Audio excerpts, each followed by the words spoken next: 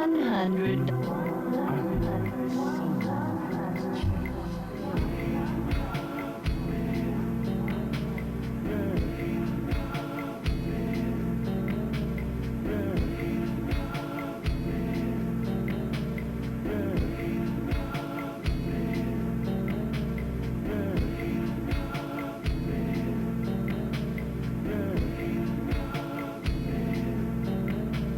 50.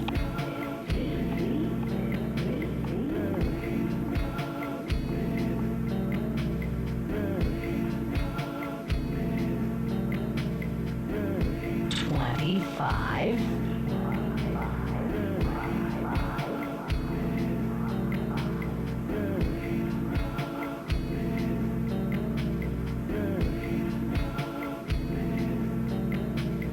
100. 10. Thank you.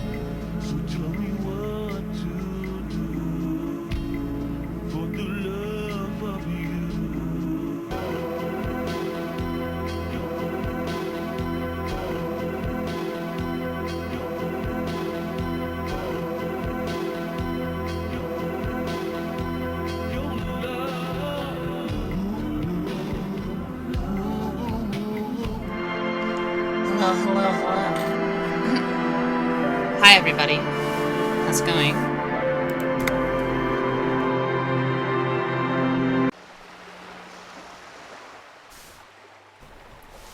Oh yeah, we had our first redeem.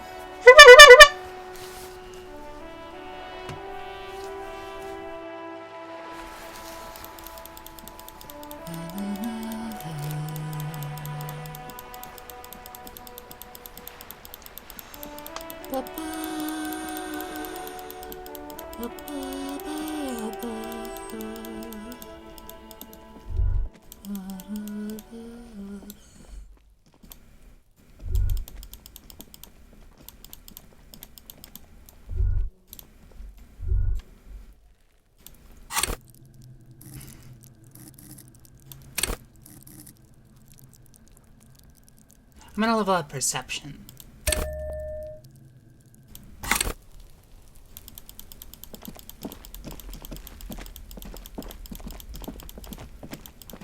Oh, yes. Something I had to do was check my map.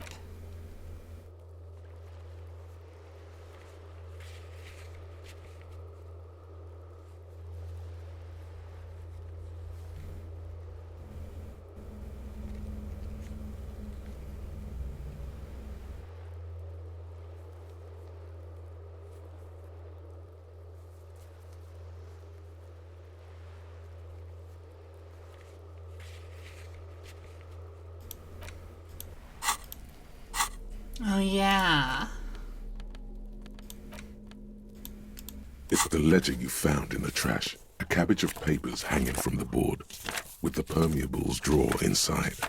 It's barely held together by a clip, then made complete by the faint smell. Just relax. The two sides of the board are slightly misaligned, like a drawer that's come off the slides. All you need to do is I am bend feeling the right plastic today. on your knee, Yeah. slowly. The slides snap back into place. It should be possible to just, Slide the drawer open. without resistance or sound. The two panels move against each other. The compartment is now open. What's inside? 2 ticket stubs and a handmade postcard. Pick up the ticket stubs. 2 octopuses are smiling, reaching their tentacles toward each other in the colored pencil drawings. The tickets permit access to the zoo in Revachol East. The aquarium costs extra. These let you go there, too. Pick up the card and proceed. Thin wax paper has been glued to a piece of cardboard. Sounds like leaves rustling when you pick it up. You see violet flowers, floral patterns, patches of glue. Smell it first. It smells of chewing gum, apricot flavored. A touch of cinnamon, the end of summer. You think the label says tutti frutti. Open it. Familiar handwriting lines the inside of the card. Looped, round letters in a woman's hand. A young woman in her 20s. There is care, effort, and a smile. You think, although that is not something you can read from someone's handwriting. Harry, it begins. You're already reading. I wanted to write you a letter so you can read it when you wake up. Maybe it will make you happy. Throw it away, please. But it'll make me happy. A merciful wind blows in from the bay of Revachol, dusting the ground at your feet and raising newspapers far away. You feel the card slipping into it. Let go.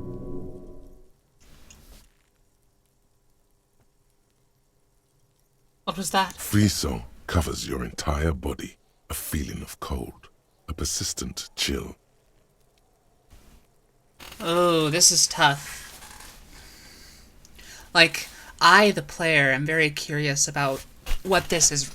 But is it better for... Is it better for me if I just let it go? I think it might be. I will. No, don't throw away the baggie. There's dust on the drug baggie. It's not good, but at least it's some kind of way to be together.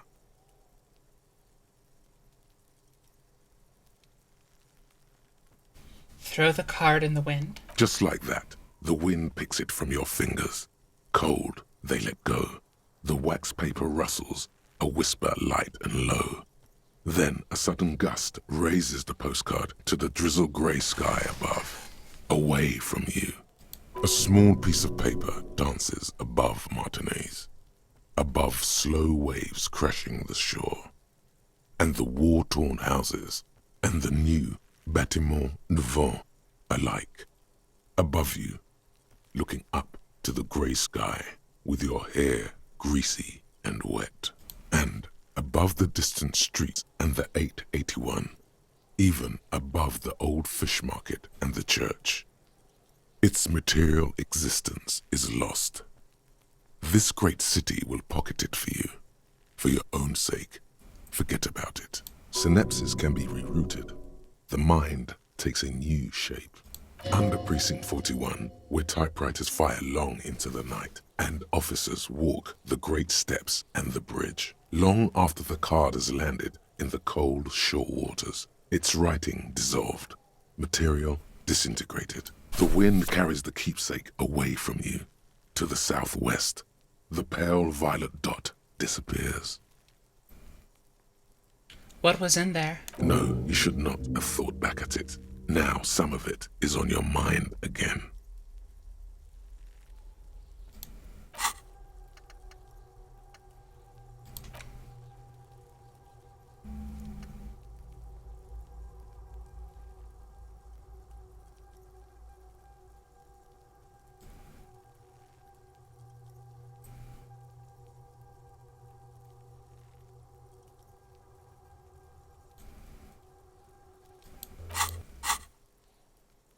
Look at the ledger again. The ledger of oblivion-induced mental health is just as shabby as the damaged ledger was.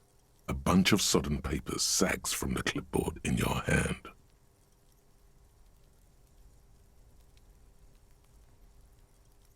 Slide the hidden drawer open. Without resistance or sound, the two panels move against each other. It's slightly. Your hand shakes. You're flushed with adrenaline. Put the ledger away. Whoa! And I lose more Inland Empire.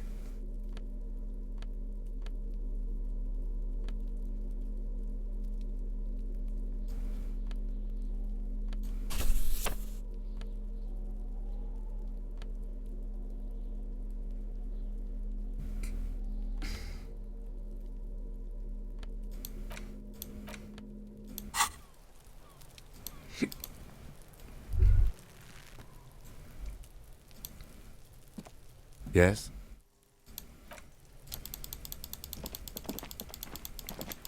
This ledger gives me 2 bonuses.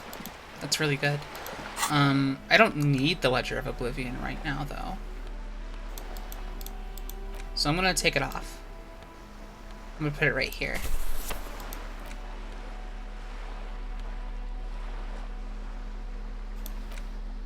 An intricate web of blue lines stretches across the torso of the hanged man, from the right shoulder to the solar plexus.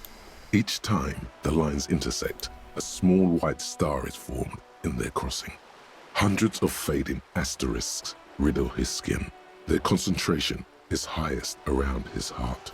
It still kind of looks like a map of the stars in the night sky, but something's not right. Who are you? Gone. What's the meaning of this tattoo? For you to discover. You've gotten as far as you will without assistance. Put the photo away.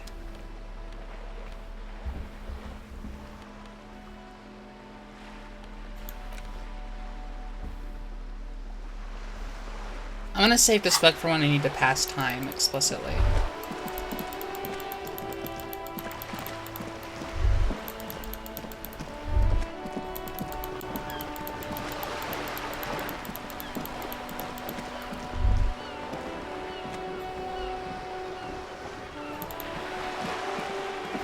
No, I should talk to her with Kim around. Oh, but I need my badge. Shit. I thought it would be my jacket. Oh.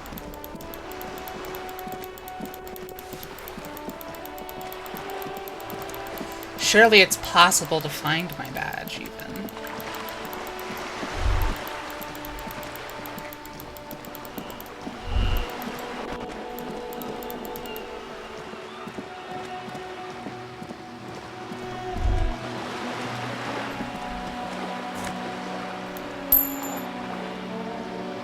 That can't be right.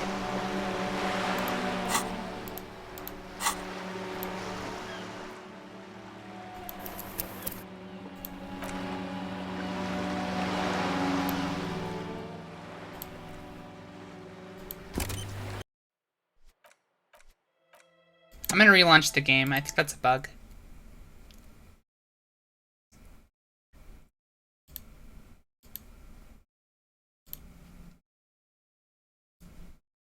Like, I don't... Oh, wait, where'd I go?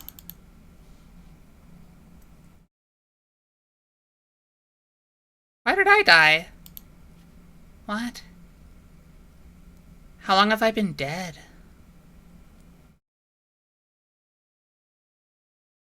Huh.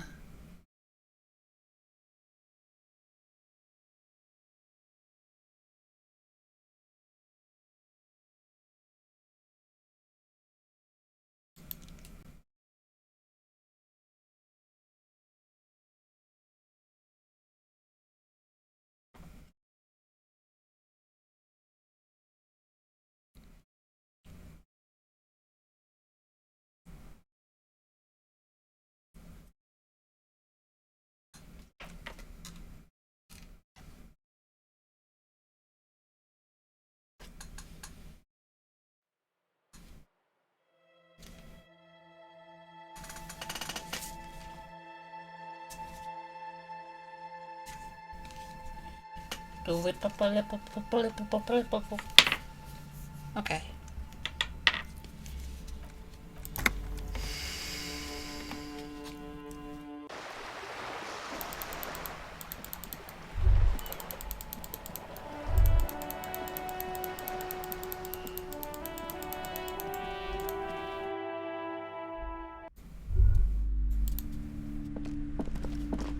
A small mountain of colorful board game boxes. There are numerous types of games for all ages. A lot of shelf space seems to be taken up by Wirral-related merchandise. Leave.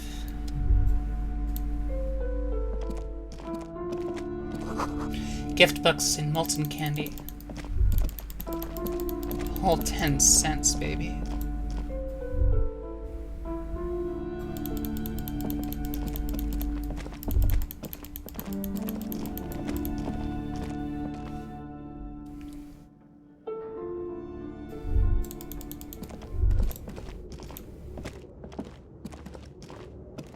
The barbell waits patiently on the floor, like a dog for its master. Let's see.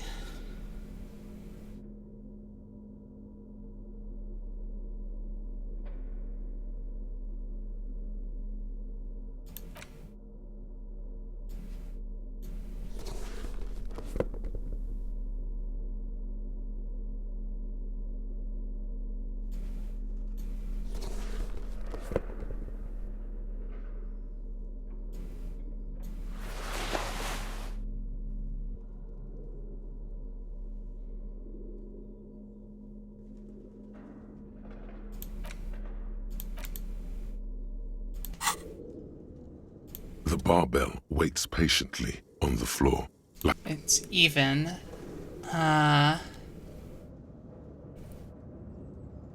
Let's save the game.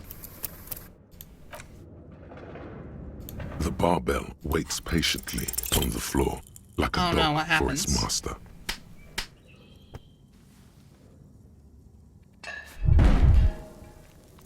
Why is that messed up? You manage to hoist it off the ground, but the barbell feels wobbly and dangerous. Your hands slick with sweat. Turns out you're no beast. See? See? This place is cursed.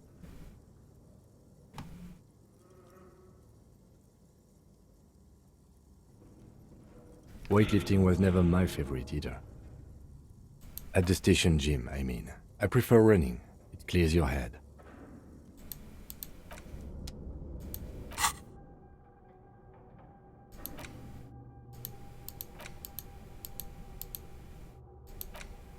Oh, all of my red checks fail. I don't know why I even bothered. I'm just gonna reload.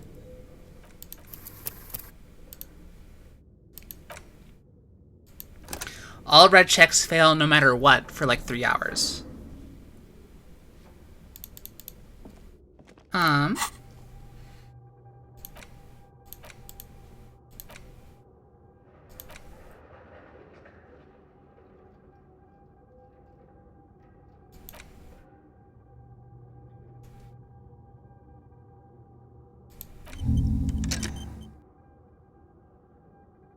$10.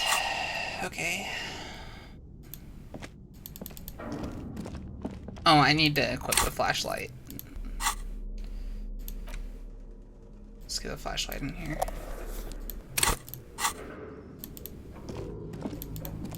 I'm running through here again because I put a point into perception, and I'm wondering if it'll let me see more stuff.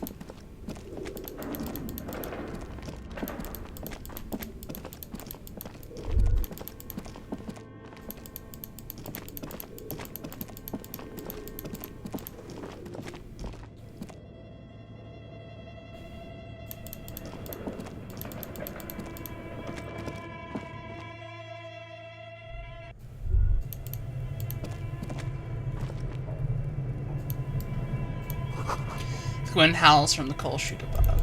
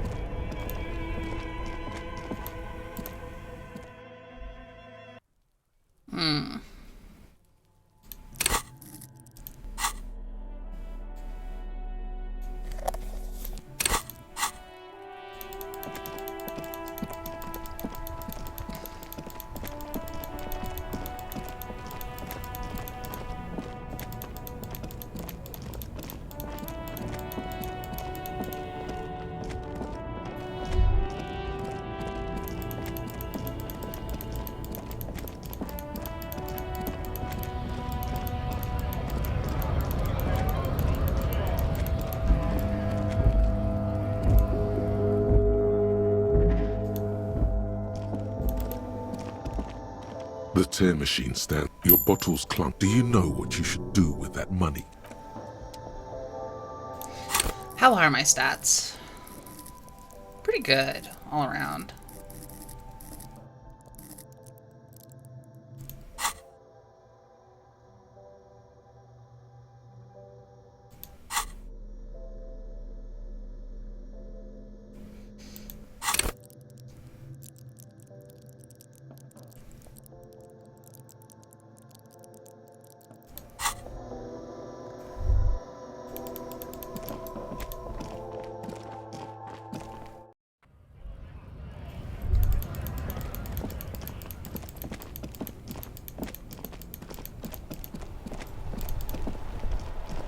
Wonder if we can go into Kim's room.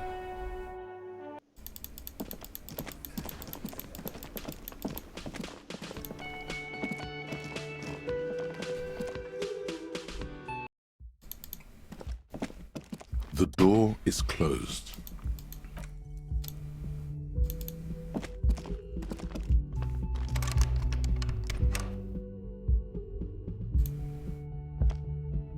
Yes?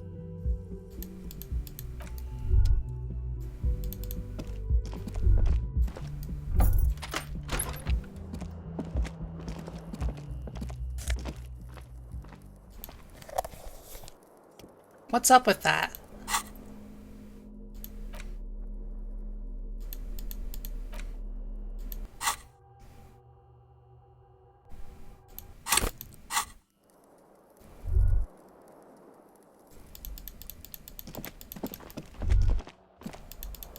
There's something wrong.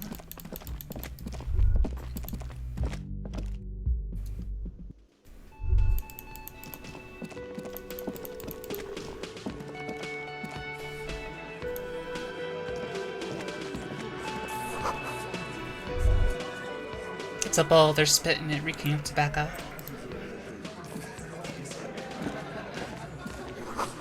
Photos of men in overalls, toting guns and Union placards. You see hawthorn bushes outside.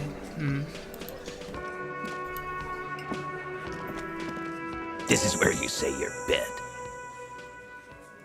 A broad-shouldered man points at you with a beer can. Detective. The lieutenant acknowledges you with a sharp note. He's leaving it to you. Don't say anything yet. Hey, dipshit. You hard of hearing or something? The boss man's talking to you.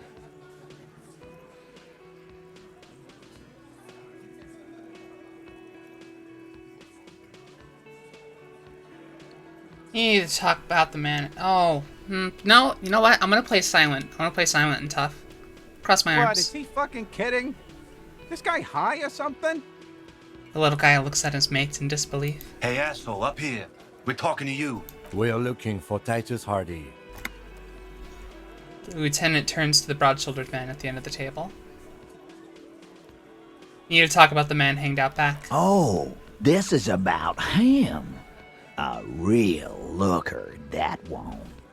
You're sure taking your time, waiting for him to get ripe and pretty for you, huh? Oh, he was a real pretty boy by now. Real hot stuff. Letting out that pretty boy smell. Time to go to work in the shit factory! Easy, boys. These janitors have a hell of a job cut out for them. I mean, I wouldn't go in there for $1 million. He slaps his You forehead. might want to start asking your questions now. It's not going to get better than this. Do a head count first. Connect these men to the tracks you saw in the yard. Chances are they're going to match. 1, 2, 3, 4, 5, 6, 7, 8. Scan the room. Starting from the right. Boot size 44. Blonde man in his 30s. Overbearingly masculine. Sitting on his right. Standard working boots. Size 45 or 46. Eldest in the room. Probably mid-50s. Smoker. Quiet. Hi, Leppy. How are you? Across at the other table. Hobnailed working boots. Size 43. Gang tattoos. Mesk or Sarah Mauritian in his late 30s, early 40s. A symmetric burn on his neck, resembling the letters Loss Loss. Has he tried to burn it off? Leave that life behind? And then, standard working boot. Steel reinforced toes. Size 46. The big dick. Wide at the shoulders and lean at the hips. Rugby cap. Fingerless gloves. And numerous scars. A little under 40. The emblem on his vest says Rowing Club. A little patch below it reads T. Hardy, Captain, in the far corner. Standard working boot. Steel reinforced toes. Size 44. 40-something. Non-alcoholic beverage in hand. You squint. Is that a plectrum? Where? On his neck. Forget it. It's not important. Let's call this one the musician. And the little guy? Size 41. With the light step. Not a child, after all. An older man with a rat face, mean, watery eyes, and 2 front teeth missing. In the middle, heaving and wheezing. Big guy. Boot size 46. Deep marks. Probably carried the victim over. He, alone, is 130 kilos. Add the man in armor, and you could easily exceed 220. I'm doing all right. Yeah, I'm really liking this game, so I'm doing 2 weekend streams just to play it more. In conclusion, these 7 are the actors on the crime scene. The footprints were theirs, but there's a discrepancy. One of them is missing, the odd soul. Exactly. You've stood there for about 4 seconds, not saying anything. Hit them with questions. Where's the 8th Hardy? The fuck is with you, fella? Titus is staring at you with his head tilted.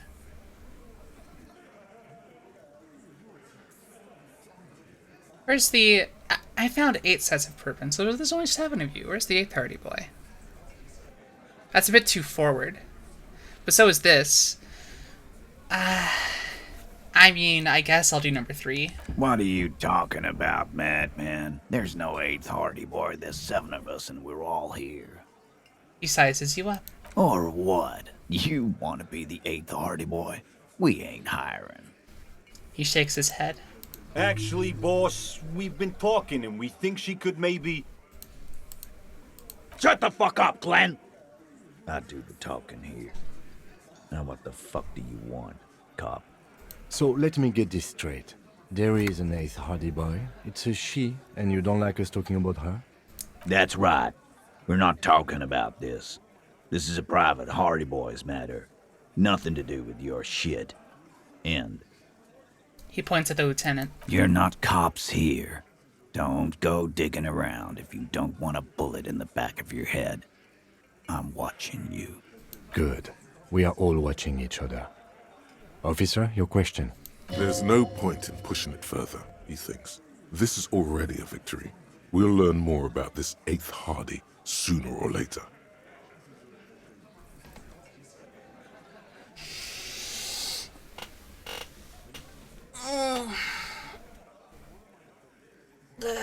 Do the stretch. Okay. I think I'm not gonna press them on whether or not they hang the man in the backyard. I'm just gonna leave.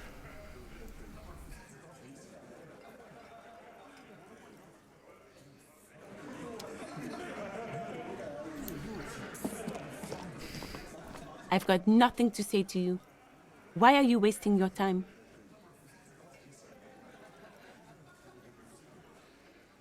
Are you Lizzie? Elizabeth, Miss Beaufort? I suggest not wasting time on trivial pleasantries and focusing on why you are actually here. Titus Hardy.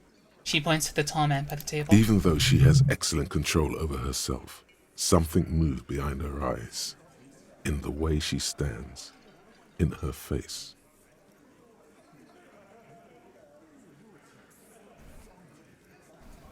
Easy Leo told me about you. He likes to talk a lot. You are not here to chat up the legal counsel. You are here to question these men. Why are you so aggressive? Aggressive? You make your living enforcing violence. These people are just dock workers. So you were spying on us, and now you represent murder suspects. Just dock workers. Listen, you moral intern lackeys. You're a mob, enforcing the unlawful privatization of Revachol. 20 fat men in the Occident are stealing it all, and you're their bodyguards. Fuck yeah. The tall, broad-shouldered man takes a sip of his beer. So ask what you came to ask, or get back to your commanders.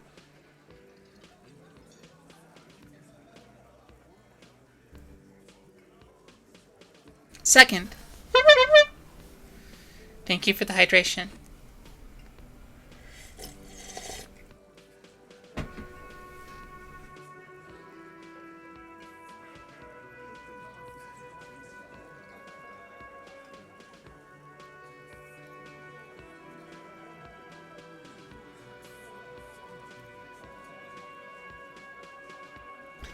I liked that. Good start. Let's take it a step further. Armed uprising. What are the union's plans? Look, a comedian.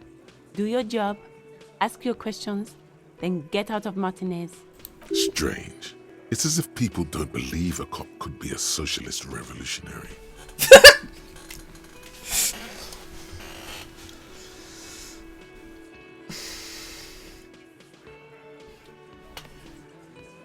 Are you the Hardy girl? I am not. She says dryly. You could be Liz. You could be anything. You could even be a model. Even a mod? Glenn, I went to law school. I am an attorney. He's right. With a face like that, she could be on the cover of Le Debutante International.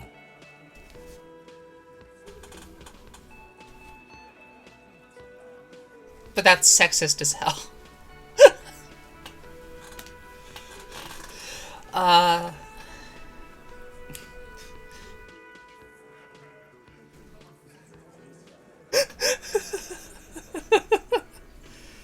Get her grip, Glenn. She went to law school. So fucking what? Lots of models are actually really smart people, fuckwad. No, Glenn, they aren't. Her tone is cold and uninvolved. It's not her. She's not a Hardy girl. Definitely. We'll talk later. Okay, so we ruled her out. Awesome.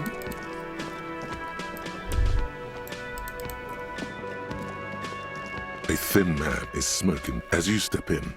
Okay, It's definitely not his name. Whatever you do, please don't call him Goransi Quebec. Please. It's not funny. Hello, sir. Got time for a few questions? The man puts his cup down and replies something, his left hand drawing arcs in the air. Do you know what's behind that door? He looks up at you, then looks away quickly, shrugging and muttering something to himself. Shrugging is an international sign for, no, I don't know what's behind that door. Got some impressive pots there. He smiles and bangs his ladle against each of his pots in turn. I don't think I need anything else. Stay masculine. He did it. It was him. And he acted alone.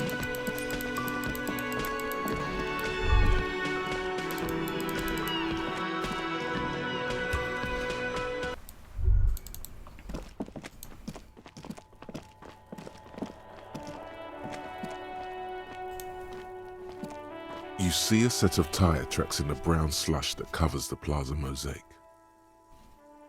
Why am I looking at Cop this? habit. You look at everything.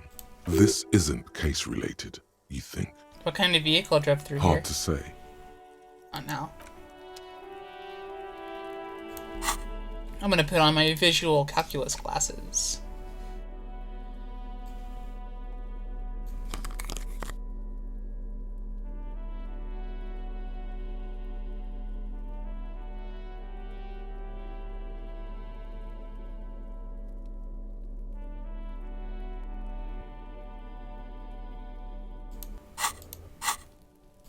You see a set of tire tracks in the brown slush that covers the plaza mosaic. No, these tracks are not interesting at all. Let the street sweeper just sweep them up.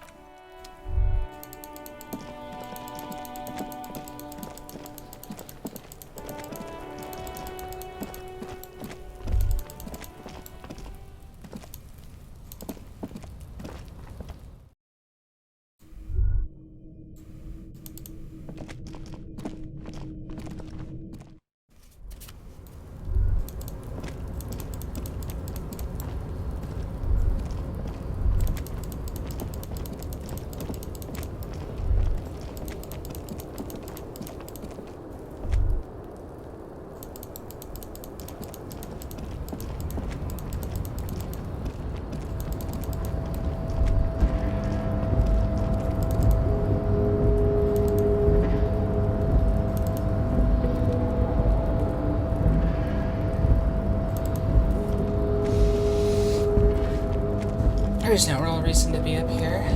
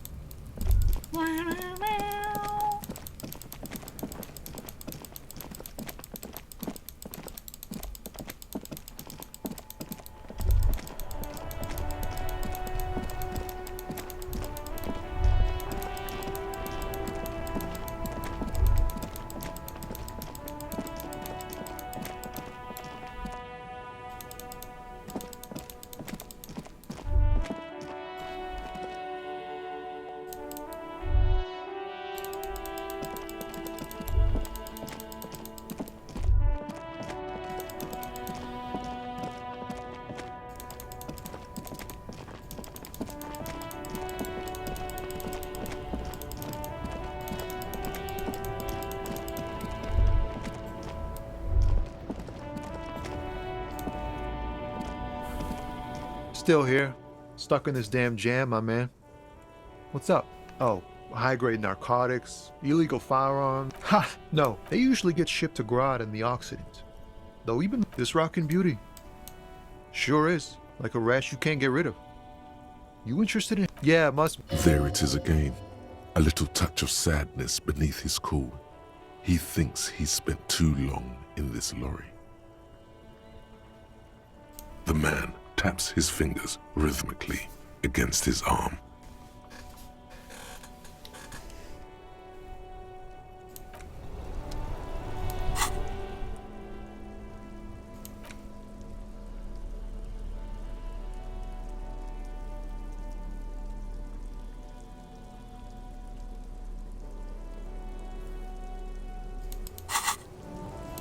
Stuck in the rain in a traffic jam, man.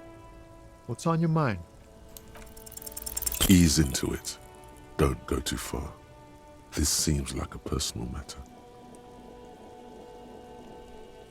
Hey, Tom, I spilled the beans. What's troubling you? Man, nothing's troubling me. Just the usual Lorman tropes and hopes. The road and the rhymes. This jam ain't helping either. He looks around. That all the beans you got, Tommy? Damn, it really is hard to talk, man to man.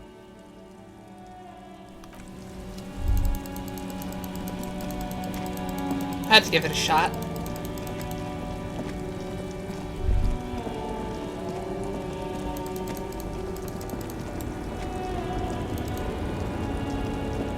The woman still has her eyes fixed on the photograph in her. Nothing to do.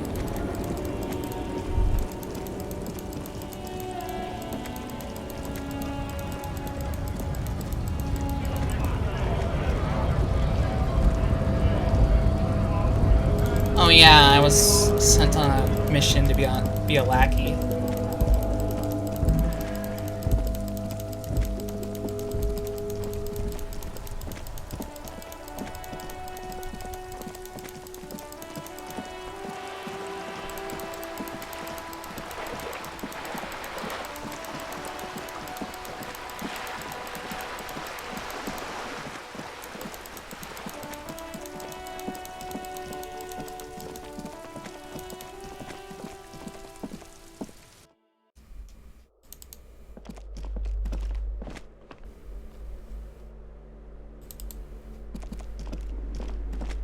A shabby door hangs oddly on its hinges, secured to the doorframe with a safety chain.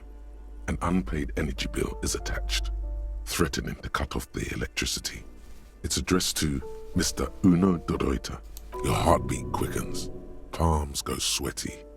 The siren of amphetamine is singing you her song.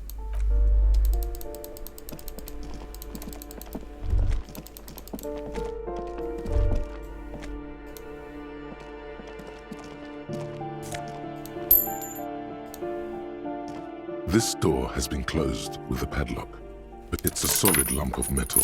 But the shackle, better whip out those cutters. You won't get very far otherwise.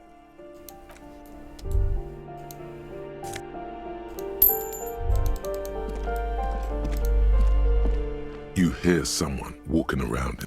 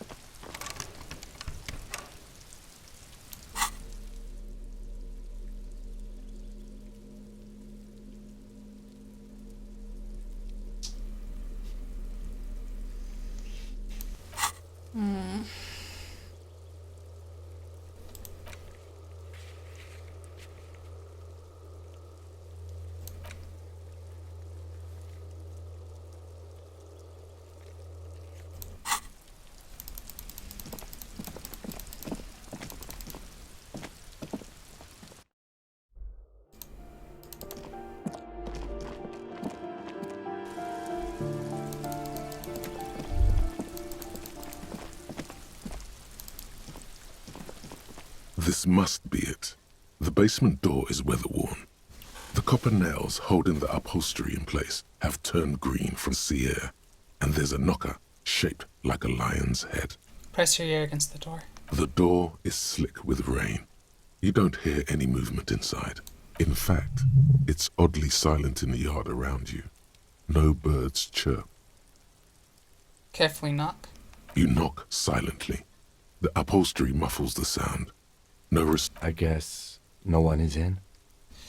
Lieutenant, what is your opinion of this task we're undertaking? Let's be honest. This isn't what I joined the RCM for, but Every day tells you something new about yourself. The lieutenant replies, still inspecting the padded door. Apparently, working with the local union boss to get info on an investigation is not something I'm squeamish about. So you don't mind if I unlock the door? I mind that the local thug is using the RCM for his busy work. But if this gets us to the bottom of this hanging, then I'm willing to look over it. On the other hand, we could just leave and tell Evrart we opened the door. No one seems to be tailing us to see if we actually did it. Lie to Evrart? That's also an option? Yes. Presenting a fabrication is known to get results here and there. You took this task. You make the call. The door is right here. You can just open it and be done with this. Besides, if you never open it, you're never gonna find out what's behind the door. Yeah, I want to go in. You try to be as silent as you can. It takes a bit of rattling of the handle to loosen the bolt. Finally, the door unlocks with a small clack. Thoughts race through your head. Good job. Let's go now. I'm sure there's nothing. As you hold the open door, you can feel the air moving. A little draft, a whistle.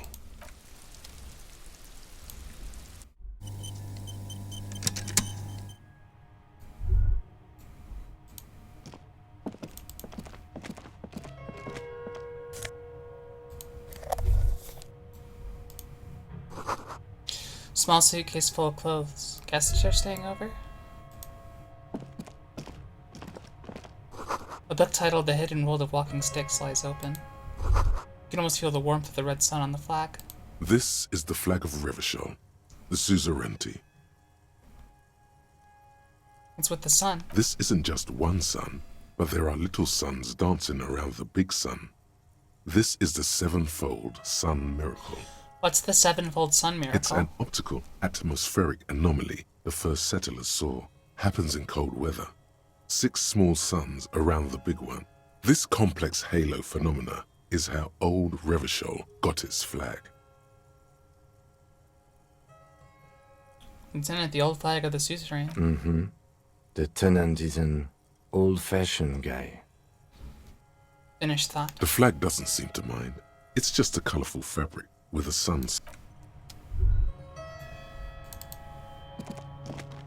A row of mugs sits on the shelf. Each one depicts a human figure. A dark-skinned woman grinning amidst mysterious symbols. A broad-shouldered man shoveling potatoes, and others. Tap on the mugs. A little ring. Though cheerful, the images on the ceramic. The images betray a lack of interest in human beings. They are merely unflattering caricatures. Hello, little Lily Lovely Braids. Hi, yeah, I am Apple Turnways. I am a streamer. I play games. I'm a clown. I have a little horn.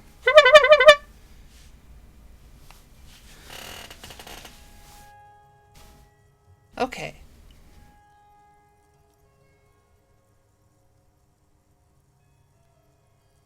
Awesome.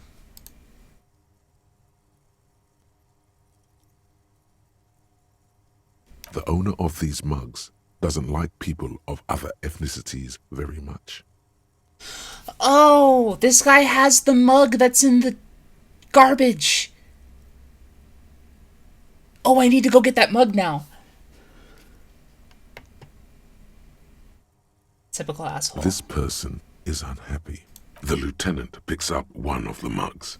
I'm beginning to feel better about breaking into this man's apartment. Move on from the mugs.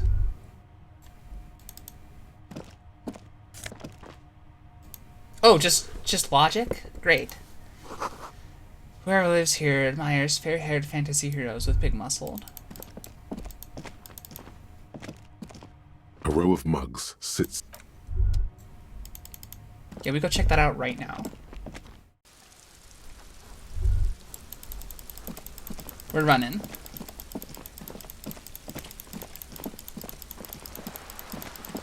Anyway, welcome to the stream.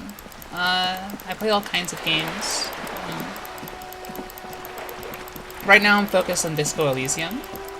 But I'll be playing other games in the future, for sure. I've got my eyes on, playing, what was it? Oh, jeez. Alabaster Dawn. Because it was made by the people who made Crosscode, and I love that game. I'm also going to be doing a live read of Spec Stuck at some point. But for now, I'm looking at this trash can. The trash container the smell of rotten food rises to greet you. You see soggy cartons, dirty rags, and organic waste. The mug, I'm getting the You mug pick too. out a broken mug with an oddly racist depiction of the yellow man frolicking in saffron. Take the mug. Interesting. Reminds me of the mug collection we saw in our weasel's apartment. Maybe he or she has been dumping their garbage here. An interesting little clue. Let's see where this goes. Clues have a way of magically connecting to other clues down the road. Or it may just be a coincidence. Either way, something to keep in mind. What else do you see? The container sounds a muffled gong. Leave.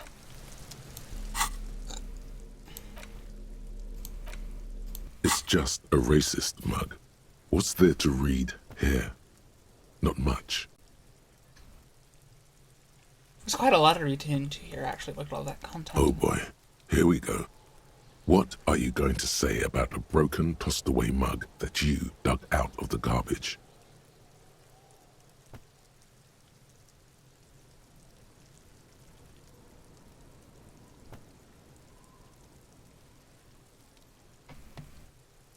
I'm going to push this into the face of every merchant I find and tell them this is your inane ideology. So again, you dug it out of the trash. No, I dug it out of the trash because... Oh! What if I go put it back on the shelf?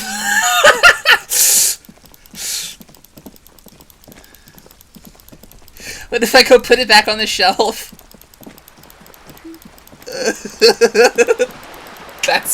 That's kind of horrifying.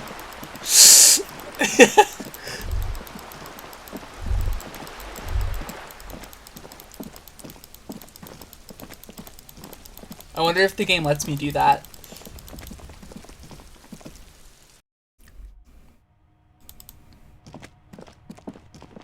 A row of mugs sits on the shelf. Each one depicts a human figure. A dark-skinned Hi, woman Till Delta. grinning amidst mysterious symbols. A broad-shouldered man shoveling potatoes, and others.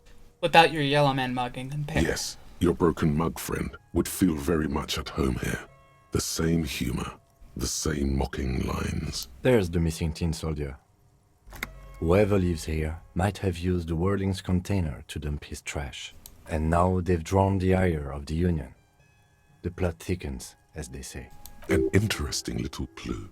Let's see where this goes. Clues have a way of magically connecting to other clues down the road. Perhaps you should break into apartments more often. Do you really think it's the same person who put the dead man's clothes in the trash? Who knows? I'm not expecting too much from this clothes in the trash lead either way. It might turn out to be some random local matter, but still, a nice coincidence. It doesn't let me put it back. That'd be really funny if it did, though.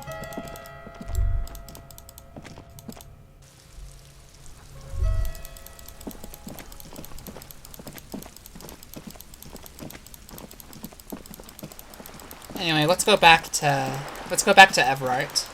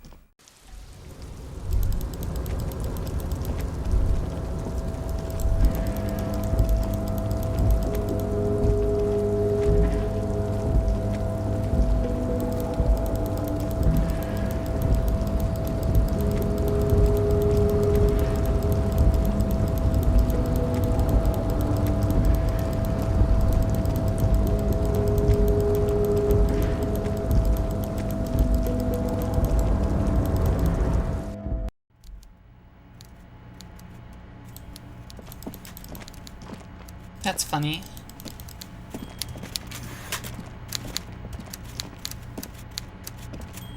Mr. Dubois, a pleasure as always.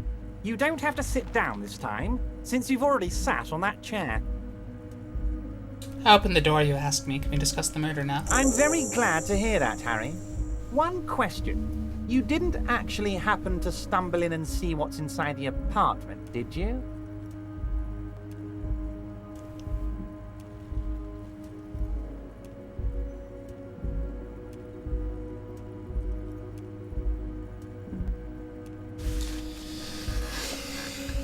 Do I lie to Everett here?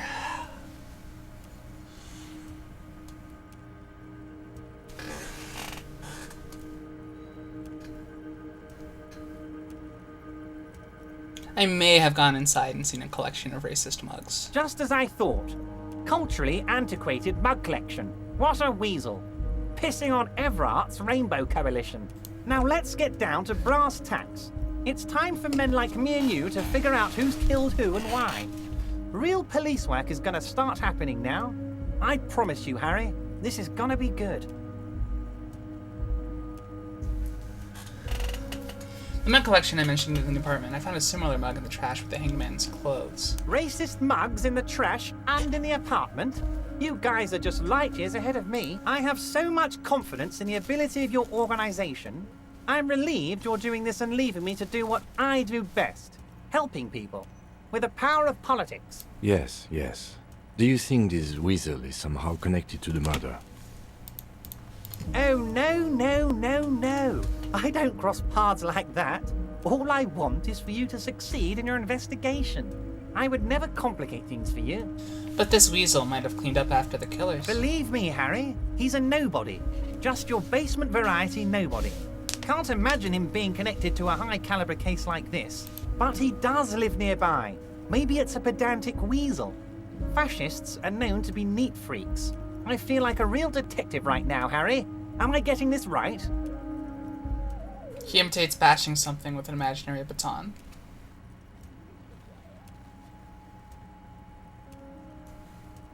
Let's try flattery.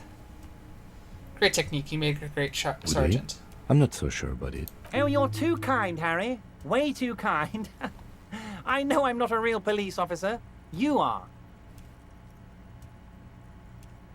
Thank you for the watch streak till Delta. Also, the color of your name changed. Hydration.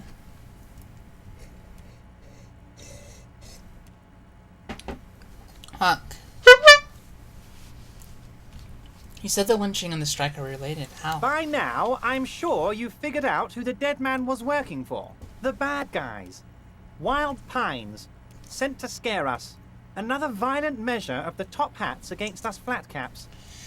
What do you mean? Harry, this strike is the culmination of many, many mistakes made by the Wild Pines group. They tried to shut the strike down by sending in armed mercenaries. You mean our victim? A security contractor? Can you imagine that? Workers standing in peaceful protest, united in the spirit of fellowship, and they send hired killers to mow us down with machine gun fire? I'm talking beasts, hardened killers from proxy wars in Yisut, Semenine, Santa Maritza, you name it, they've done it. Raping, killing, burning villages, killing little children for the Senorita Pineapple Company, Harry. Everything they did there, they brought over here. They want to turn Revachol into a third world slum. Honestly, the only thing they didn't do is kill the village elephant. Go on. Now, I haven't personally witnessed the brutalities out there. I have the luxury of staying in my container, you see. If I need to go somewhere, they just move my container. Wait, they moved the container? Yes, I'm an old man, Harry. My legs aren't what they used to be. They lift my office with that big crane. It's actually very fun. You should try it. But enough about me and my fun container. The killers the company hired, I think there were 3 of them, all hardened commando types. One of them got downright suicidal, getting drunk, violent, a little rapey. Even their own negotiator couldn't control him. That's your boy. The one who likes hanging out and trees. By negotiator, you mean Joyce? Harry, what you need to realize is, we dock workers are not pushovers. We got grit, Harry. This whole neighborhood does. Push us hard enough and we push back. And when we do, we push to kill. Who exactly did the pushing? There's a militant wing inside the Union. A group of people whose duties don't involve manual labor, but peacekeeping in the neighborhood, making sure everything runs smoothly. They're like you guys. Idealistic people who want to make sure bad things don't happen. And if they already have, well, punishment must follow. So these idealists killed our victim? One day Titus Hardy, leader of this peacekeeping faction, comes up to me and says, "Boss, socialist democratic fervor drove us to take it upon ourselves to kill this beast that was burdening the land." He probably worded it differently, but that was the idea. Sure sounded to me like they killed him. I gave them 2 weeks paid leave and told them to lay low to avoid retaliation. Aren't you worried we might arrest them for this? Oh, I'm not at all worried about that. These are not the kind of men who get arrested. They're Martinez boys, tough and gritty. I'd like to see the man who takes them in. Besides, I sent my lawyer girl to look after them. If he's just boasting, then it sure doesn't feel like that to you. He's not worried.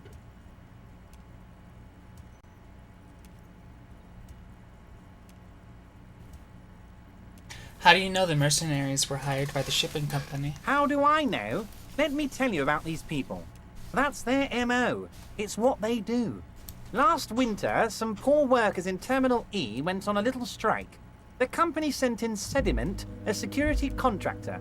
The strike was over the workers' right to wear protective footwear, Harry. These guys turn up and start beating people. Tell you what, Harry, I wouldn't be surprised if we got the same mercenary company after a little rebranding. And I'm sure as hell not surprised to see an army of scabs under my gates. So you believe the scabs were organized by the security contractor? You said it. Hell, one of those guys looks big enough to take down that proverbial elephant. Boys like that don't just happen to show up during strikes.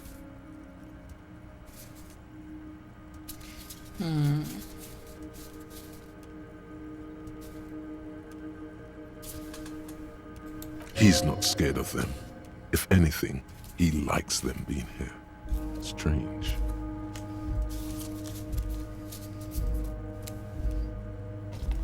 You mentioned a lawyer girl. Oh, Liz is a bright one. I paid for that law degree myself, thinking it'll probably turn her all fancy. But hell, Harry, she came back a firebrand socialist. Sometimes she scares me with her zeal. Tell me about Titus Hardy and his crew. Oh, they are simply fine young men, all 7 of them. Exemplary union members, always working to advance their position in the local socialist democratic movement. Core members. Old Theo used to run them, but things really kicked into gear when Titus took the reins and named the group after himself. Gotta love his initiative. Interesting. Who's second in command? They're almost all of them great guys, born leaders. Whatever happened, I'm sure they only had the best interests of Martinez and Revachol in mind. Work with them. Hell, interview them. But don't fight them. They really are just like you. Men who like beer, women, and some order on the streets. I've already met these Hardys. Can you ask them to cooperate with me? But of course! It's the least I can do for my good friend Harry. I'll do it right after we've concluded this talk. You can now go and tell Titus about this. See what he has to say. Also, Harry, here's 5 real. Wait, why are you giving it to me? I'm not giving you anything. I'm just holding out 5 real. He really wants to give me money. I don't need it. I only wanted you to help me with the Hardy Boys. Oh, I wasn't offering it to you, just holding it out there. But I'm willing to share information. Was there anything else?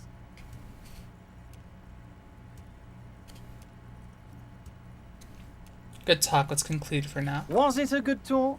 I'm not sure we made much headway here. I was hoping we'd bust the case wide open. Heck, I even wanted to tell you what I really want to achieve with the strike. I don't know what happened, Harry. I wanted you to feel like Mr. Martinez. And of course, I also wanted you to find your gun.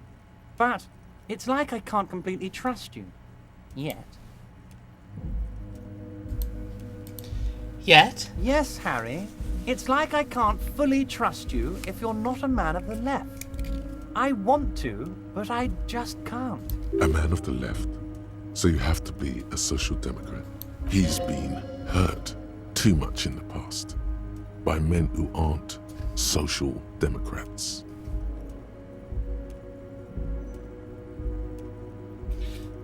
What's that supposed to mean? I'm more left than you are. You're saying it, but I don't believe you. You know how it is, company snitches, agent provocateurs everywhere. I'm barricaded in this fortress of mine, and I need to get a message out. Will you help me? And what would this entail? Once again, I require nothing unethical or illegal of you. You just need to get 2 little signatures on this piece of paper, and then mail it to my accountant in La Delta. What are the signatures I'm for? glad you asked, Harry. The Union is going to build a modern youth centre in Martinez. It will be righteous. We're gonna get those teenagers off drugs and on roller skates. There's a nameless little street on the coast with some old houses around it. Most people have already signed. I just need 2 more signatures to get this mission off the ground, Harry. Where is this place exactly? On the coast, Harry, across the canal. There's a cul-de-sac there, a little village they're calling it. A gloomy place. You'll find it. I trust your detective skills, Harry. Water drips from the eaves. A woman looks at her freshly tarred skiff. There's a pair of cavalry boots under the fish in the box, and the wind howls like a vicious spirit. What will happen to the current occupants? They are just gonna have to deal with the construction noise for 6 months, and then they'll be living like kings. Right next to a fancy new youth centre, designed by the best architects from Stella Marie. Kim, what do you think of this? It depends. I don't think what we just got from Mr. Clare was very useful.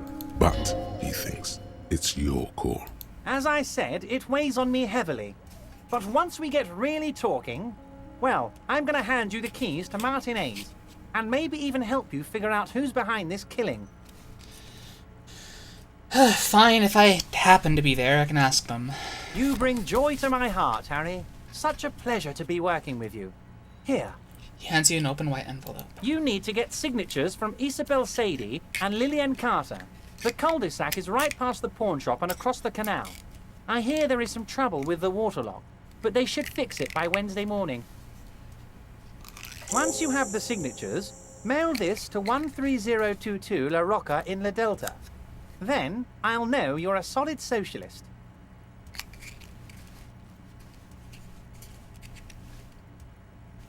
Most certainly, Harry. By all means, Harry. What's on your mind? See you soon, Deb.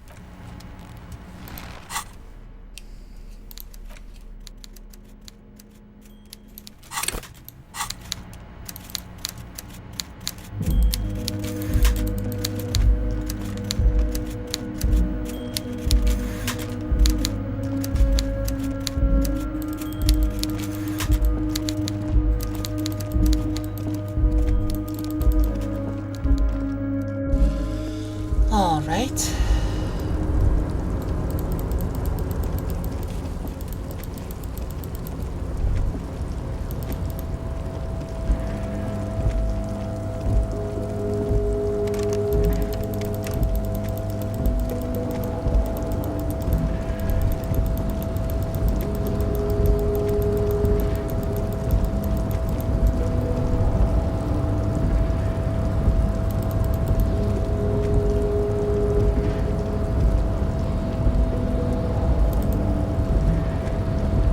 A rusting controlled marsh. On. Arrête. Off. With a loud grind, the crane shifts overhead, moving a massive metal container through the air.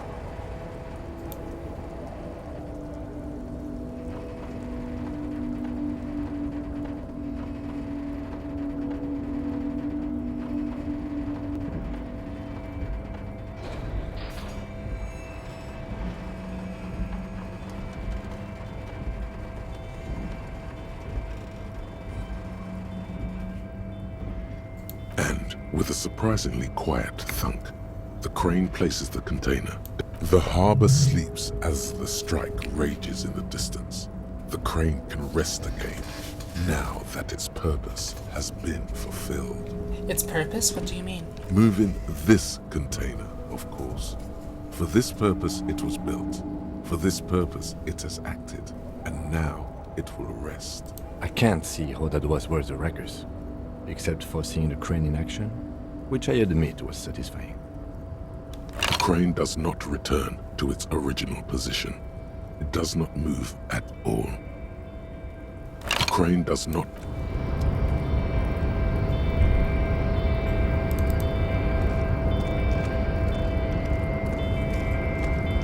Before you stands a cargo container, just one of many in the yard. Lieutenant, I think there's something special about this container. Is this like your thing with that wall again?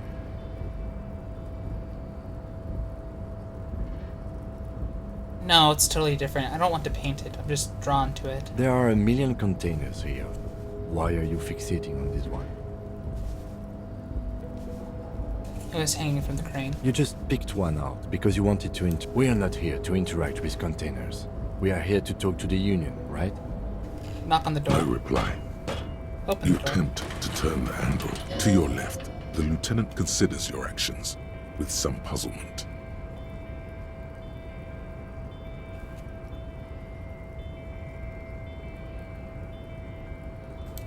Oh, I have some stuff for rhetoric, I think. It's a debuff.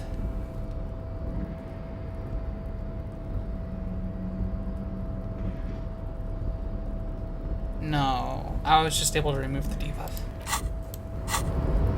You're back before the cargo container. Its draw has not lessened since you were last here. If anything, it seems to have grown slightly. Let's save the game. You're back before the cargo container. Its drawer has not let. Why are you even trying to open a door with rhetoric? Because getting physical wasn't an Because option. what wasn't an option? Never mind. Are you satisfied, detective?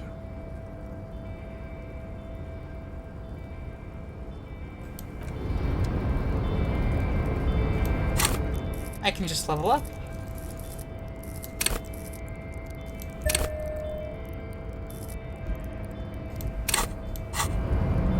You're back before the cargo container. Its draw has not lessened since you. Despite the dirt Whoa. that surrounds and trails you, a beacon of light emerges from deep within you. Hello, is anybody in The there? door stands silent. Satisfied, detective? A wry smile crosses the lieutenant's face. Try again. There's someone in there I'd like to talk to. Just like that, you hear a click, then a rattle. Some mechanism unlocks itself inside the door. Ahoy! Come on in! What? Mega rich light bending guy? You can't be serious.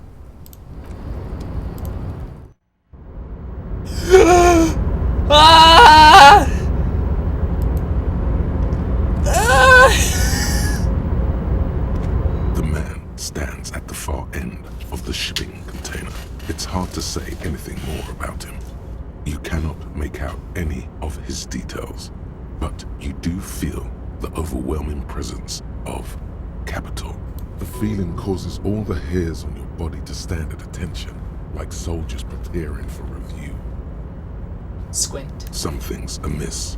The light beams bend around his face and scatter in 1,000 directions. It seems the laws of physics do not apply here. They are suspended, distorted, and echo. Trying to visualize the physics at play is liable to give you an aneurysm. Don't think about it too hard. In the general stillness, only your tongue moves, flickering as you utter. Hello? Welcome. Come in. Make yourself at home. Sorry, I'm not better able to receive you. I wasn't expecting visitors today. You can't hear him exactly, yet you're able to understand every word he says. It is very strange. An overwhelming hum covers everything. Voice doesn't escape from him. Now, what can I do for you, gentlemen? What you can see of his body appears composed in a sharp summer suit and yacht shoes. Who are you? Who am I? Oh, I haven't been asked that question for such a long time. I don't meet a lot of people outside my circle these days. Anyhow, my name is Rustam Theodore, investor, license holder, and extremely high net worth individual. And you are? Mr. Theodore, I am Lieutenant Kim Kitsuragi of the RCM, and this is my partner. My name is Harry, and I am the detective. Pleasure to meet you, Harry. Public service is a noble cause. How did you become so rich? Oh Lord, not this again. What's the matter, Kim? Oh, nothing. It's just that we've got this murder to solve, and yet you go around asking everyone about money. And every time I ask, are you sure this is related to the case, you say, sure, Kim, I think it is. And yet, it never seems to get us any closer to solving the case. It's quite alright. I'm used to the question by now. To be blunt, I inherited my fortune from my grandmother, who herself was an extremely high net worth individual back in Graz. All I did was take her fortune and invest it prudently. Believe it or not, it takes more than a bit of skill not to blow a vast fortune on sailing boats, bad choices, and unsupervised state policy. And blow. What's it like being an extremely high net worth individual? I gotta tell you, at first, being rich is a lot of work. You've got to work hard because everything's so darn expensive. You know, prices increase exponentially at this income level. But then, once you've reached my position, it's nearly impossible for me not to make money. My assets are so diversified that I'm bound to come out ahead no matter what. Some of my lower net worth friends say to me, but doesn't that take all the fun out of it? And I tell them, not really.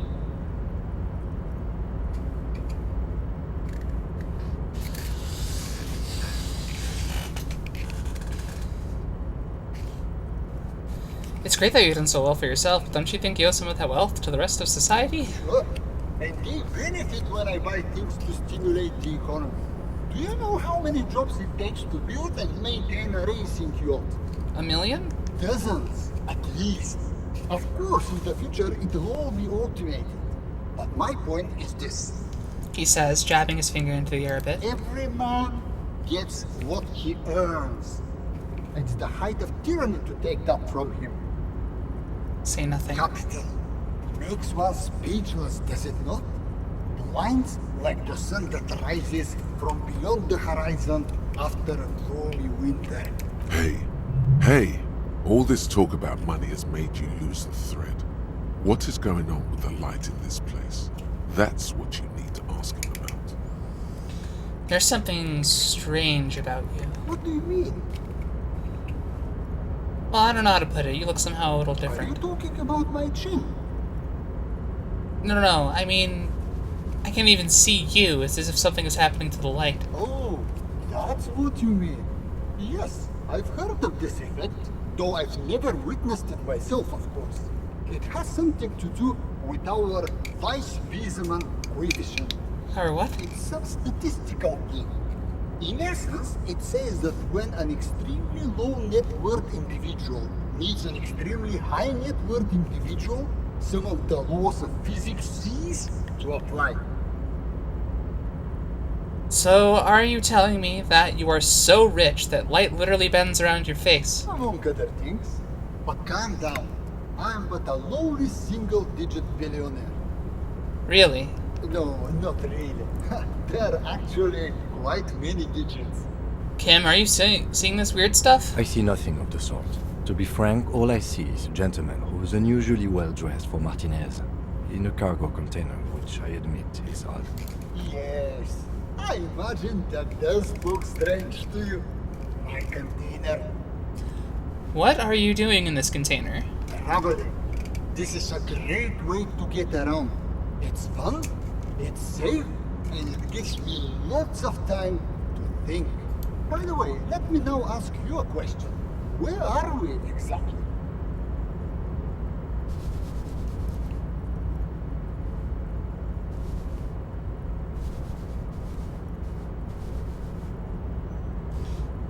We're in Martinaise, a district of Revachol, the former capital of the world. Ah, Revachol. I remember walking its streets as a teenager. There used to be a bowling alley in Stella Maris. I wonder if it's still there. It's a shame I can't get out and explore myself. One of the downsides of being an extremely high net worth individual is that mobs of low net worth individuals are constantly banding together to ask for money. Wait, why don't you help them? You got so much money it can't make a difference to you. There simply aren't enough hours a day to hand out all the handouts. It's like feeding seagulls. There are always more, and they never seem to do anything interesting with it, except more seagulls. Spending money is a matter of desire. I'm sure you agree. I don't have the desire for spending it like that. Yeah, there are some bots that will spam chats, especially for like people who don't have really big streams like me. They'll just come around and be like, hey, come buy some botted viewers. You know, hey, here's a link to a sketchy website where you can buy some viewers. Do you want to buy some viewers? And it happens like, I don't know, 3 or 4 times a stream. Smart, no?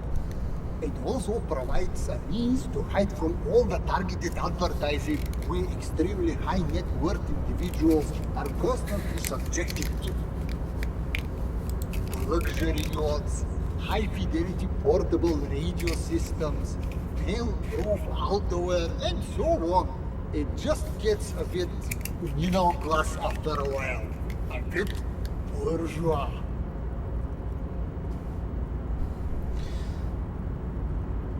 So you're saying being rich isn't worth the hassle? What? No, I did not say that at all. Being rich is great. Just don't tell anyone I told you that. The bending light appears to wink.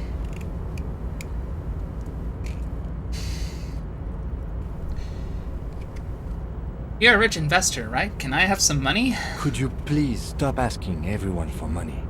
It does not reflect well on the RCM, and to be perfectly frank, we can't afford to look worse than we already do.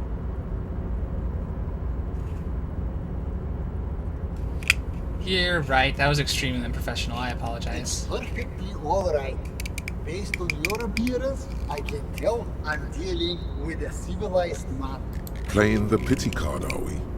Whatever gets us over the moon, baby.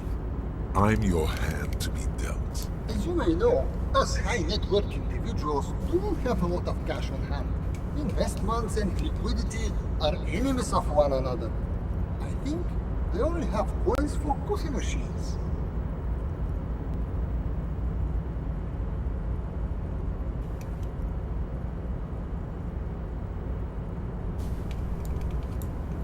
Wow, there's a lot of bots right now. That's crazy. Here's 3 real. How much can you get for this?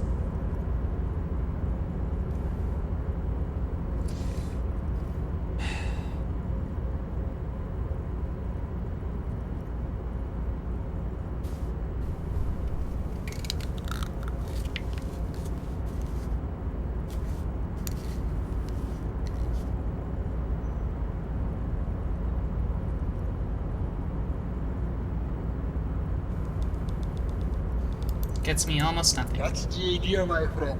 You've got to work for the rest. Maybe you can make that money grow. Come up with an investment plan. How's that sound?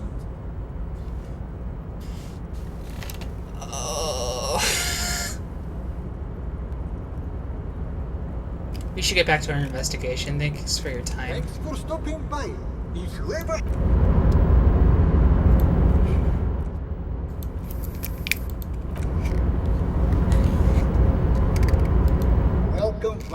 gentlemen. What can I do for you? Leave. Conceptualization. Do I get any bonuses? Ooh. Yes.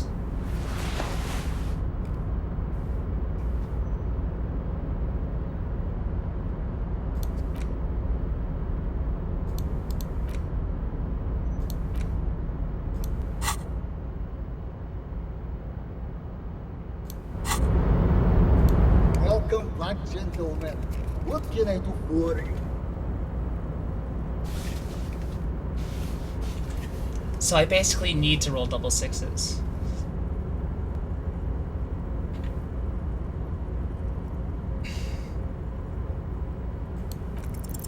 If business planning were really your strong suit, you probably wouldn't be a cop. You should invest in the You RCM. should what? The volunteer police force.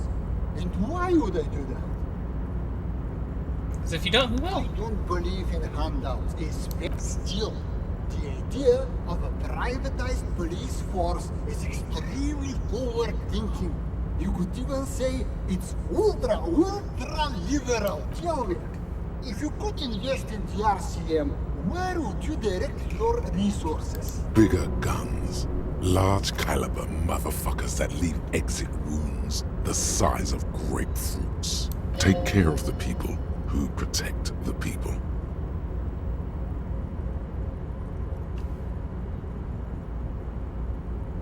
Pay raises for officers and generous benefits. I don't believe in giving anyone money for nothing. If I could interject, the RCM's problems are mainly structural. We are hamstrung by a lack of clear lines of authority, and our system of performance reviews strongly disincentivizes inter-prison cooperation. I think the lieutenant's right. Your problems run much deeper than equipment or funding. The entire org structure of the RCM needs to be redefined. You need a unified chain of command. New metrics for measuring performance that reward real police work. Does that sound right? Yes, yes. That's precisely what we need. So you'll do it? Hell no! Can you imagine how much work that would take? Why would I do that when I can just speculate on exotic financial derivatives from the comfort of this shipping container? The thing about investing is that the less work you have to do, the better. Don't overthink. That's what return on investment means. The lieutenant's disappointment is palpable. It's like someone just shot his dog. No! Was there anything else I could help you gentlemen with? What was the thought I gained here?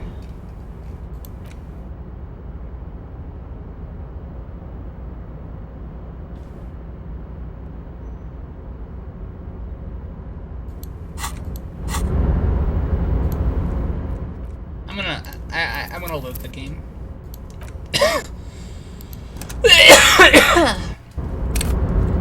And make sure this is the loaded game. Yeah, from before I do that. Yes. Let's get out of there. Hey Everard, there's an incredibly high net worth man.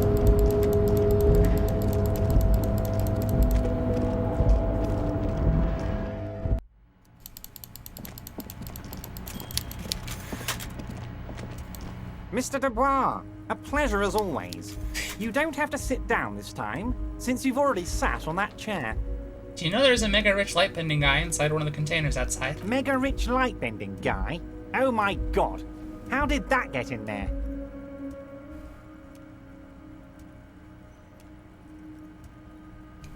He's so rich he could get in anywhere. Damn it to hell, Harry.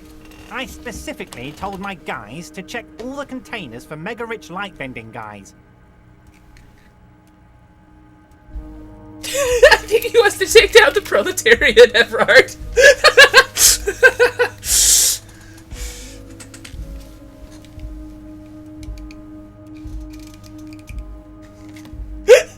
Honestly, Harry, we might be moving all kinds of suspicious things through this harbour, but I won't be caught transporting the light-bending mega rich. I have a reputation to protect.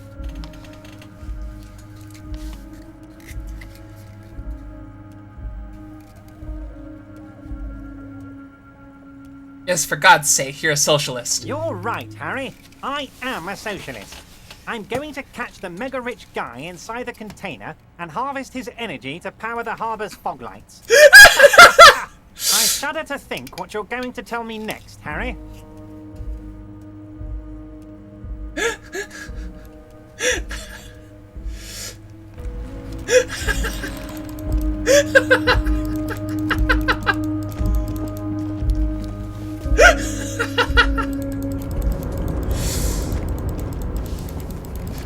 I'm glad I could tell them about the rich guy.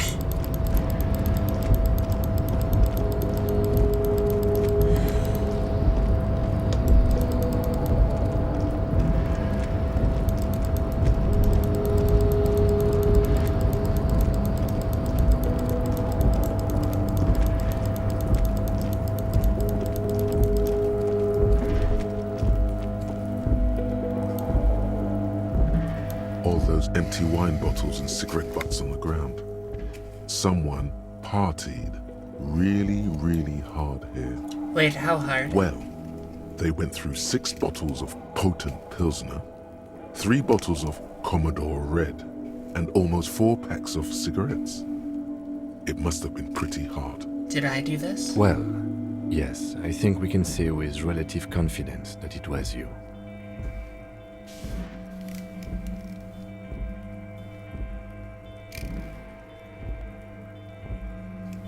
This is really sad. I must have been miserable. Yes, this scene isn't exactly ripping with joy. Let's just move on.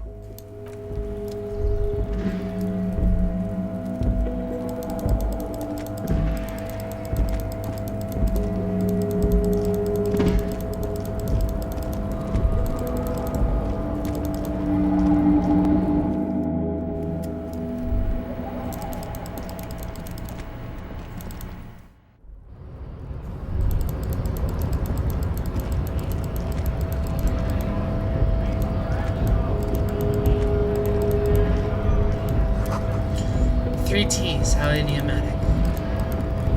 Hola, Wandering Man. How can I help you? That weasel I visited, turns out he has one hell of a colonial mug collection. Yeah, the janitor who gave me the key to his apartment said the guy's a bit of an asshole.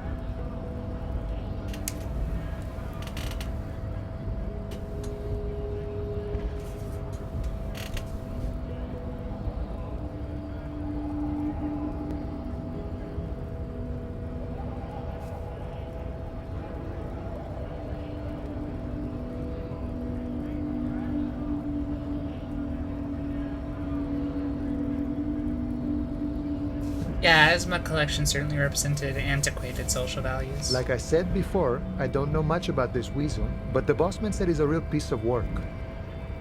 Thanks for helping out, friend. Ashley, do you know anything about the Hardy Boys? Los Ardis? They're an independent militant group. A bit too high-strung, but it comes with the responsibility. They're sort of like you. Preserve the rule of law and all that. Except it's Everard's law. But really, they're just like you.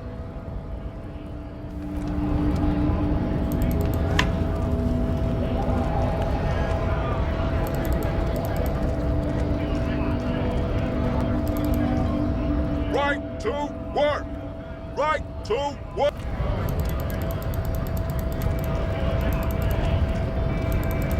I wonder if I can talk to Jean-Luc about the Hardy Boys.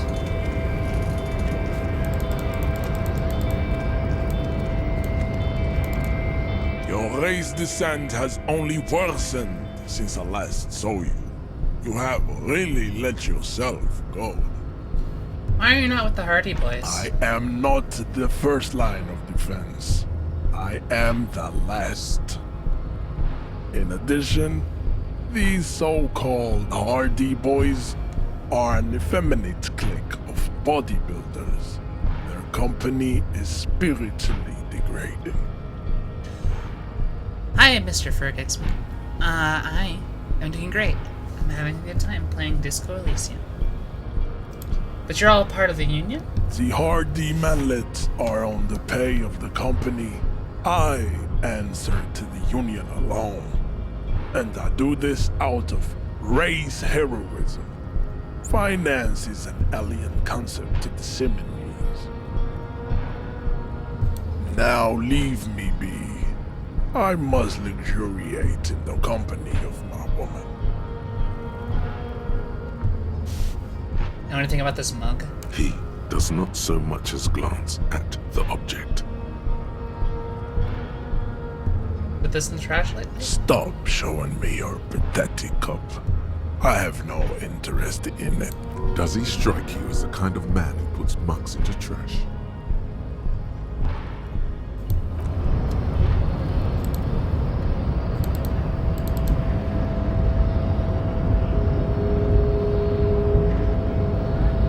I want to know what's in the crate.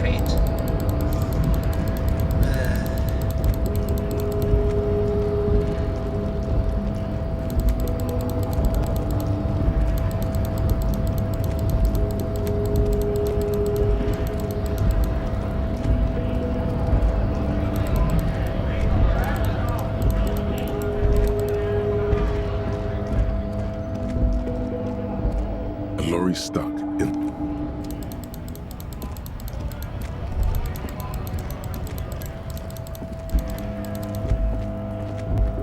Looking for something, Hunt? Come to tell me to fuck off again? Found this mug in the trash. Yours? Oh man, that's great. Look at that. Is it yours? God, thanks for that, but no, it's not mine.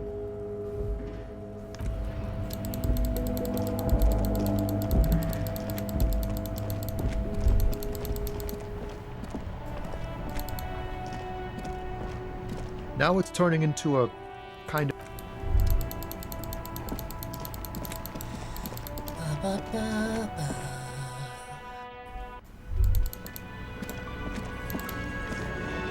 Looks like the circus left town, but the clowns are still here. Clowns? That's me. Where's my honk? Man hanged in the backyard. Did you do it? The pretty boy. You guys really love talking about that pretty boy. Funny. But my partner and I have a serious matter to discuss with you.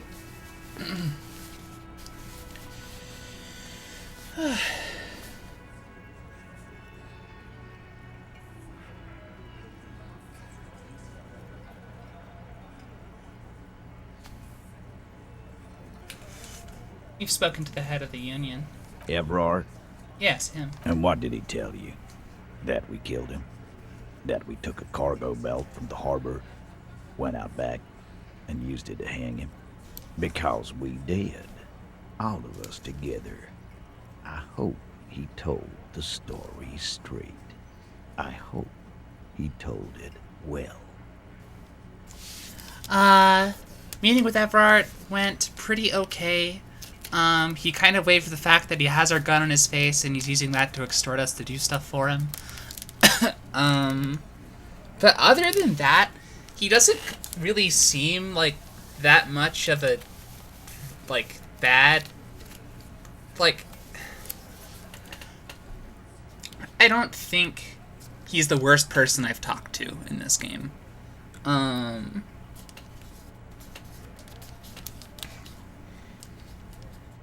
His conversations are really funny.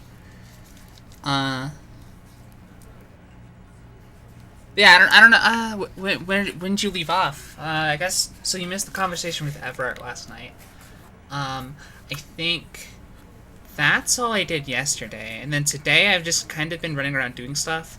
I went into the Weasel apartment. I found out about the racist mugs collection that he had, and I was like, oh, the racist mug in the dumpster. So I went and found the racist mug in the dumpster. I made that connection. Talked to Everard again about finding the weasel and all that.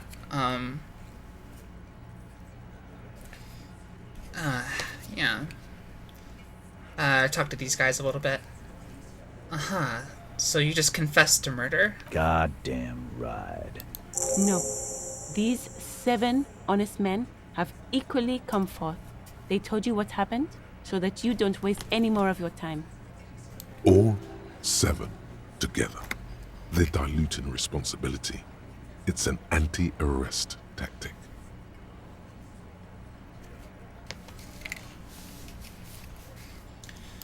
Why did you kill him? Why? 'Cause he was worthless mercenary scum. And he stepped out alive in my town. So he was a mercenary, that's it? And he stepped out alive. He repeats, jaw clamped shut like a vice. What kind of mercenary? The kind that shows up when you start a strike. The experienced kind, too. Had Kohoy and Semenine written all over him. Ex-Oranese Special Forces. A live grenade. Right here in our bar. This one has a special gripe with him coming here. I can't prove it, but I know he was sent by the Wild Pines. They hired merc shit like that. Story of every strike from here to Samara.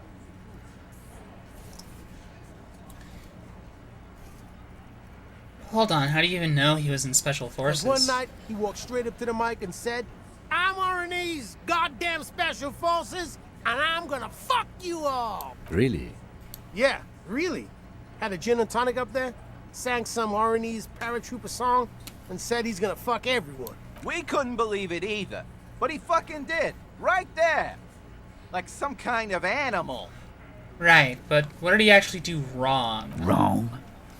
He harassed women, raped one, harassed workers, threatened to kill some as a warning.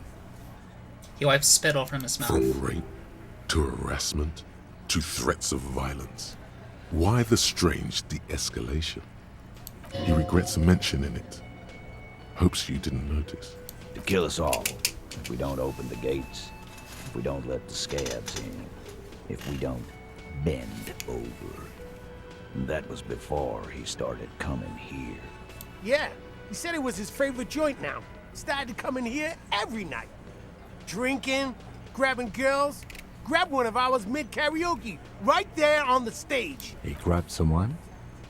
The lieutenant is trying to make sense of this flood of information. Yeah. This girl's on the mic, a beautiful girl, young. Gets into the second verse of Lover Lake. The fucker grabs her legs, starts screaming, "Show me your cunt! Why don't you show me your cunt?" Then, he gets knocked on the head with a wine bottle. Doesn't even fall down. He shakes his head in disbelief. It was the same girl who was sexually assaulted, raped, you said. Aren't you fucking listening? My man is talking to you. He took care of it. They got the girl out before anything else could happen. Yeah, me and Eugene got her out. Aren't you fucking listening? He repeats like a parrot. Seems like they don't want to talk about that rape Titus mentioned. Why not? This is a serious allegation. Make them talk about it. Right, but who did he rape then? This is a very serious allegation. No, you're not getting the name. That's a Martinez matter, and I'm not discussing it with you clowns. There's nothing you can do for now. He's stonewalling you. Fuck. When did this hanging incident occur? You don't have to answer any of his questions. The Fexer turns to remind Titus. I know, Lizzie. Relax. We killed him last Sunday night. Seemed like a good way to end the week. How long had you known the victim? Known him? We don't associate with scum like that, asshole. Yeah! Who do you think we are? Quiet. He came around about 3 weeks ago when that Pines cow first sailed into town. Happy? By the Pines cow, you mean Joyce Messier? A representative for White Pines? The same company you are striking against? No. I mean the Pines cow. The stupid-ass cow they sent in to fuck us over. But you know what? He rubs his chin, pretending to mull it over.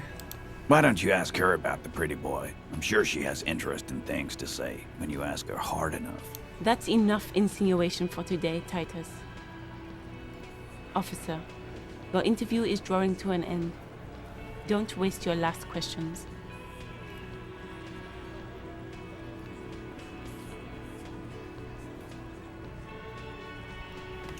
Hmm.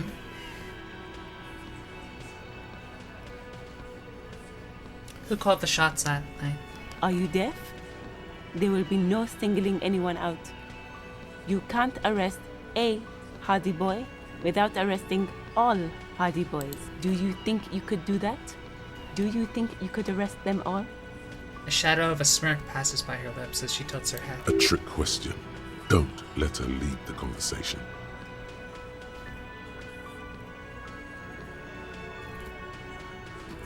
No, but seriously, who calls the shots around here? Who do you fucking think does? He sounds more amused than angry.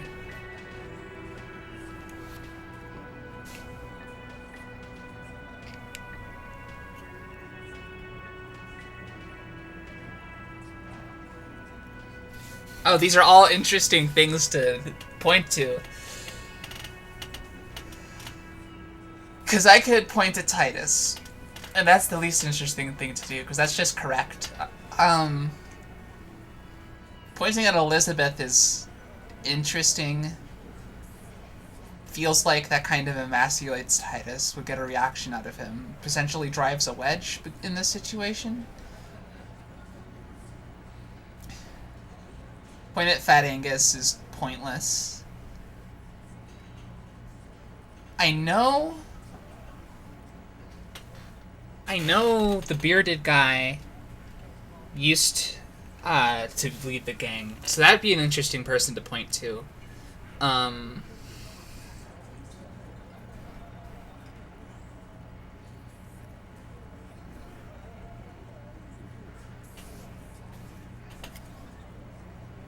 And then insinuating that I could possibly try to arrest Everard is like, I feel like I'd get killed, so I'm not gonna do that.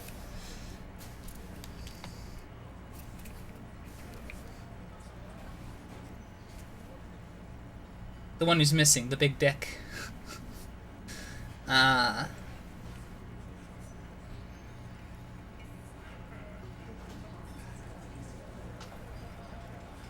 I'm gonna do this one. The old man lets out an annoyed cough, then reaches to his pocket for another cigarette. Theo's a great guy, a great guy, but come on. Titus Hardy runs the Hardy Boys.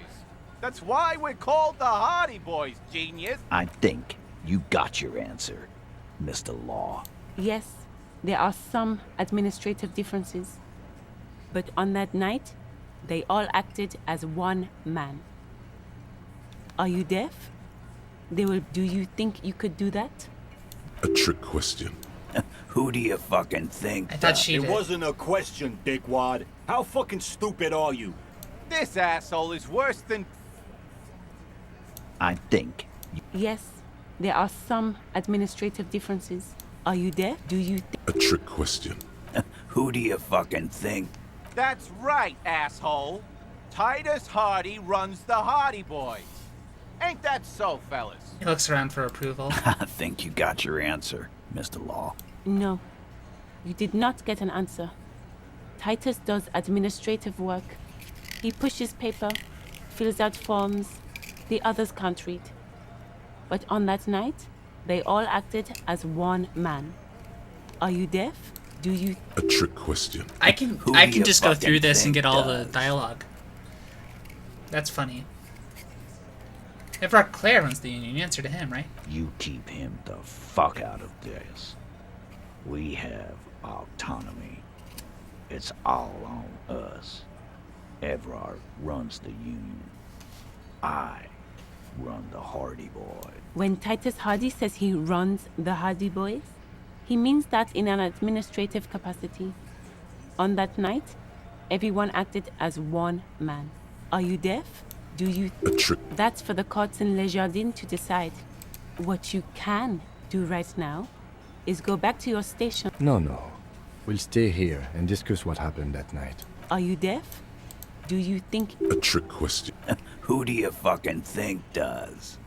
Biggest animal dominates the herd. I'm guessing it's the big one. The sweaty man turns red and looks first down, then... It's not the fat ass. I think you got your... Yes, there are some administrative differences. Are Who you called the deaf? Do you shots? think you... A trick question. Who do you fucking think does? It's the 8th Hardy Boy, the one who's missing, the big dick. Titus, no one was thinking. That there's any question who's the leader. That's how he would have ended it. Titus won't let him. No. Fuck no! The big dick is right here, asshole. You're looking at it. Right. Fucking here. Disregard the outburst, officer. None of the boys have any comments on their power relations. That night, they acted as one. That's all. Murdered him just like that? How many people have you sent to the Shays? Ever felt remorse for them? Or send them to Reunion to rot. For 20 years. For life. He says it as if it were worse than dying.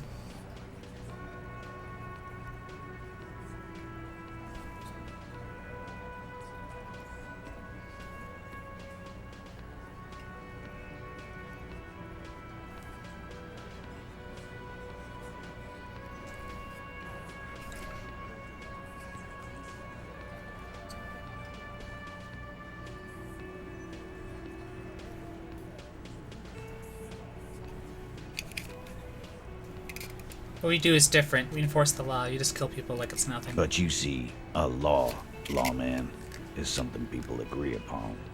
And here in Martinez, we agreed that this man had to die. How many people have... Or send them to Reunion to rot. For 20... Oh, so you are just a simple, well-meaning man, eh? Ever been in solitary? Prison is a charter. That's what it is. He's clearly been in solitary confinement, and at a young age, nonetheless. So he's hanging a man, slowly, without breaking his neck. How did you kill him? We hanged him up by his neck until he got real still.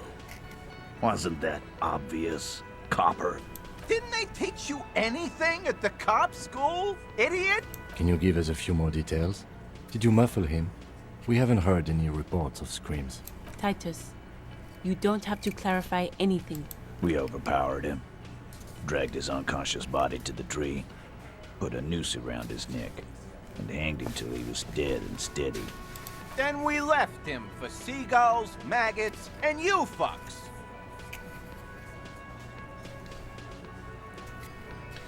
Fuck.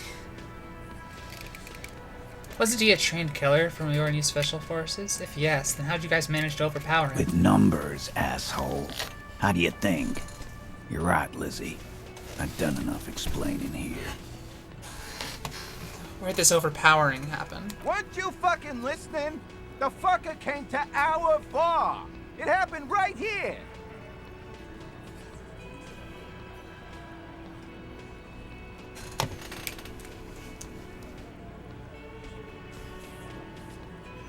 Right, I have other questions Like about the what, lynching. Copper?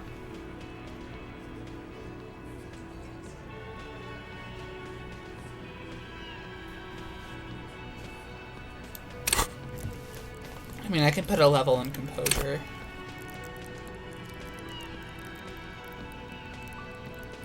Yeah, I'm just gonna put a level in composure right now because I don't want to fuck up that check.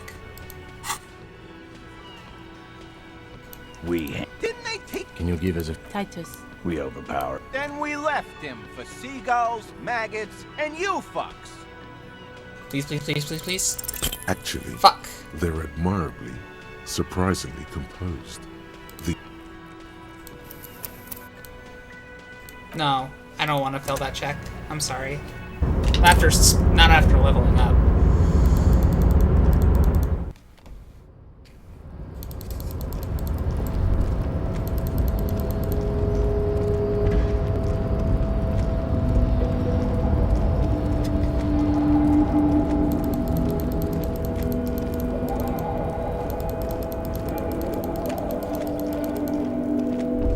All those empty Well, yes, I think we can say with relative confidence that it was you. Yes, this scene isn't... I wonder why stuff is all garbled.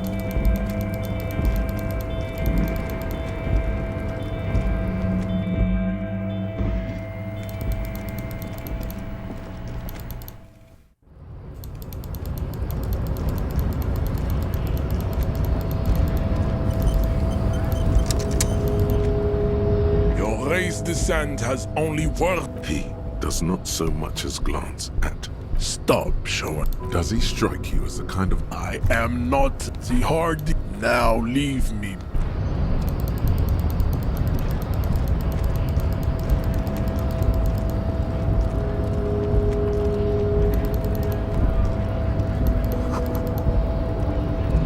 Hola, wandering man. Yeah, the janitor who gave me the key. Yeah, it would be really bad if we got into an argument about him.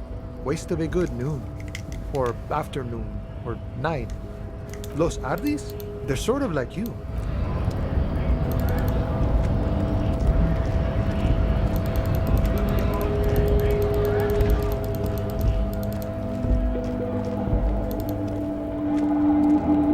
Looking for something?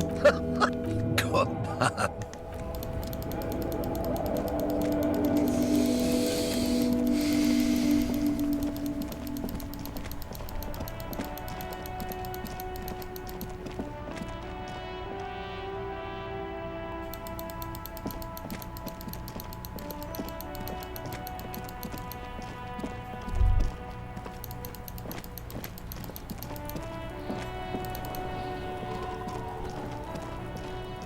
The man before you is naked, but for a pair of underpants and white. The material appears delicate. These are clearly not boots. Indeed. Ceramic under the heel. Fair weather. Fair weather model. The cadaver slowly twists on the cargo belt, his torso covered in tattoos. As you narrow, only the lower extremities are pink. How should I know why you are squinting? The monster... So, what do you think? I do. Stop talking. It means you fucked him up. But there is no breath to catch. Only the cadaver filling the air and your nostrils. His eyes are dark brown hit. The corpse looks right through you as you distance yourself. Yes, we do.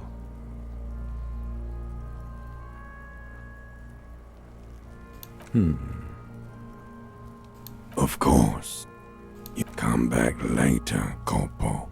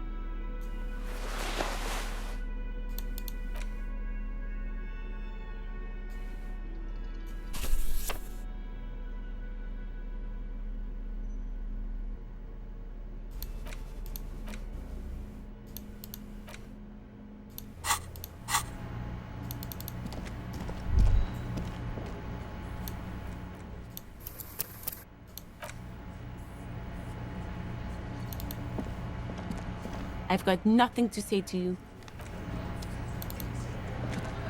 Looks like the circus left town, but the clowns are still here. The clown. The pretty boy. Funny. Evrard, and what did he tell you? Because we did. All of us to get goddamn right. No. All 7 together. They dilute in responsibility. It's an... How many people have you... Or send them to Reunion to rot. For 20 years. For life. But you see, a law. How many people have you... Or send them to Reunion to rot. Oh, so you are... He's clearly been... So is hanging a man. How many people have... Or send them to Reunion. Rest assured, lawman. How many people have you... Or send them to Reunion. Doesn't remember them. Ain't no use keeping a stiff catalog in your head. That's for sure. He wipes his mouth with the back of his hand. Are you deaf? Do you think... A trick question. Don't let her lead the... Who do you fucking think does? Titus, no one was thinking... that there's any question who's the leader. That's how he would have ended it. Titus won't let him. No. No. No! Fuck no! The big dick is right here, asshole. You're looking at it. Right. Fucking. Disregard the outburst, officer. None of the boys have any comments on their power relations. That night, they acted as one. That's all. You don't have to... I know, Lizzie. Known him? Yeah. Who? Quiet. By the Pines... No. Why don't you... That's enough insinuation for today. Why? I am. What kind of... The kind... A live grenade. This one has a... I can't prove it. But I know he was sent by the Wild Pop. Cause one night... Yeah. We couldn't believe... Wrong. From Rick. He regrets mentioning it. To kill us all. Yeah. He said he... He grabbed someone? Yeah. Show me your con. Why don't you show me your... Aren't you... Yeah. Seems like they don't want to talk about that rape Titus mentioned. Why not? This is a serious allegation. No. There's nothing you can do for now. Class. He's stonewalling. We hanged him up. Didn't they take... You're pretty sure you've had at least 2 years of cop school and many more of active service. Certainly enough to not put up with this backsass. Deliver a knockdown observation.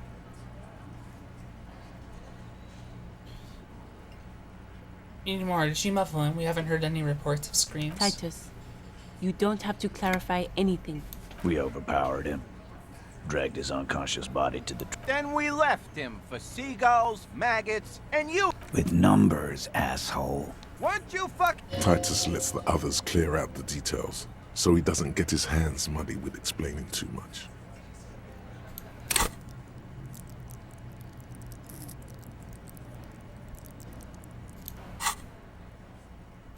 Like what, Copper? Nothing. Your investigation here is done. Leave Martinez, go... I think we're going to stick around. I've done this job for long enough to know that people don't just confess to first-degree murder. Good luck with that. You've heard everything. Rent-a-cop. So that's what this is about. He doesn't see you as his equals.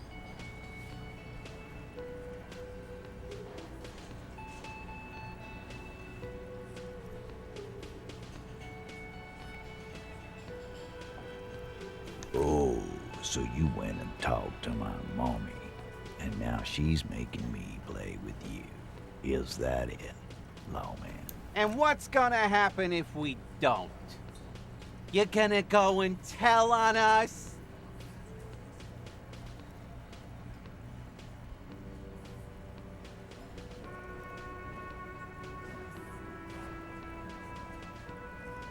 Yeah, I heard him. Now fuck do you think I'm doing here? You'd have your ass handed to you if it wasn't for the boss man's word. Let me state this very clearly, Capo. Hello, officer. I'm Titus Hardy, and these are my boys. Hardy boys. How may we assist you? Explosive laughter follows. To his men, Titus Hardy is a golden god. They want to laugh at his jokes even before they leave his lips. This guy is a born leader. But having Everard back you up like that did seem to have some effect. Again, just get the dead. Good one, Titus. We hand. Didn't they? You're pretty certainly enough to not put up with this Maybe wrap it up instead? About fucking time.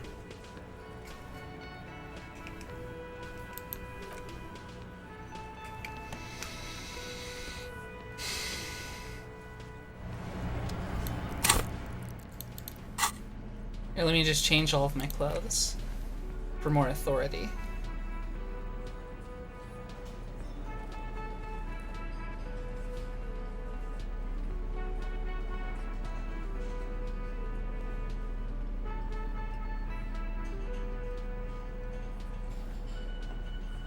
Oh, okay.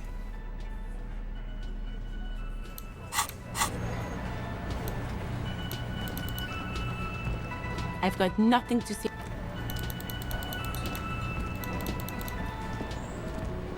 Can I help you?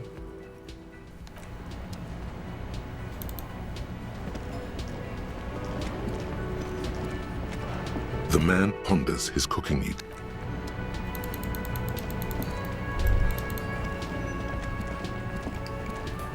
Oh, hello, dear.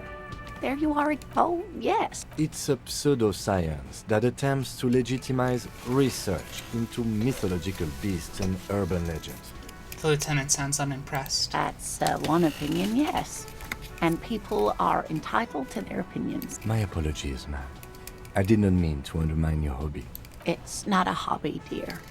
It's a subfield of zoology, one specializing in animal species that are so exceedingly rare that many assume them to be extinct or even fictitious. Searching for such species called cryptids is difficult and often thankless, and frankly, many scientists are too lazy to do it. Universities these days are rarely interested in supporting real research. She's completely internalized her husband's struggles. They are her own. Oh dear, I'm not sure where to begin. What does your husband look like? Well, his expression is slightly grumpy, but his eyes are always bright and curious, like a small boy's.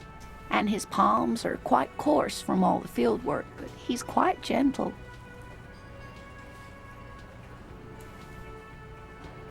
It's always a challenge to describe the person you know best in the world.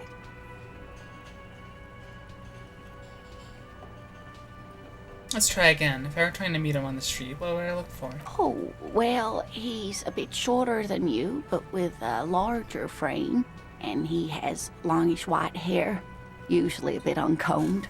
You might say wild, even. The lieutenant pulls out his notebook and begins jotting down the woman's description. One other thing, he'll likely have all kinds of field gear on him, even if he's not out in the reeds, you know, just in case.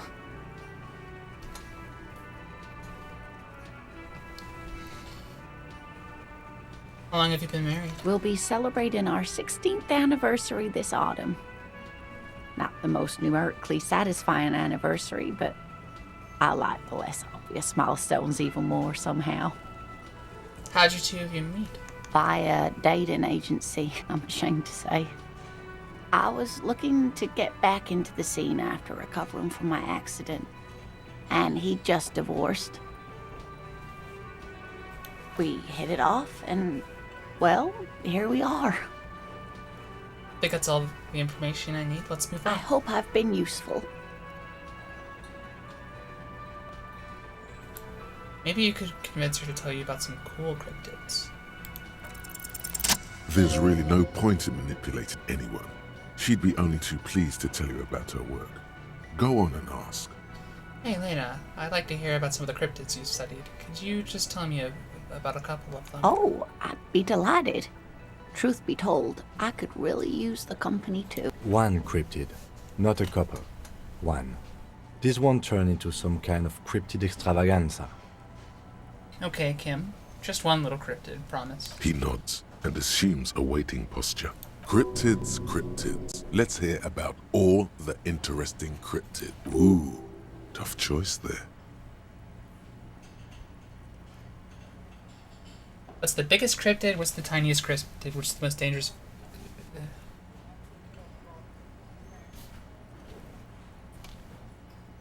What's the most dangerous cryptid? The gnome of Jeroma. The gnome of Jeroma? That doesn't sound too bad. Oh, it is. None of his victims survived. Grieving relatives never even found their bodies because the gnome's venom dissolved organic tissue. What did this cryptid look like? It was reportedly a small creature with webbed fingers and a protruding forehead and a gangly little thing. Quite scary to look at. A couple of campers found it when it was already dying. They heard an odd wailing in the woods and followed the sound. They were scared and wrapped it in tarpaulin to suffocate it. It still took the gnome of Jeroma an entire day to die. If the body of the creature was found, why aren't there detailed illustrations of it in science textbooks, confirming the existence of this very little species? Alas, the first scientist who got his hands on the creature's corpse put it in a jar of formaldehyde, thinking that would detoxify the gnome's venom. Instead, all the venom leaked out of the creature's teeth and into the surrounding liquid, dissolving the creature itself. A poetic end, perhaps, but a real loss for science. This has been educational, but sadly we need to discuss something else. Of course, dear. I listened to Kim.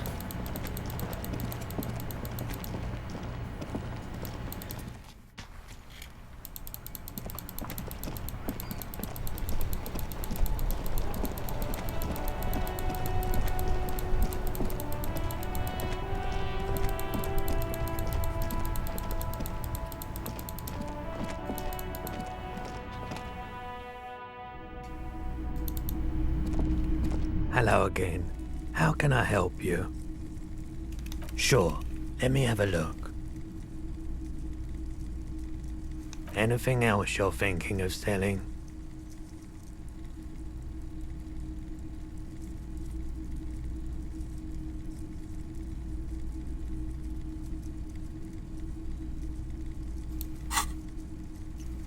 Another time, perhaps.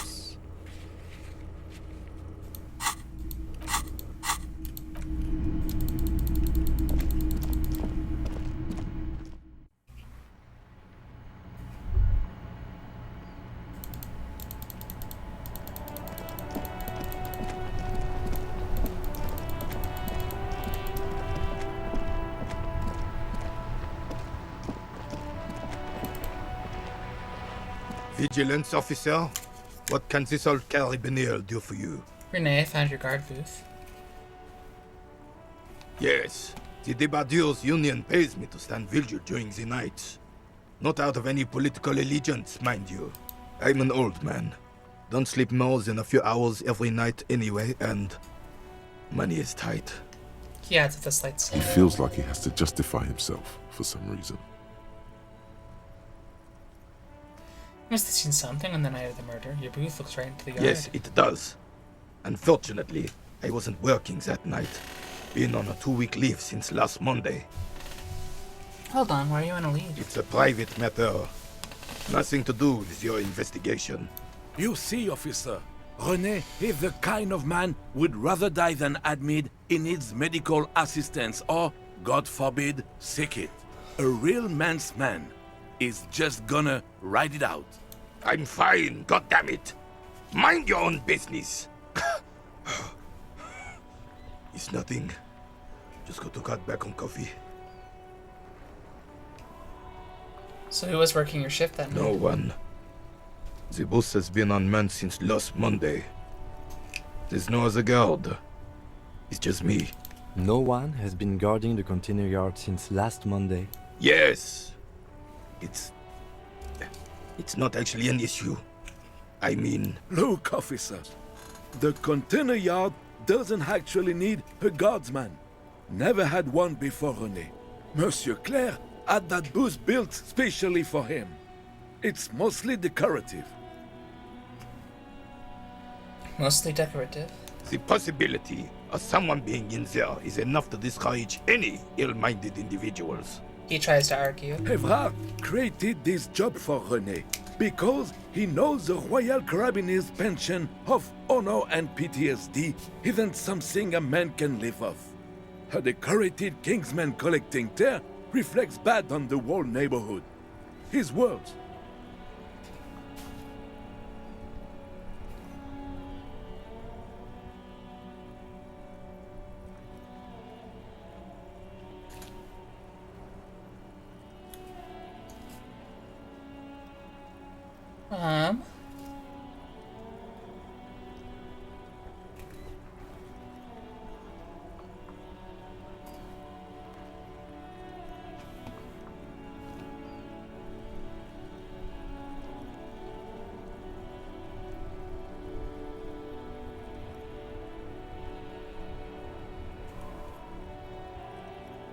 Everett gets it. Big guys looking out after the small and everyone working together. I love it. Can we conclude the topic of my guard booth now?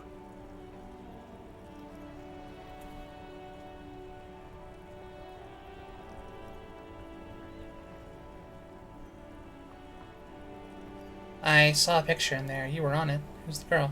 She is nobody. This is none of your concern, and I refuse to discuss my private affairs with the... The lady is Jeanne-Marie Beaulieu, and she sure as hell wasn't a nobody. Got it, thanks. Yes. Like I said, it would be up anyway, so might as well keep an eye out. It keeps my senses sharp.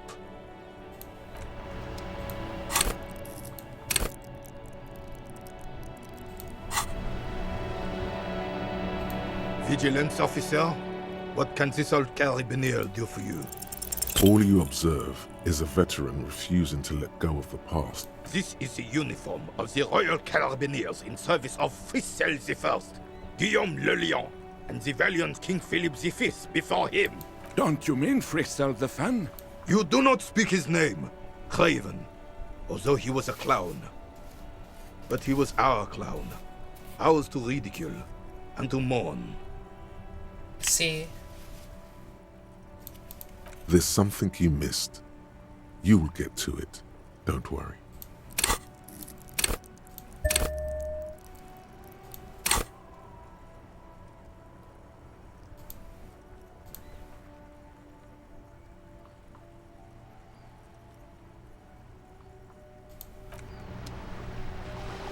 Vigilance officer, what can... Still, all you see... Anything else I can assist you with, officer? We still have a gate.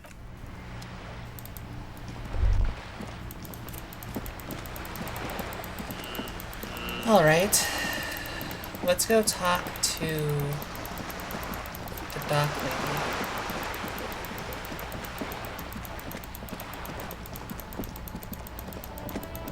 Joyce is her name.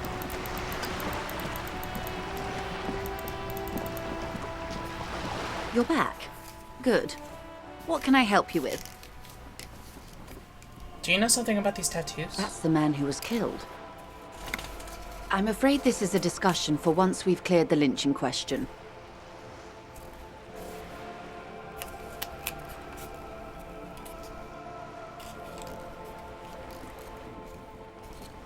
So you know something about the tattoos? Better not tie the forestay to the backstay on this.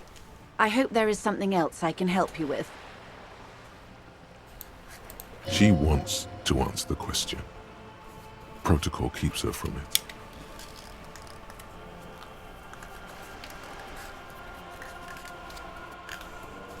By the way, I talked to Evra Claire. You have? And how did you like Mr. Clare? Finally, time to choose sides.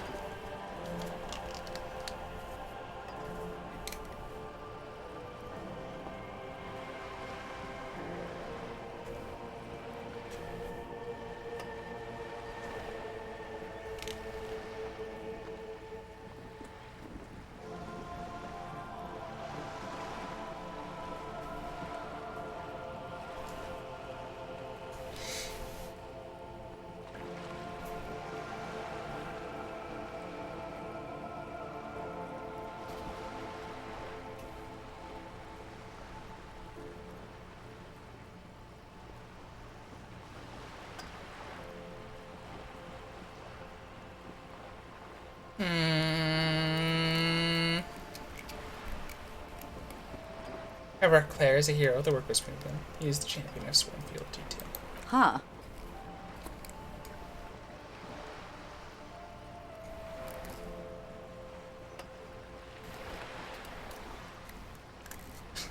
Yes, I have chosen his side on the class board. My loyalty does not have a price and is non-negotiable. Sorry. Of course. You are an honorable man, way above the money I could offer. So I won't even try, and of course, I do not expect you to share anything Everard told you with me, not being a corrupt verm myself. However, if you felt like passing some information, how could I stop you? Are we not human? Are we not curious to hear another person's take? It's only natural. We would only be gossiping. Tell her she'll like you for it.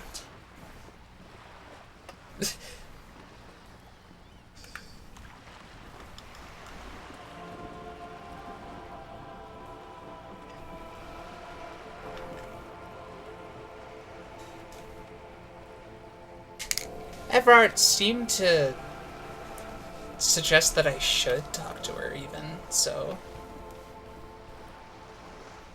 A referral, you mean? I take it this was for someone in the RCM. Don't answer that.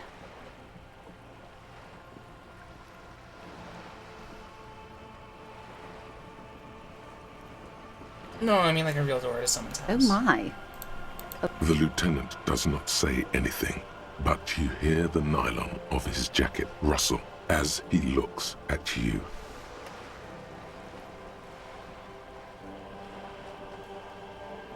It had to be done. I got information. It was useful for the That's case. good to hear, Detective. Police work is rarely pretty, but it sounds like you did what you had to do. Frankly, what was done was not pretty at all, but neither was it illegal, and it was not for nothing. He turns to you. This seems serious. I advise you to be very selective with what information you choose to share. This may have consequences beyond our line of sight.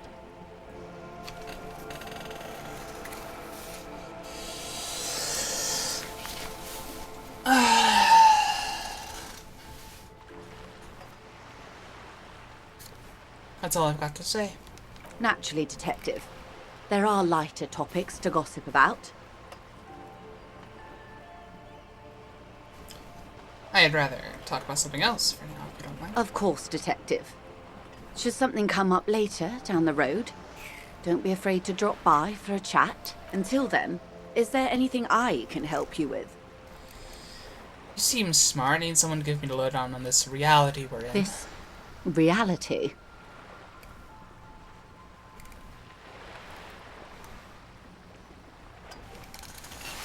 It's related to that medical episode. I have trouble remembering even the most basic terms of reality. Ah, yes.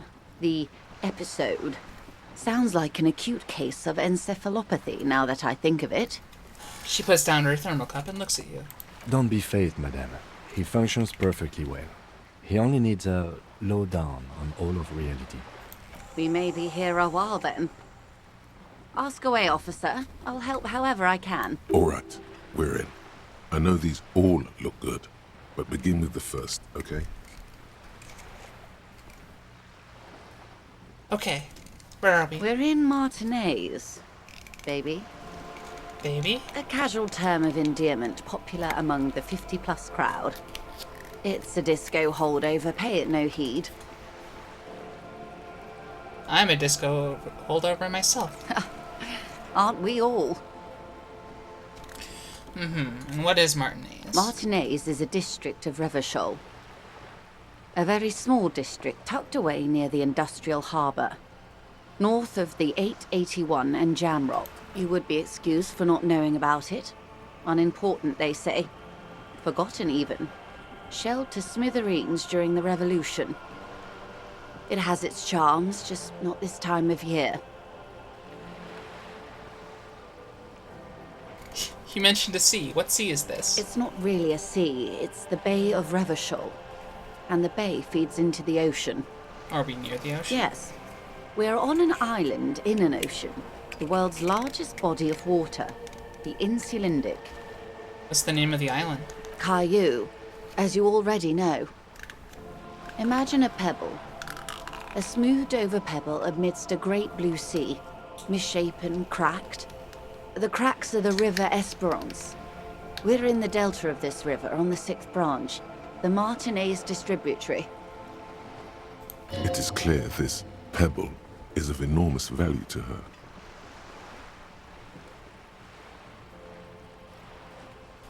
Tell me about...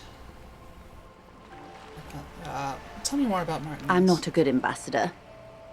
I've only been here once before, as a teenager. Not a lot has changed.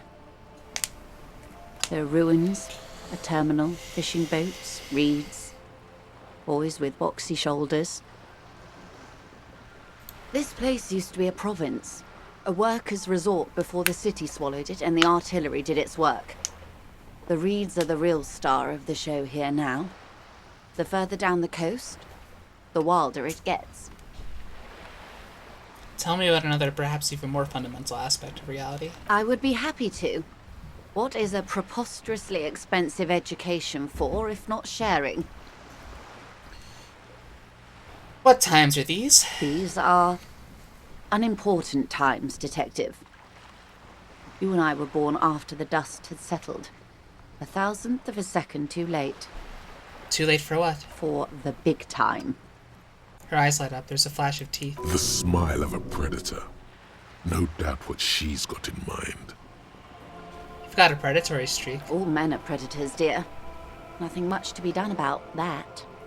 It's all a matter of where you get to file your teeth. What's the big time? The revolution. Ah, and what is this revolution I keep hearing about? It's quite easy. Every 100 years or so, our species gets together to decide what's next, who gets shot in the head, and who gets the mineral rights. It's a real kerfuffle. Who got shot in the head? Those would be the communists. Generally speaking, 40 million people got shot in the head during the World Revolution. But the communists, they all got shot in the head. Oh, and the anarchists too. They shot them well. So well, one forgets they even existed. Did the communists and the anarchists shoot back? Did they ever? Before they got shot themselves, they shot 2 million people. That's a tragedy. Yes. The Red Deluge. The Insulindian Deluge, they call it. Anyone else get shot in the head on the opposing side? Oh, lots of people. Even the king got shot in the head, or thrown beneath a horse, or drowned. Accounts differ. It was unceremonious. Just as well, he wasn't actually the king. Just the king's nephew. The real king abdicated and lived out a long and productive life as a venture capitalist in Grad.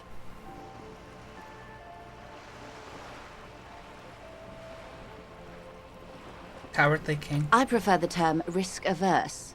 King Guillaume was nobody's fool.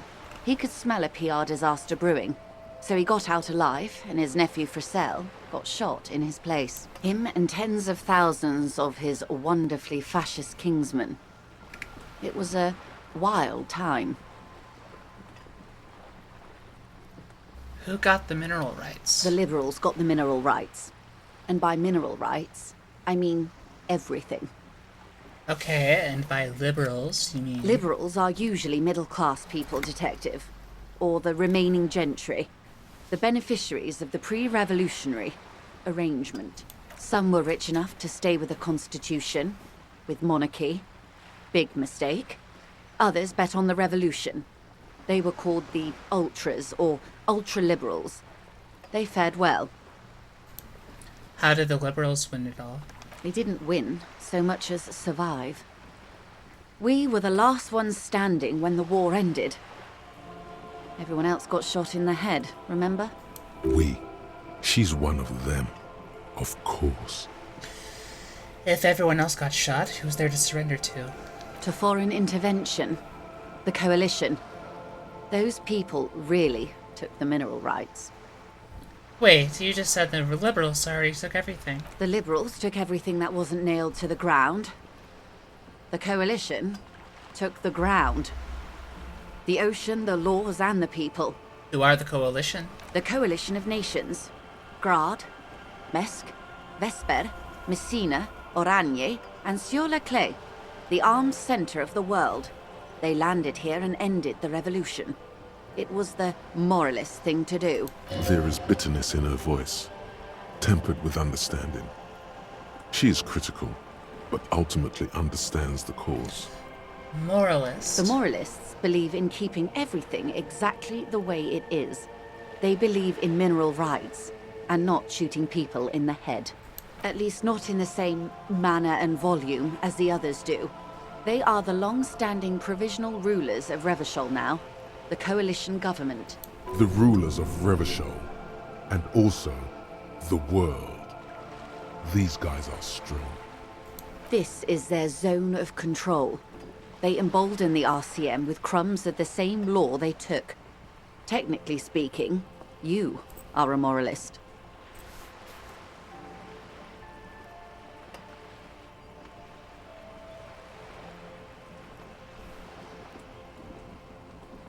I don't think I'm a moralist, man. Of course. Not easy to be moderate about head shooting in your line of work. When was this kerfuffle? The turn of the century revolution? Don't answer it. It's a trick question.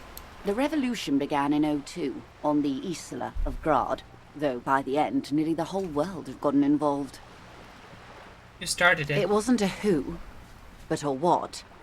A pandemic of Zarat, a particularly virulent prion disease, which the authorities in Grad proved unable to contain. Then Mazov came along and overthrew the government.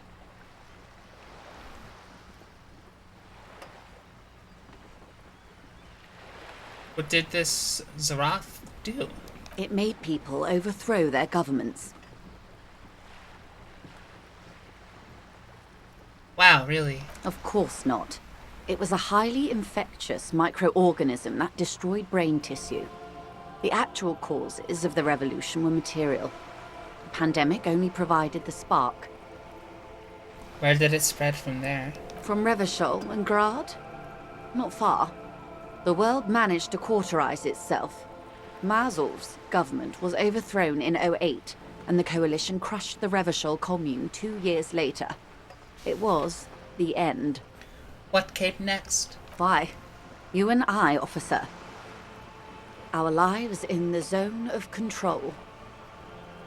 What is the zone of control? A city-state divided into free market zones under the everlasting interregnum of the Coalition of Nations. And you, of course, the citizens' militia. The clatter of typewriter keys fills the main hall of the reappropriated silk mill. Precinct 41. Chad Tilbrook presses enter. Outside, Officer Elfboy Williams slams the door of an armored motor carriage. The zone of control is the third incarnation of Revachol, after the failure of the suzerain and the commune. What happened in the rest of the world? Modernity.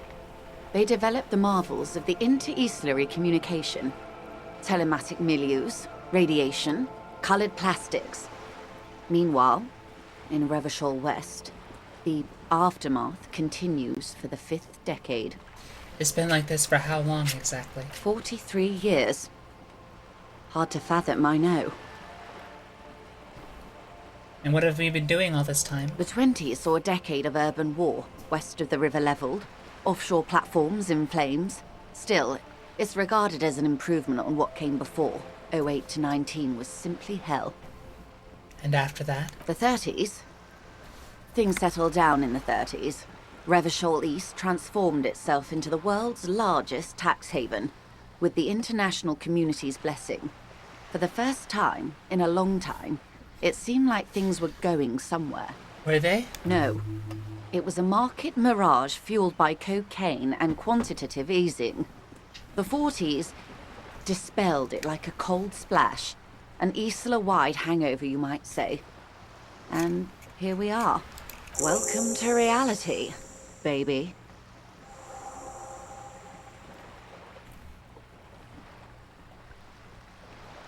What would you have done differently? Good question.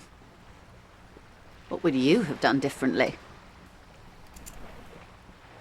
I asked you. Who are you in all this? And I asked you, past-less detective of the citizens' militia, what insight has acute encephalopathy given to you? Here's some wisdom, lady.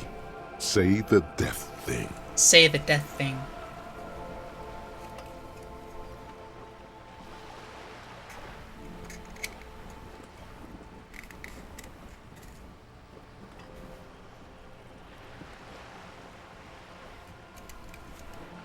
Yeah, say the death thing. The cold runs down your spine as you say the words, like a small electric charge that seeks grounding.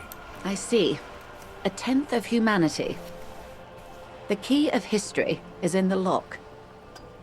Keep turning at any cost.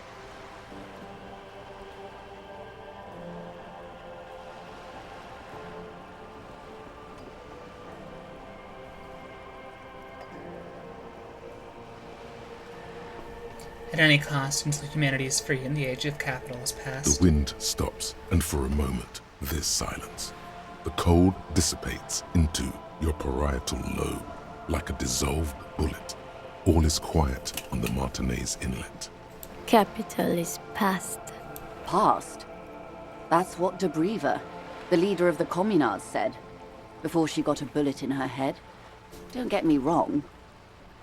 There's sadness in her voice. Capital is finished. But understand this. Its end won't free anyone. It will only lead to more suffering. Opinions expressed here do not reflect the official position of the RCM. And what is your official position, Lieutenant? Well, yeah, Kim, what do you think? My position, ma'am? My parents got ripped to shreds in the revolution. I would have gone the same way. I was saved by being 2 years old. That's my position. The abattoir. Understandable. That's enough about the times. They are what they are. Who knows? An afterbloom may yet come. Anyway, enough sentimentality. Is there anything else you want to know? Not so fast. Who is she in all this? Ask her who she is. She owes you an answer.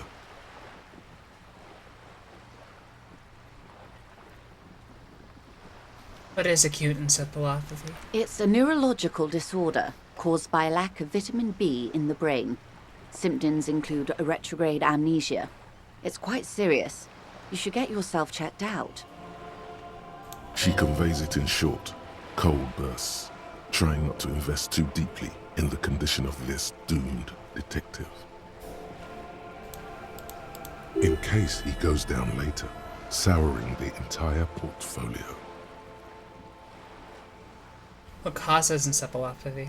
Well, it's either bariatric surgery or long-term alcohol use. It's definitely the drinking. She nods slowly. What this boils down to is, this reality thing is stupid. Blow this joint, grab a bottle, and drain that shit right down your throat. Wipe that urge from your mind to get back to reality. She stares at you, head tilted to the side, with a slightly concerned look on her face.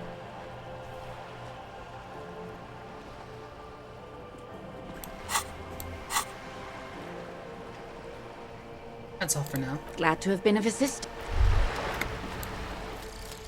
The precarious world. How not to lose. It is impossible not to. The world is balanced on the edge of a knife. It's a game of frayed nerves.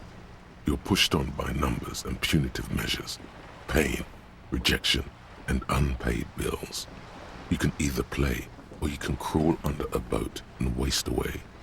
Turn into salt, or a flock of seagulls. Your enemies would love that.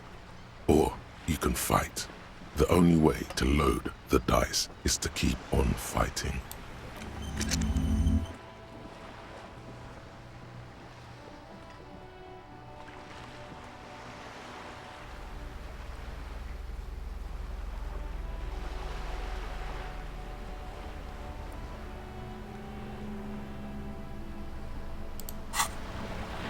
You're back. Good. More lessons in basic reality? My favorite part of the day. Go ahead, ask me anything.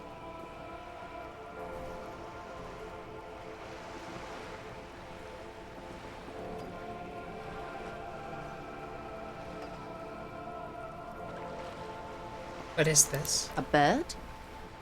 A sphenicid? A flightless bird of the polar regions? I meant, what is this place here? Ah. This is the pier or two.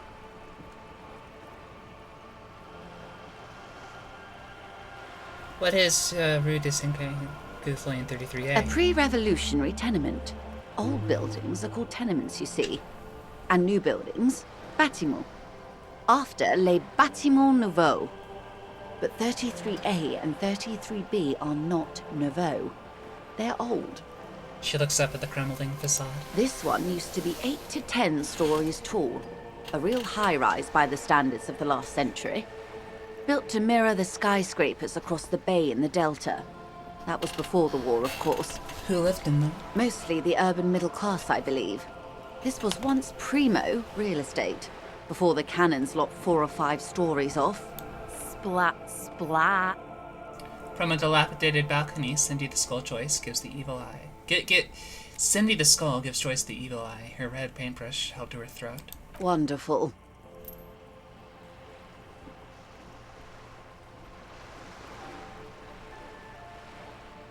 I don't know who you are.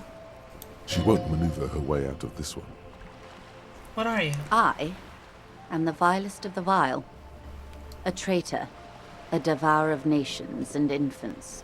I am an ultra. She raises the corner of her mouth, smirking, revealing a canine. It's sharp.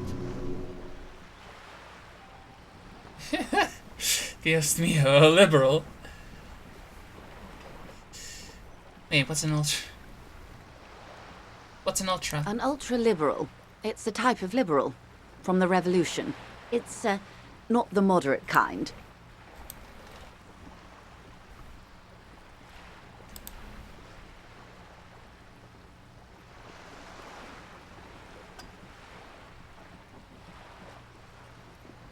Dios mío, a liberal. Yes. I am the nether creature of the Forbidden Swamp. I pushed the king under a shit wagon and betrayed the revolution. My kind surrendered the nation to financial colonists. I can see you thought we'd gone extinct. After all, no sane person identifies as an ultra-liberal anymore. Not in broad daylight. You're a man of the left, no? Tell me, now that I've uncoiled myself, are you repulsed? In her green eyes, you see a mixture of truth and self-satire. Decades of guilt and pride. Forgive her. But only because you like pearlescent teeth and those light green eyes. I forgive you. I hope you do. I hope we are able to continue as friends, despite my scales and my need to infiltrate and betray your precious revolution. Honestly, I may have even preferred it, had the communards won. Who knows? They might really have built something better. But they didn't, because they lost. When the dust settled, the liberals were the only ones left to clean up the mess. By virtue of their survival, they were handed enormous power to shape the future. This was all our last generation managed. Would you have done something differently? With due respect to our overlords, the eternal caretaker government that keeps Martinez a monument to the efficacy of its artillery. While a gentle wind sweeps the streets in the rebuilt east, light drizzle washing it clean, lights go up and motor carriages circulate the tracks. I would not have relinquished sovereignty to the Coalition. Not here in Martinez, and not in the Stella Maris or Delta Beachheads either. If not for my own sake. She realizes her small, cold fists are clenched. She loosens them. Then for my daughters. We had an obligation to defend our sovereignty. We should have burned the whole Isla down rather than let them have it. You have daughters? Yes. Whatever else I am, I'm also a mother and a wife. Now, shall we return to reality?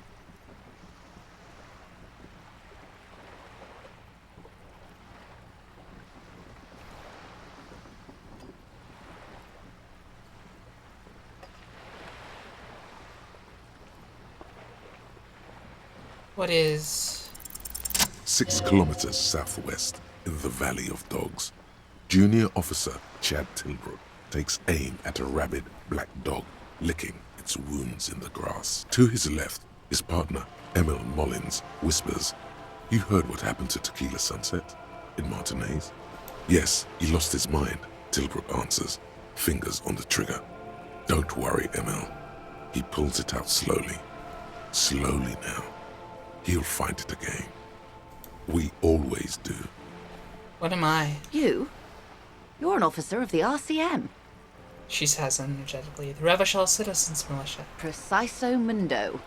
Good. And what is the Revachol Citizens Militia? Nothing more nor less than the de facto law enforcement body of post-revolutionary Revachol, Detective. Yes, we are the Revachol Citizens Militia. He's being sarcastic.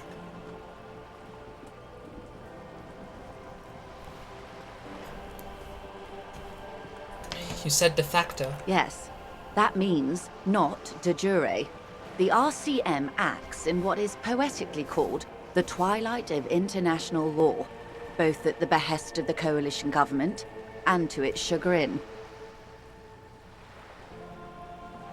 What do you mean? The RCM's responsibilities are defined by the Emergency, Wayfarer and Aliments Acts, 3 pieces of legislation keeping the city in a, let's be honest, laissez-faire stasis to the benefit of foreign capital. All 3 are good to know when we are out policing.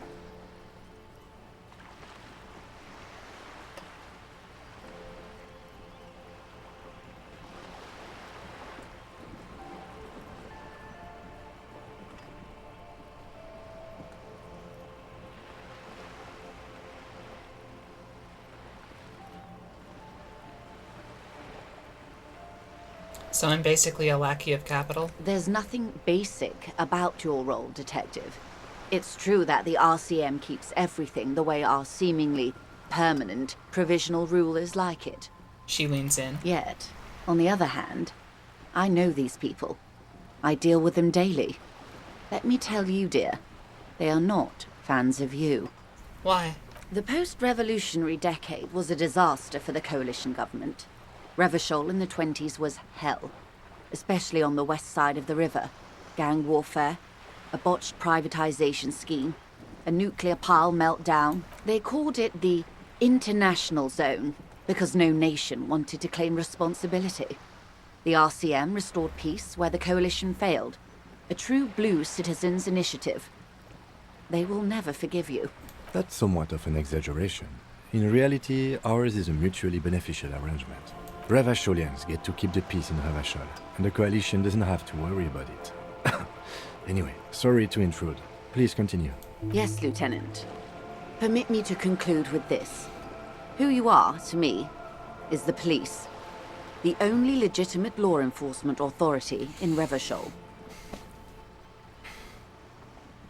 Back to those basic terms of reality. And if those authorities drink so hard they need help recalling the basic terms of reality, well, I'm here to help. She bows and smiles. A strange coldness comes over you as you look at the world. The waves sway the sloop slowly. That's all. Glad to have been of assistance.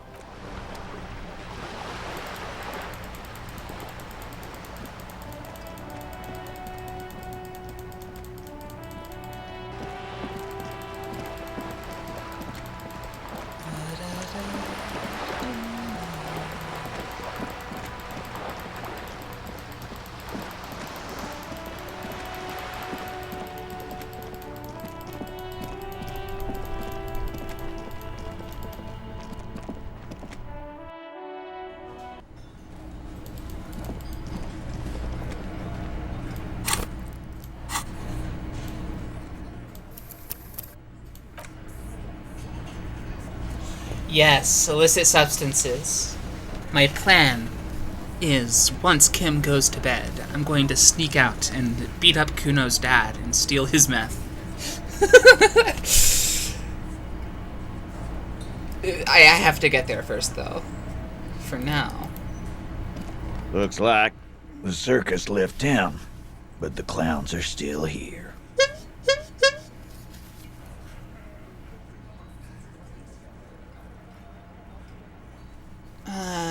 Again. Good one, Titus. How'd you kill him? You're pretty certainly enough to not put up with it. Titus. Yeah, Then we left him for seagulls, maggots, and you fucks. Okay. If I put in another point into composure right now. 72%. Titus is solid as a rock, and so are a few others. But first, tell me who saw him. Elaine, who looks like he might be Titus's right-hand man, the least antsy of the bunch. Definitely not his first time being questioned by the police. This little rat-faced fellow is solid, too. Always fidgety, yes, but No change there. Him neither. Mostly keeps to his tomato juice, or whatever he's got there. Who's cracking under the pressure?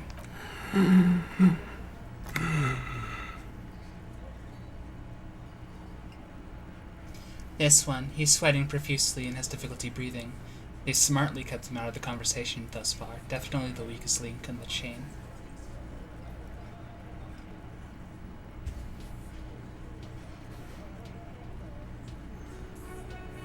There's something you're not telling me. Fuck off, Copper. He just shakes his head. This one is a stone wall.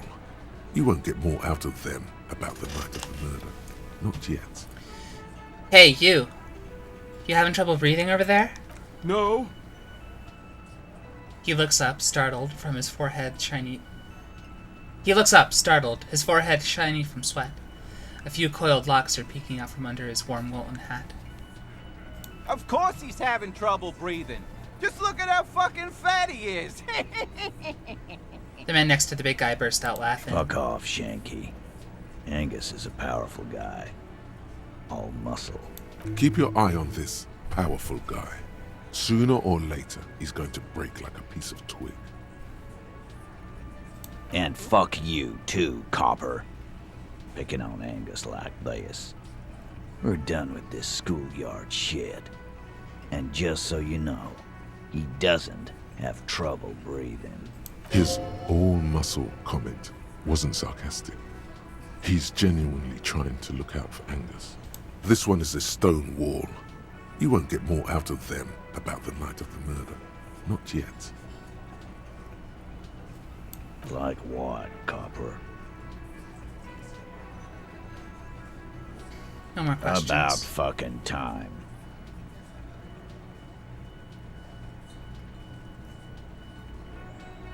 Let's go for it.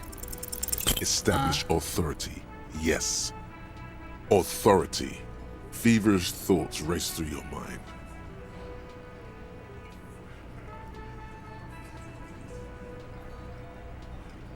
Can I use your gun?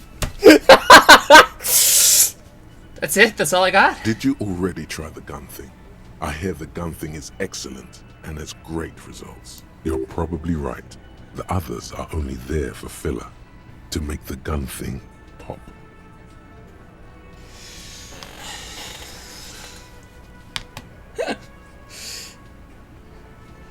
Nah. I don't want to do any of that. I'm sorry. Alright. It'd be really funny if I failed. Looks to check, like though. the circus left town, but the clowns are still here. Again. Good one, Titus. We hanged him. You're pretty certain. Titus. We over. Then we left him for seagulls, maggots, and you fuck. Actually, they're admirably surprised. No.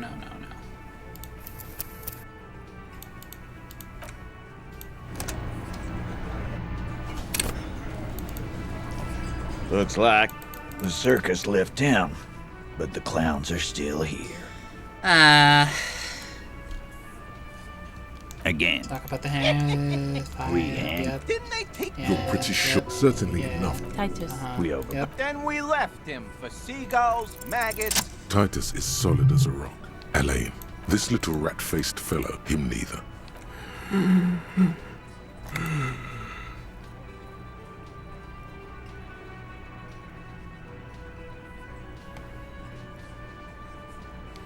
No. Of course. Fuck off. Keep your eye on this. And fuck you. This one is a stone wall. Like what, Copper? About fucking time.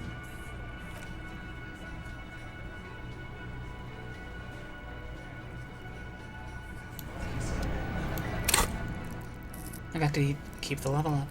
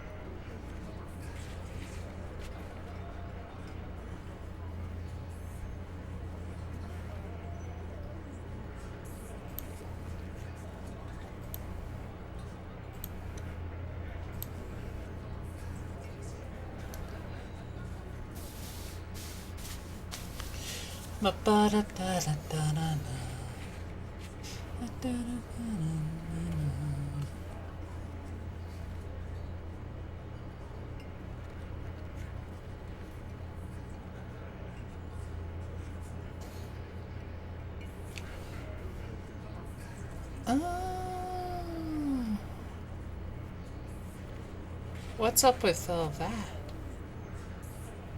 Everything seems to be like going up into the air over there. And there's like big waves. It's weird.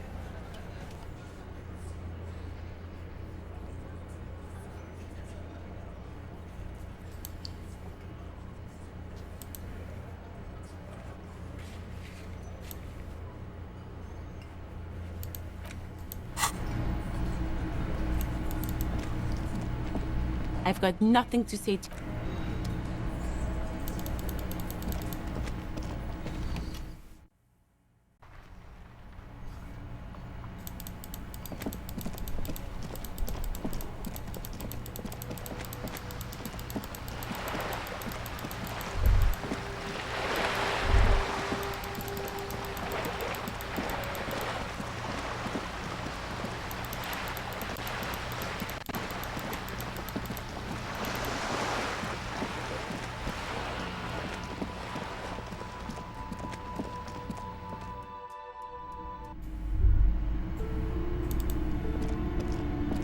The display rack is brimming with worn paperbacks featuring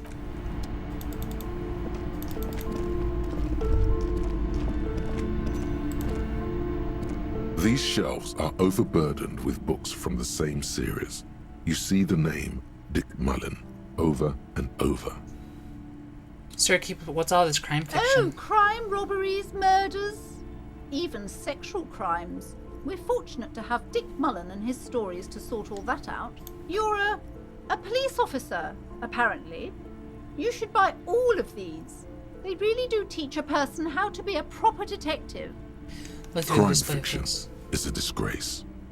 An asinine misrepresentation of the physical attributes of the arduous everyday work of actual police officers. These books greatly overstate the excitement of police work, glossing over how long it takes to actually follow up on leads and eliminate dead ends. What's more, they completely ignore the psychological hardships of year after year coming into contact with people during the worst days of their lives. Not a single mention of all the stress this work creates upon the officer's family. Detective fiction just doesn't tell the truth at all. Now, would you like a list of all the books found on the shelf? Sure thing. You see Dick Mullen on the job. Get Me Mullen. The Stalwart Adventures of Richard P. Mullen. Dick Mullen and the Murder in the Orchard. The Sordid Affair of Dick Mullen. That's my server. A killing is declared. Dick Mullen in the Murder House. The Final Case of Dick Mullen. An obvious lie. Dick Mullen in the Clock Tower. The Ordeals of Dick Mullen. Dauntless Dick. Dick Mullen's Funeral Pyre. The Murder of Dick Mullen. Dick Mullen dies? Oh no. Turns out he faked it to solve a case. Are there any more? Yes. There's also The Dame Who Did It. Farewell, My Mullen. Faking death seems to be a common trope in the Mullen series. The morbid tales of Dick Mullen. A dark tide turns. Tragedy calls for Dick Mullen. Another one with fake death. And, of course, Dick Mullen, the murderer. In order to catch a murderer, Dick Mullen must become the murderer. After all this, you still haven't found the answer to the one question that matters. Who is Dick Mullen? Who is Dick Mullen? Your attempt to grasp at the answer fails. It seems very close by, pulsating.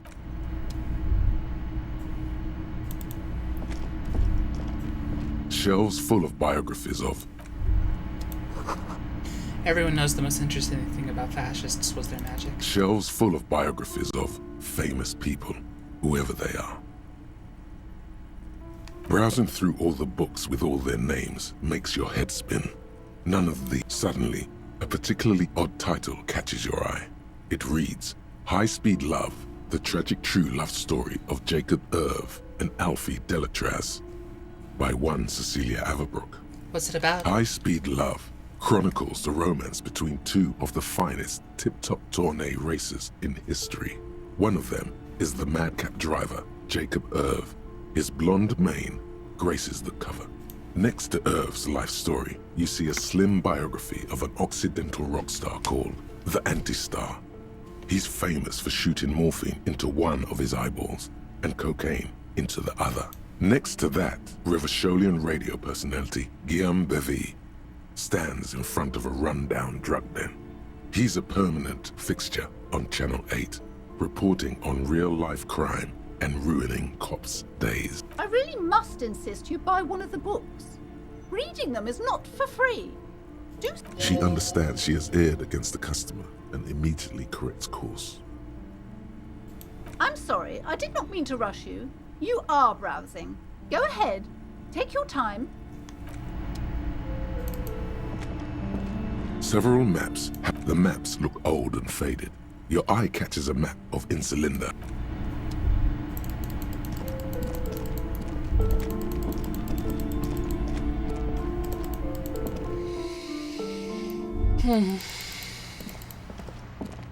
Hello again, sir. Are you interested in a Is it new okay if and I ask you exciting... some questions? Okay, sir. I'll try to answer any questions you have. I hope they're about books. Who's that? Oh, that's Auntie Billy. She's nice if a bit distressed. Why is she I distressed? think she is a bad husband. Not very nice or helpful. What's your name? My name is Annette, sir. My mum, her name is Plaisance. She owns the store. She's inside minding the register or organising the stock. The girl gazes the window, then suddenly jolts her eyes awake as if recalling something. Feel free to step in and browse our wares. And you're standing out here in the cold because... I'm signalling that the store is open. Otherwise, people might not know. They'd miss out on the crime, romance, and biographies of famous people. A sudden gush of wind turns the pages of the books on the counters. She covers her face, smiling. But she's cold. You're cold. Can I help in some Kind way? of you to offer, sir. She doesn't know what to say. What could you do to help her anyway? Hey, could I have a word with the store owner, maybe? Oh, no, sir. I'm happy to help Mum by luring in customers. Besides, I have some hot juice in my vacuum bottle to keep warm. Shouldn't you be in school or I something? do my studies at home at the moment. I have to help Mum keep this place running. Isn't school more important than this? Mum says it's necessary to do both because it builds character. Mum says a proper worker is dutiful. That's how you get ahead in life. You succeed. There is stress and unease behind these words. She's reciting etiquette. Okay, bye. See you around, Annette.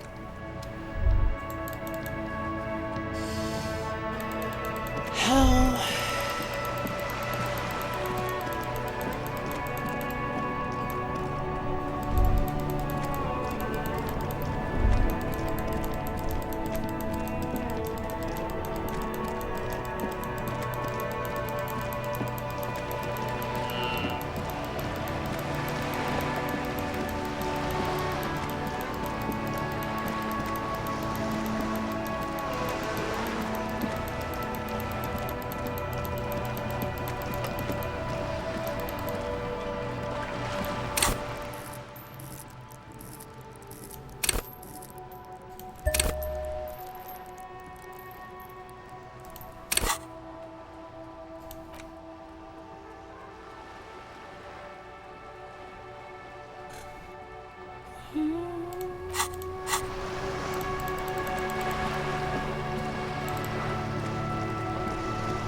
You're back. Good.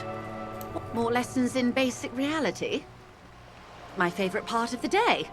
Go ahead. A strange coldness comes over you. Dang it. As you look at... Glad to have been of assistance. I bet I'll be able to come back and actually take that later. Like, I'll get better... I'll get a bonus. Give me a moment.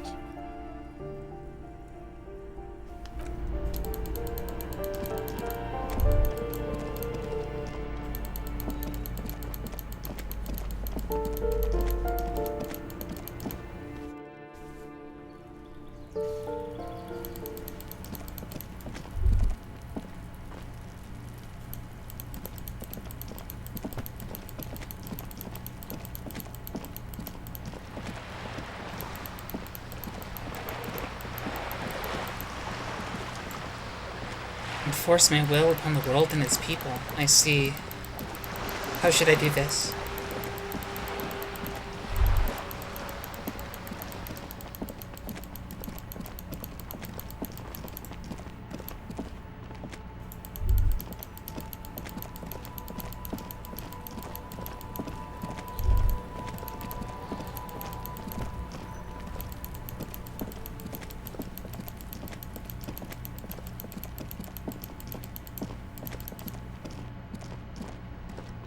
Gun!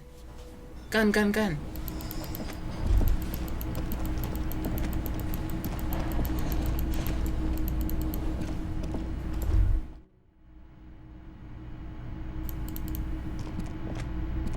The door is closed. There is no answer. You hear the shower being turned on. A tremendous loneliness comes over you. Everybody in the world is doing something without you. Swallow the emotion. The door is closed. Knock again. Still no answer. Leave.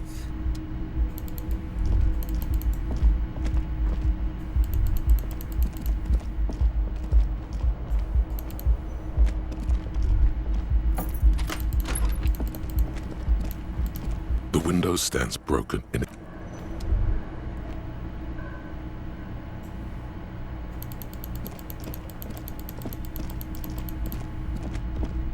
The door is closed. Still nothing. The lieutenant gives you a quick glance. He doesn't like where this is going. You should punch a fucking hole in it.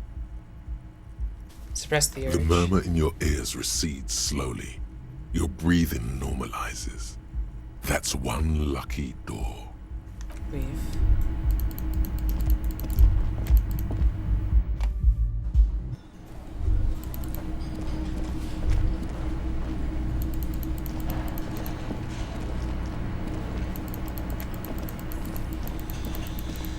Ugh.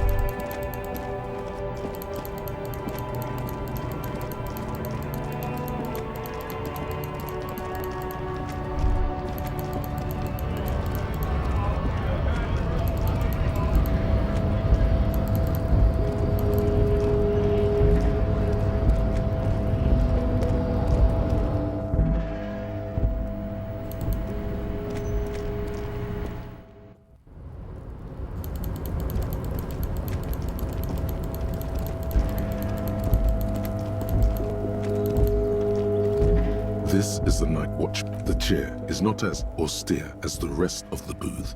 A thin grey pillow is attached to the seat, secured to the stiles by black ribbons. Breathe deep. Stale air floods through your nostrils. Not a single mote of dust floats inside your lungs, though. The inside of the booth is immaculate. Search for a little something to help you The out. drawers are empty, save for old timesheets and receipts. One small box, however, does hold some cheap painkillers. They are slightly out of date. Get up. You stand and Leave. If I'm gonna get painkillers, I should do it while Kim's not watching.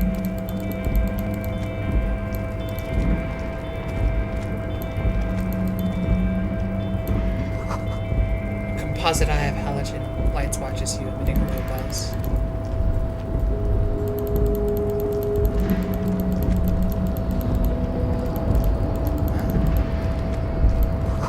Valsund means whale fjord in Arden.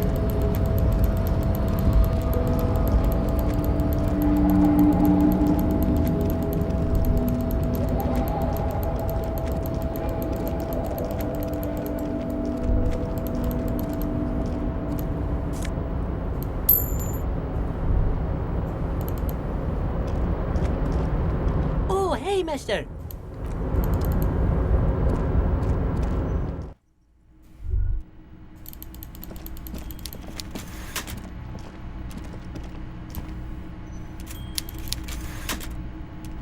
Mr. Dubois, now, what can Everard Clare do for you? Do you know about the Mega-rich mega-rich light-bending guy? Oh my god. How did that get in there?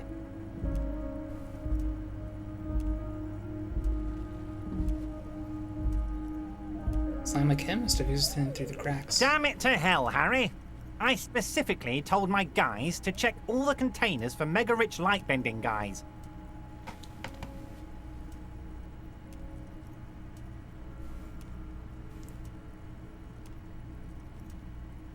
Kim, tell him he was there. There was a guy in the container. But he didn't bend any light.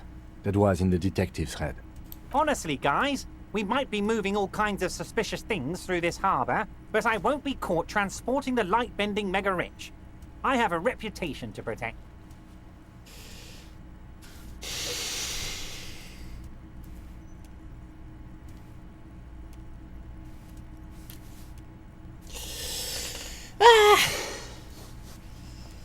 Yes, for God's sake, you're a socialist. You're right, Harry. I am a socialist. I'm going to catch the mega-rich guy inside the container and harvest his energy to power the harbour's fog lights.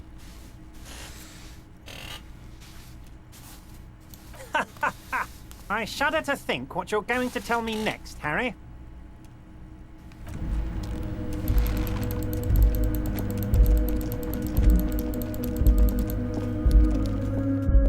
I think I'm at a point now where I just need to pass a little bit of time. So I will by reading a book.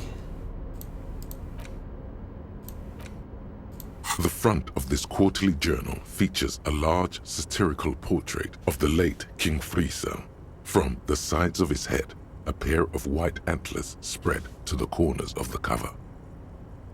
Why Friesel? Because Friesel was incompetent, foolish, and cruel. In short, the embodiment of everything the communards wished to overthrow. It's satire, you see. Flip through the pages, see what catches your eye. To your disappointment, there aren't any full-color pictures to direct your attention. Just column after column of closely set text, interrupted occasionally by little doodles in black and white. After rifling the pages with your thumb several times, you return to the table of contents. The magazine is divided into several sections.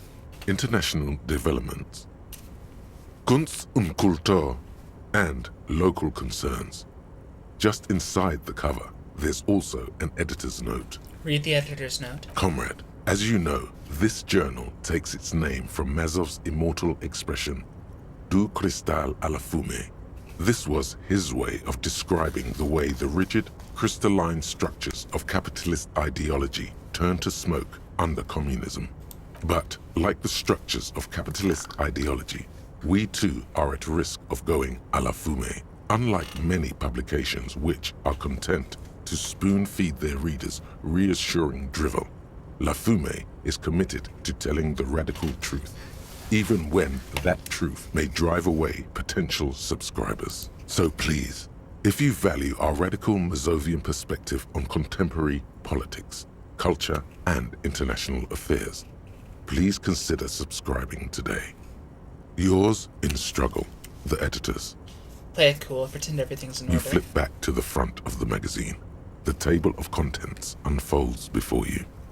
I want to catch up on international developments. This section includes a long, tedious critique of the latest round of free trade negotiations between the EPIS nations and the Free State of Semenine. You also skip over an article about heavy fuel oil smuggling along the Messina border, something about bear wrestling in Samara, book riots in Yugograd. Face it, you really aren't interested in foreign affairs. You're not even sure where most of these countries are. You flip back to the front of the magazine. The table of contents unfolds before you. What is Kunst und Kultur? It takes a moment, but gradually it dawns on you that Kunst und Kultur must mean arts and culture. As you leaf through this section, you come across several reviews of recent radio plays. as well as a brief artist spotlight featuring a local artist identified only as CS. The main feature, though, is a long essay titled Tip Top Tourney, a critical Mazovian perspective. I need to get some water. I'll be back. AFK.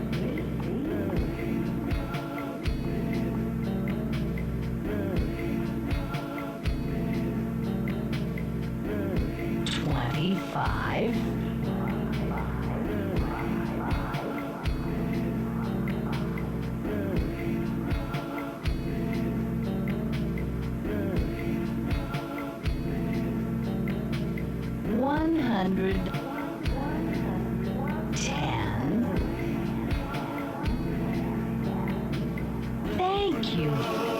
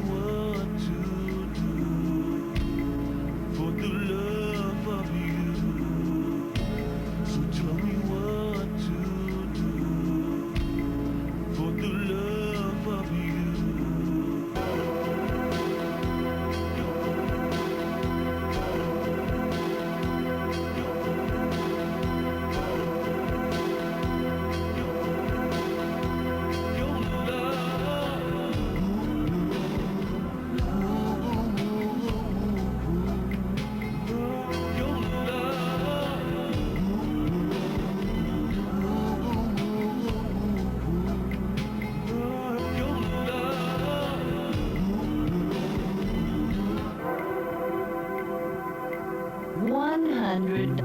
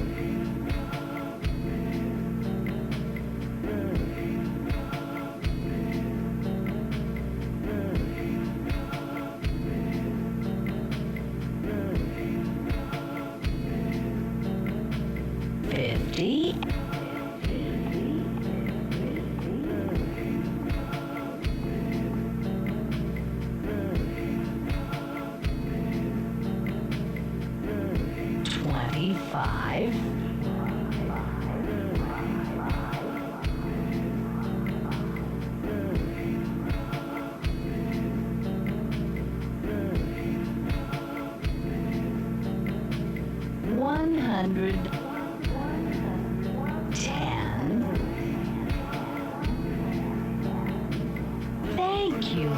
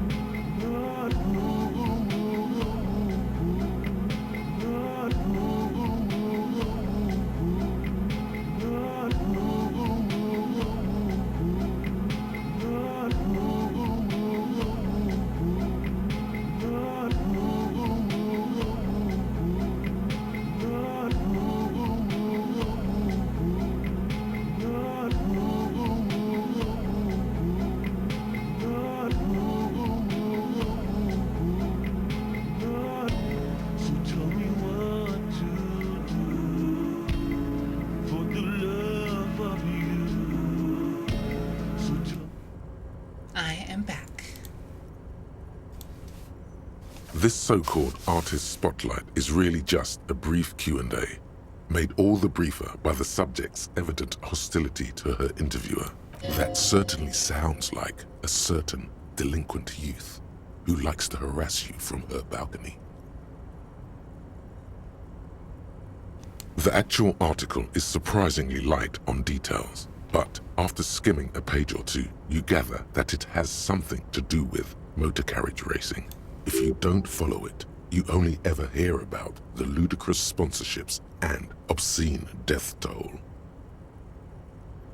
Alright, let's see what these communists have to say about Tip Top. You think you're settling in for a relaxing recap of the most recent season, maybe sprinkled with some nice anecdotes about a few of the more colorful drivers. Instead, you find yourself skimming a 10,000-word feature about all the politically problematic aspects of Tip Top Tourney. Wait, what's wrong with Tip Top? Where to even start? For one, there's the crass commercialism of its sponsorships. And then there's the practically criminal emphasis on deadly motor crashes. So, all of it, basically. Hang on, who wrote this stuff? Oddly enough, this article has 2 bylines. Nasteb Encolada Bernal and Exilus Buka. There's no way those are real names. Wait, why aren't they real names? Have you ever met anyone named Exilus? Come on, they're plainly pseudonyms. What's so bad about sponsorships? Under capitalism, the article says, every pursuit has its price. Every pleasure, even one as elemental as the joy of racing others around a track, is reduced to an advertising opportunity. Thus, the so-called tourney becomes a competition between increasingly meaningless brand signifiers. Your discount laundry detergent racing against a pack of Astra cigarettes, or even a fritter. Right, but then you don't get to see them crash. And that precisely is what's problematic about it. Were it not for the promise of random, spectacular violence, audiences would quickly lose interest. At the end of the day, it's the destruction of these 750,000 real racers that you're really watching for.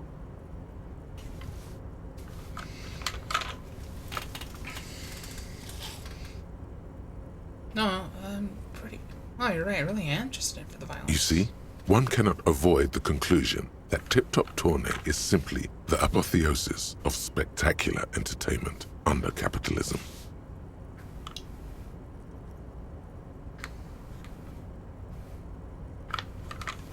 Kim, this article says that no one really watches Tip Top Tourney for the races. Ah, come on. Can this article read your mind? It seems to think so. A certain kind of young man reads 1 or 2 books and suddenly thinks he understands the secret structures of reality.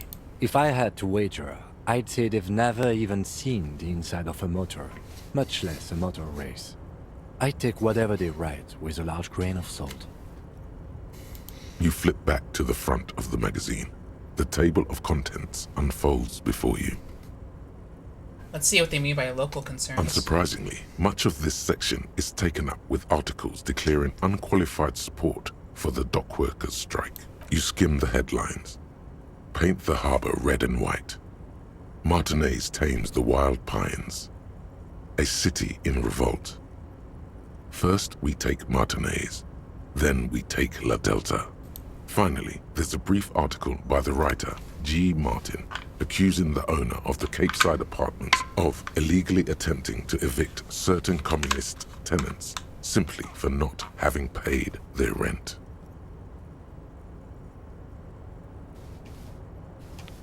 Charging rent just to live somewhere is pretty outrageous. The writer G. Martin remarks dryly that capitalists love wealth redistribution, so long as it's only redistributed upward.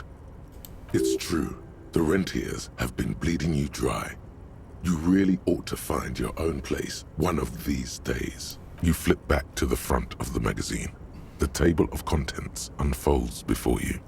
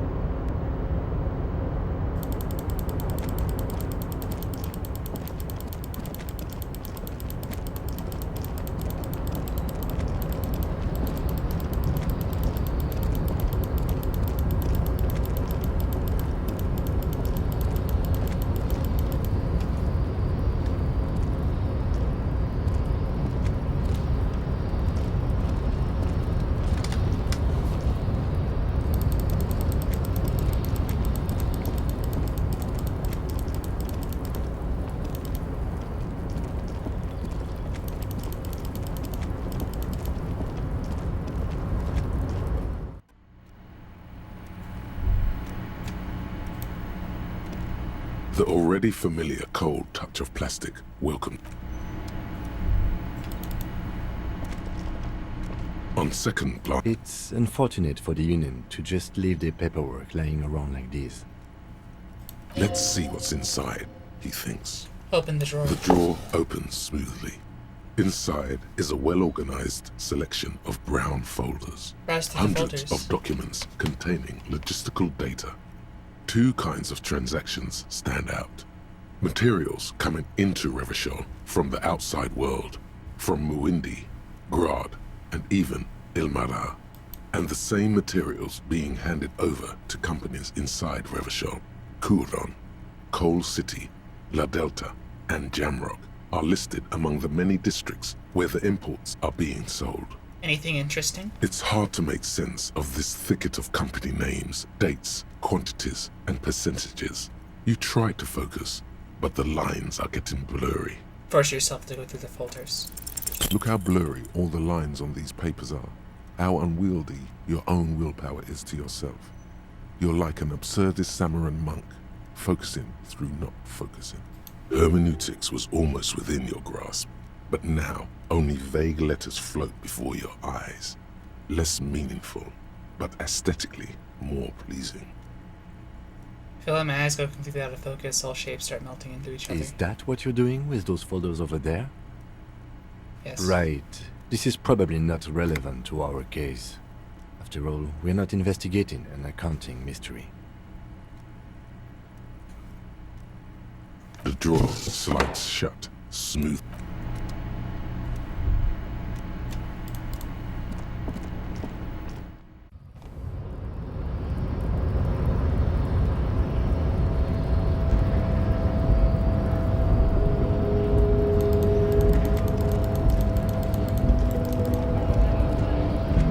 Hola, Wandering Man.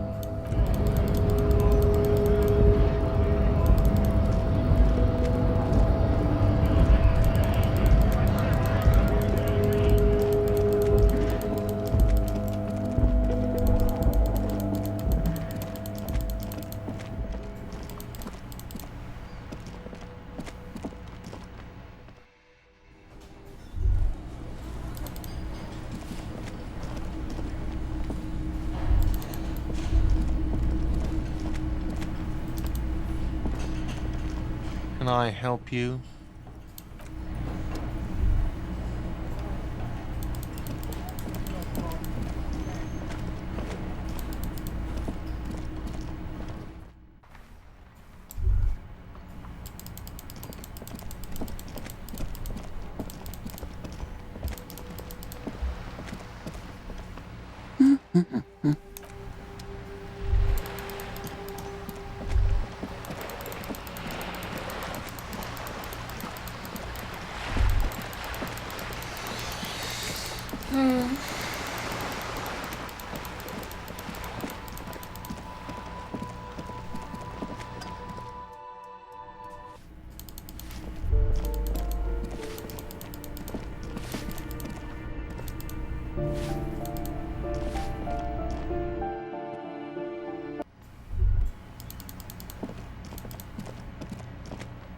Hello again, officers.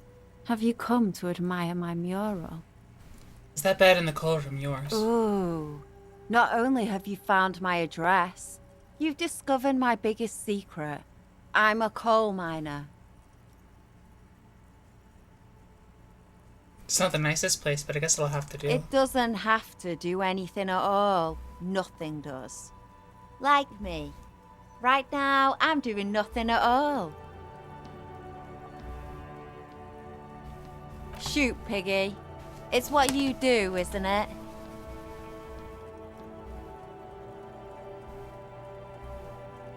So you won't talk about the murderer, but maybe you can tell us something about the murderer's victim's missing armor. What do I care about some fucking tin eggshells? Is there armor art? Art for the body? Ugh, alright. Sad Piggy. I'll give you this one. I saw a little girl in the fishing village running around with military-grade handwear. Looked cute as hell. If you haven't been there, the village is a shithole down the coast from the main plaza. Have a good time! And there's a little girl wearing the gloves there. No. That's all the snitching Cindy the Skull does for today. Actually, I don't even know why I told you what I just told you. I have a weakness for animals. It's the animal thing again. Damn it. She looks at you a little sad Or suddenly. a weakness for police officers, miss. Thank you either way. Catch you later, Cindy.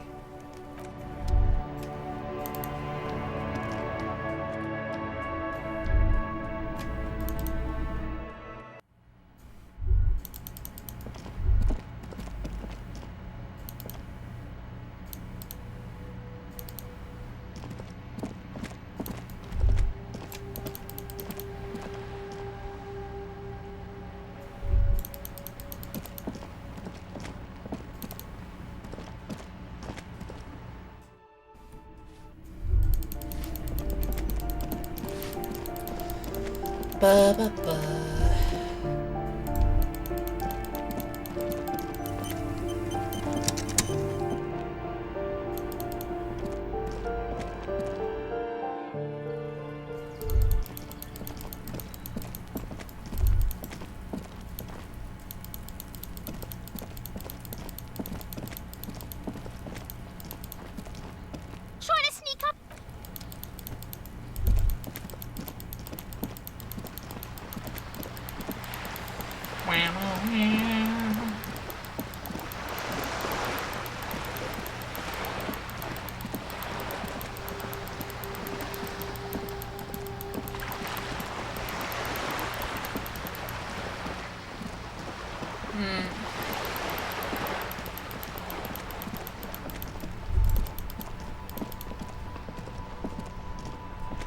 Officer, the mere sight of police in Martinez makes me feel safer already.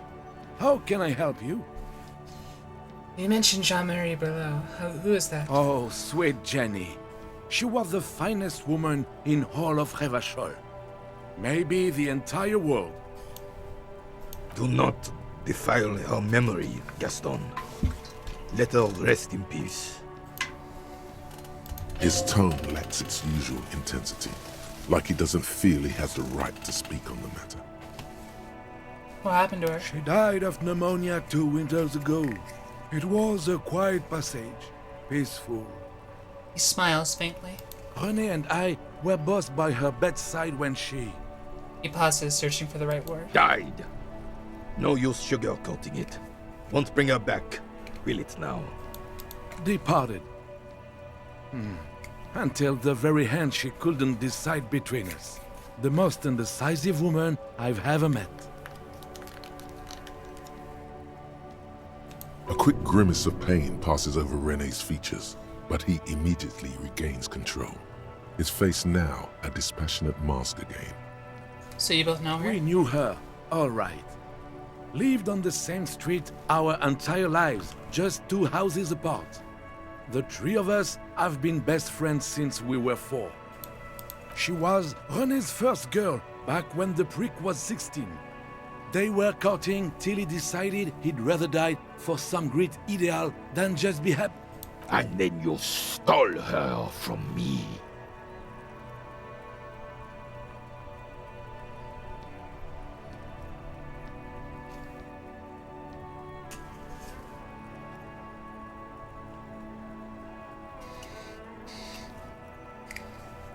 Do not intervene. Well, technically, you stole her from me, because we'd been pretty close ever since you two had that falling out over the ink you spilled over her pretty yellow dress.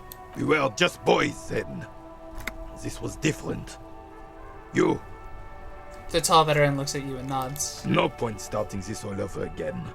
For the 1000th and the first time. Especially when we have company. Officer. Why do you think she was indecisive? She could never make up her mind about anything. What to have for breakfast, favorite color, or which one of us to marry. The look in his eyes is happy and distant. She was always leaving one of us for the other, but never long enough to actually get married. It's a bit odd. Heck, technically, we're both still engaged to her. You always confused her. Couldn't let us be happy. Seduced her with your fancy words and pastries. He suddenly remembers you are still there, falls silent, and turns away. Thanks for sharing. Of course, officer. Memories are all we have left. I wanted to ask you about the union Sure, again. officer. No. No, thank you.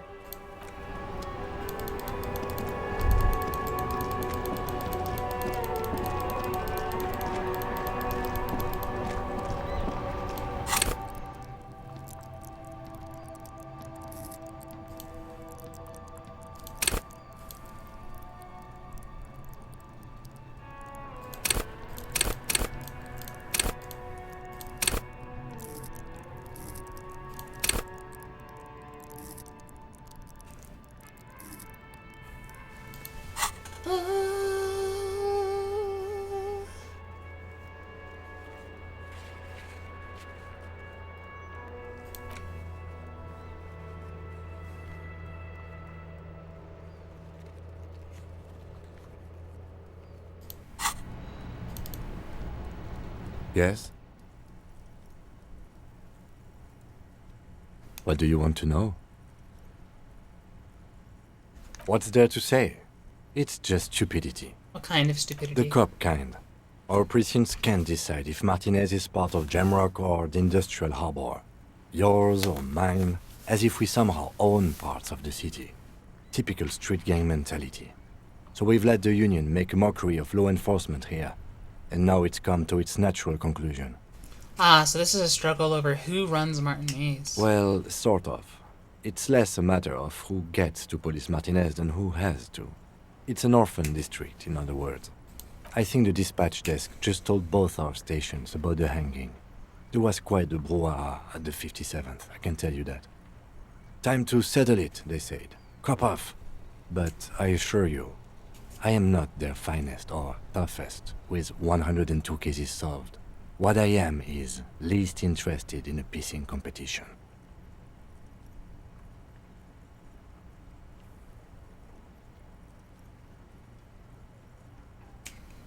What's special about Martinez? Martinez? Nothing. It's just a puddle at the end of some drain pipe. No one cares about this place. They care about sports. Most of our colleagues don't even know how to get here. North of the interchange doesn't exist. A tremble comes over you. Another after effect of ethanol poisoning, perhaps. Feels like leaves do when they rustle in the breeze, somewhere far away, below the turbine. The 41st and the 57th. The lieutenant was right. It's not about who gets what's north. It's about who doesn't. I wonder what this says about me, that I was sent by my station. He raises an eyebrow, thinking it best to let you make the next move.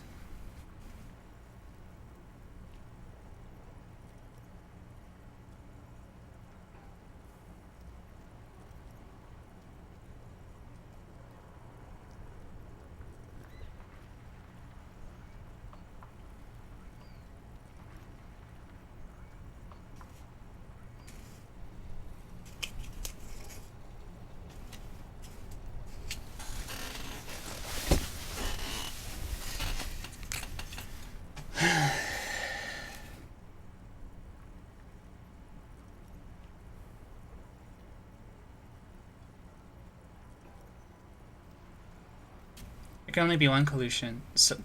I am the finest against solving machines and to outperform you in every way imaginable. A good joke. He does not actually think it was a good joke.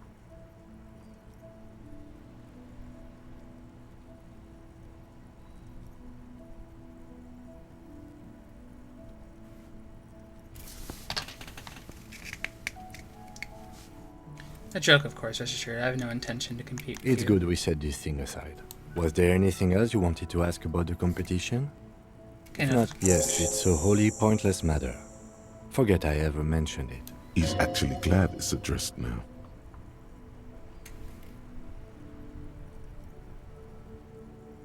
No response. He's having trouble processing it, believing it even.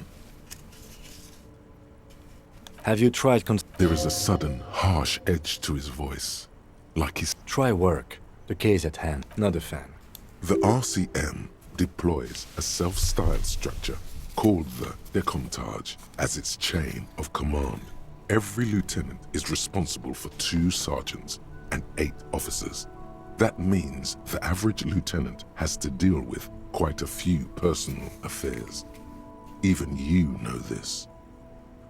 Fine. Focus on other people's troubles, not your... Your heart beats twice like a fist. The serotonin deficiency makes your teeth clench. The lieutenant glances at his electronic wristwatch. A moment passes. The lieutenant glances at the sports watch on his... Ooh, that's logic. That's logic. I can put on a bunch of clothes for logic. Like this logic shirt. And these logic glasses.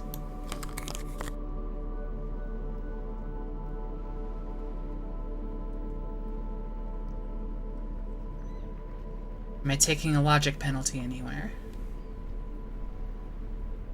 No.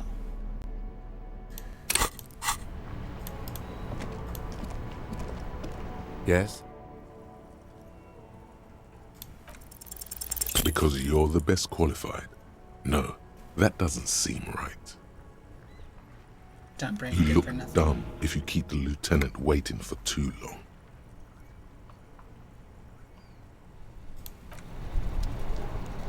How close am I to leveling up?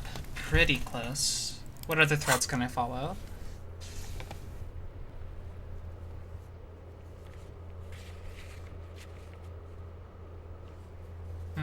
I bet I could call the station. Inside, you see a set of steering levers, a radio microphone. This is Precinct 57. How may I assist you?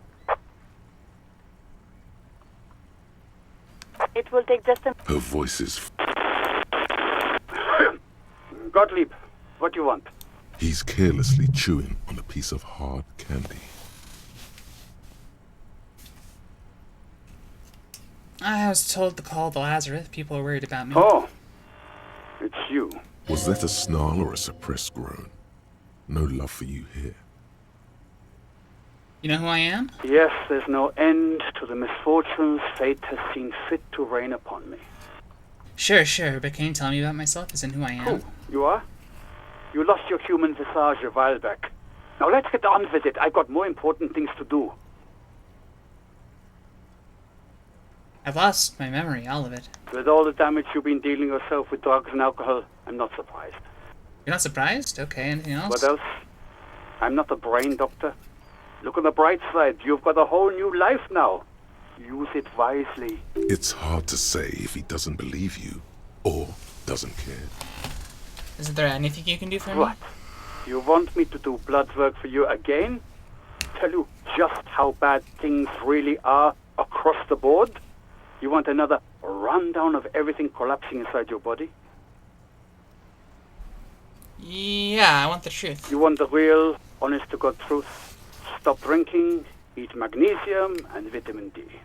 Our station is not a retirement home. We don't have the funds to deal with rock stars past their prime. And no, I don't want to hear a political commentary on the topic. In fact, I got work to do. Some idiot has glued his eyelids shut with cyanoacrylate. It looks like Mactorson. It's not fucking cryoacrylate. It's super glue, Doc. Guess that's all for now. Look, pal, getting pumped and dumped is not a disease. People live through it all the time. You should be happy for her. Oh, I pressed the wrong thing. Wait, pumped and dumped? That's what the guys say, officer.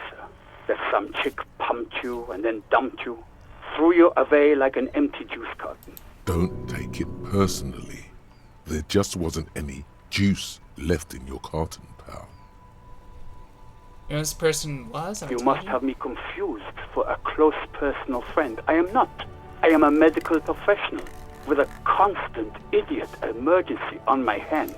One needs tending to right now, he thinks, looking around the room. God, these apes.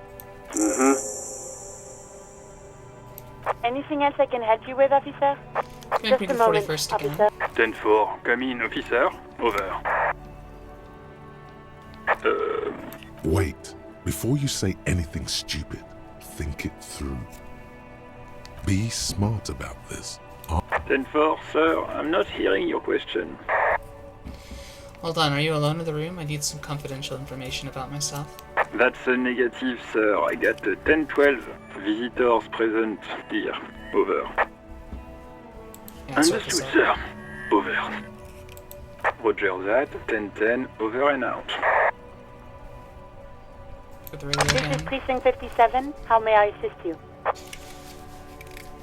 No, I don't have a reason to talk to Sylvia again. 57, over and out. In the cabin, you see a set of steering levers.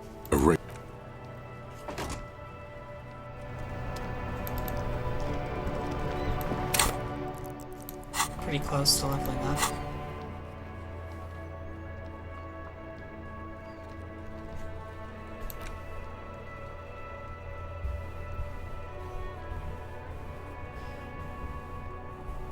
Name unknown, rank unknown. Superstore Cop, Apocalypse Cop, Sorry Cop 6, Boring Cop 3, Communist 18, Fascist 1, Ultra-Liberal 1, Moralist 2, Good Cop, Bad Cop 10, Honor 2, People Killed 3, Cases Solved 216 years and Service 18 years.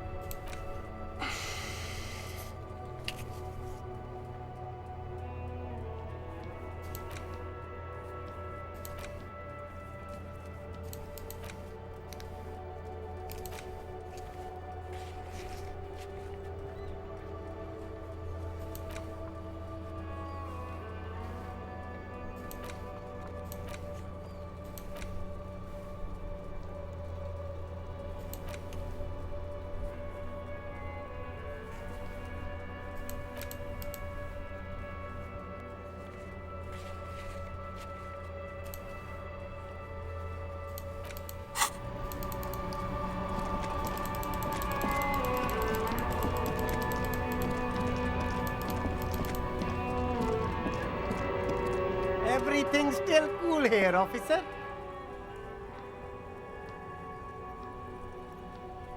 No, I don't need that.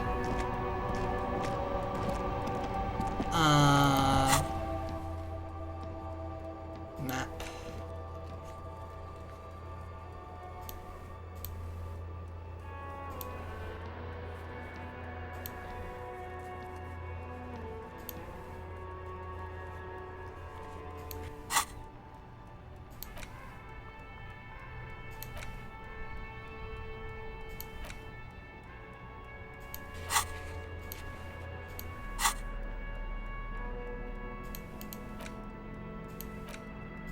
There it is again. The scent of apricots with a touch of cinnamon. Smells like the end of some distant summer. The surface of another planet, or some ancient temple. Ancient temple? Yes, from the height of antiquity. A long, long time ago. Millennia ago. On an island of time you can never return to. End of summer. The sun sets into the sea, but the water does not boil.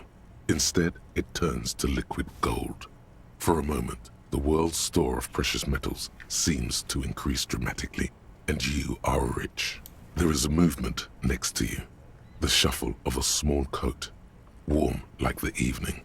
But when you turn toward it, there's nothing there. Why are you talking to a gum wrapper?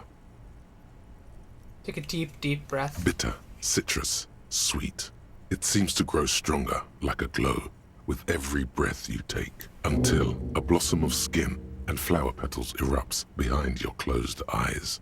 Made of toffee, cream, and distance. You just had to take a dive.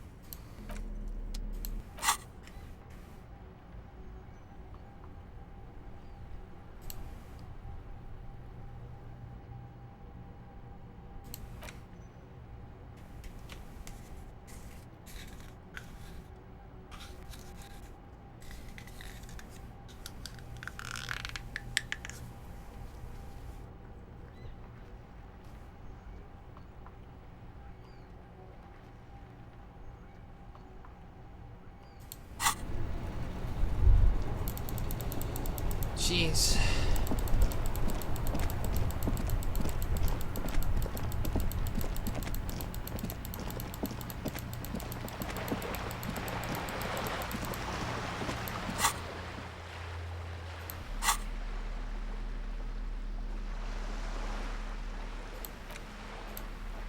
An intricate web it still kind of looks like for you to discover. Someone close to the victim might know.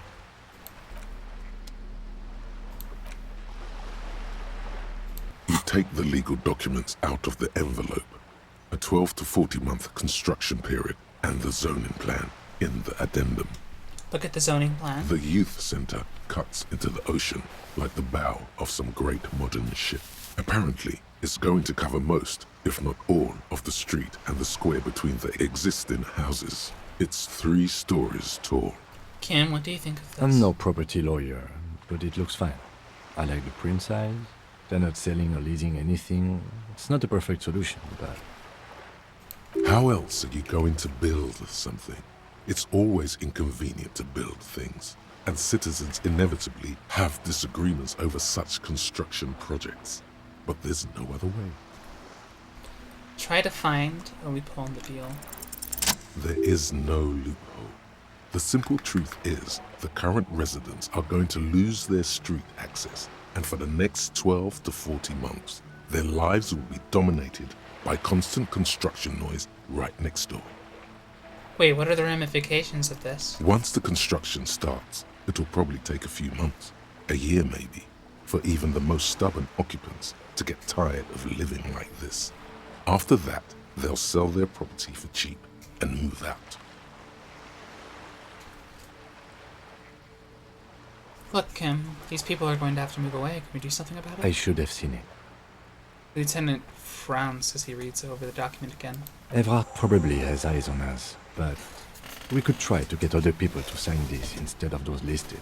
Or you could forge their signatures yourself.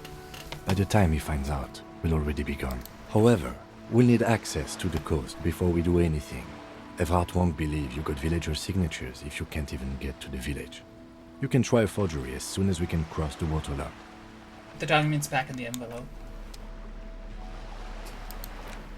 The note is written.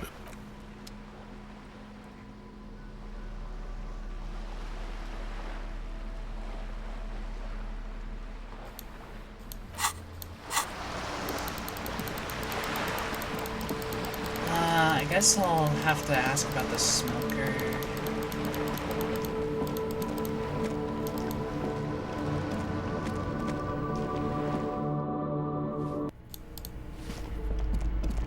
Give me a moment. Oh, you'll find plenty of Martins here. Don't you worry.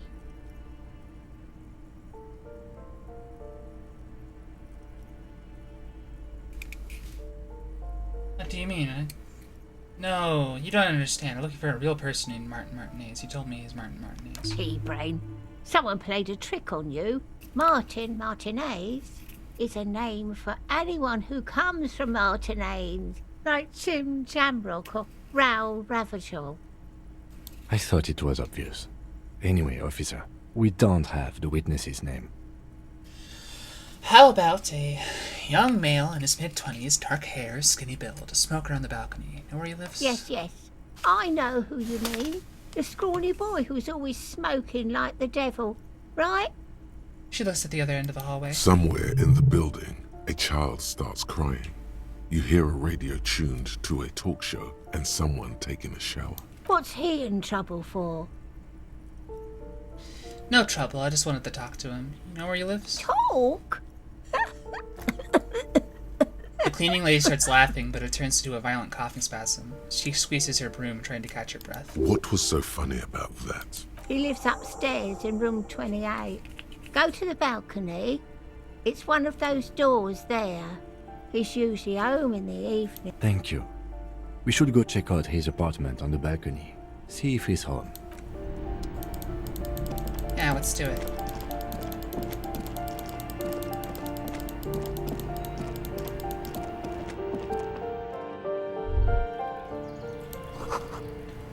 A maroon glow of light pollution rises in the east. You hear distant traffic. Night is falling on the city.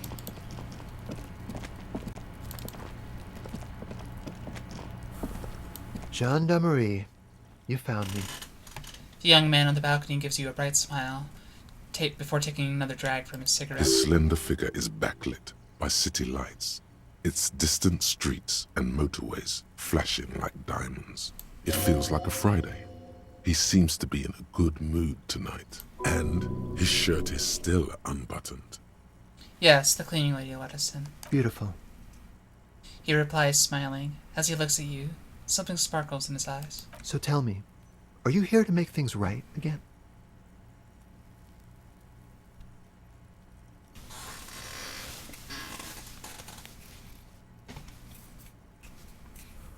That's what I'm aiming for, yeah. Beautiful. He says again. A nearby street lamp casts shadows on his chin, drawing out the slender cheekbones. I have some good news for you. My Sunday friend is visiting me tonight. I told him about you and he'd like to say hello. Step in. He's already waiting. He nods towards door number 28. By the way, I'm really digging the view here. It's Friday.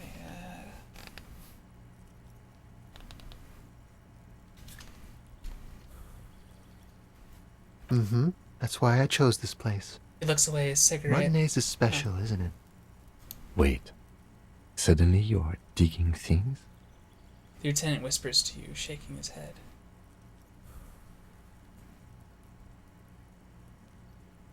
Is it Friday tonight? It feels like Friday. Yeah, it does feel like the end of the week. Such gentle weather. Why would I want to meet your friend? Trust me, you do.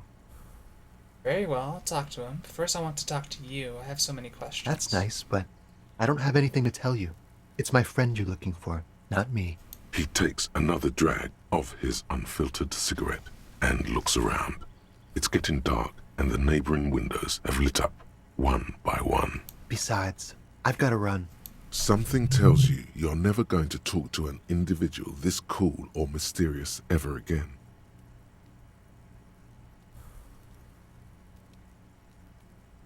Run where? To the city. It's a beautiful night. A man on high heels stumbles out of a basement club, music blasting over the entire district. It's chilly, and as the chemicals hit his nervous system, 1,000 shivers ripple through his body. Only if you promise that we'll talk again. It's important. Something flutters in the corner of the lieutenant's mouth as you're saying those words. We'll talk. Just not tonight. Take care, alright? I leveled up. And he's gone again. Looks like it's becoming a theme for him.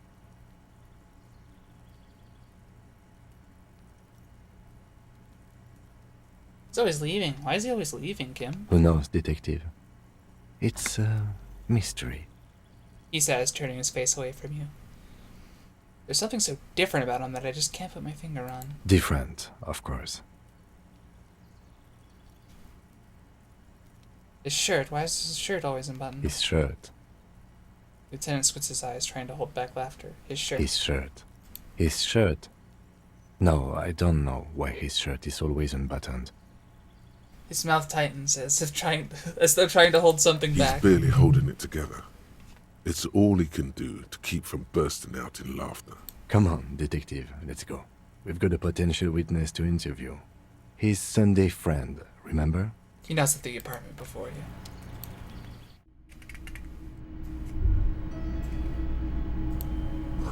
Quarterly business magazine. An exquisite canopy bed made of metal. Dishes soaked up in a pot. An empty ashtray. Flyers for underground parties. Buckets of paint on a layer of old newspapers. An old photo of the same apartment dated year 01. Whoa, that's pretty good.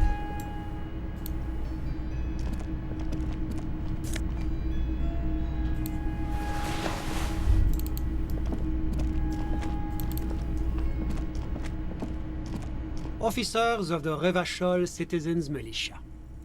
The man in business casual removes his cufflinks. His hands are clean and well manicured. This is a man who knows the importance of appearances. My name is Charles Vildrouin, and I am an official with the coalition government. I work for the Institute of Price Stabilité on assignment from Sur-la-Clé. I heard you talking to my friend outside. Very good.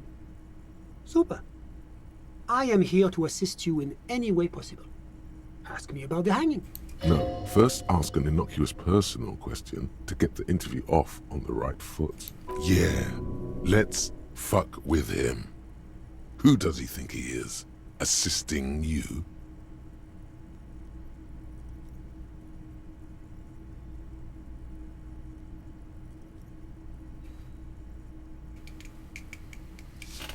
Do I really want to beat around the bush?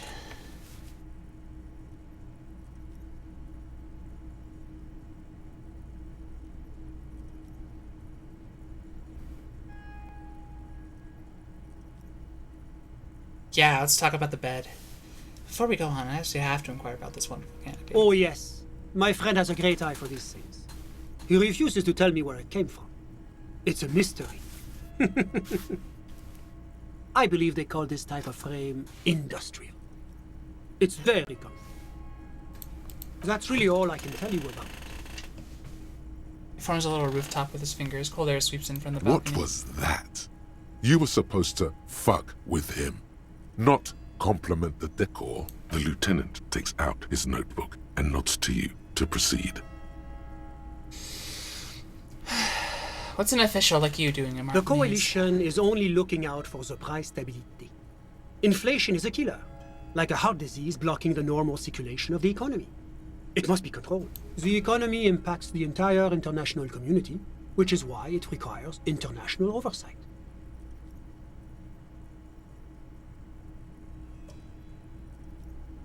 Okay, but what are you doing here in this apartment? Well, I'm renovating it. It is an interesting project. The building used to be a 12-story skyscraper before the cannons took the top 4 stories off. This, of course, happened when the coalition forces landed here. You could say I'm undoing some of the material damage the international community caused when we arrived here. So you're some kind of bureaucrat? Yes, as I said before, I am a commissioner from Sur-la-Clé working for the Institute of Price Stability. This is one of the main projects of the Moral Intern.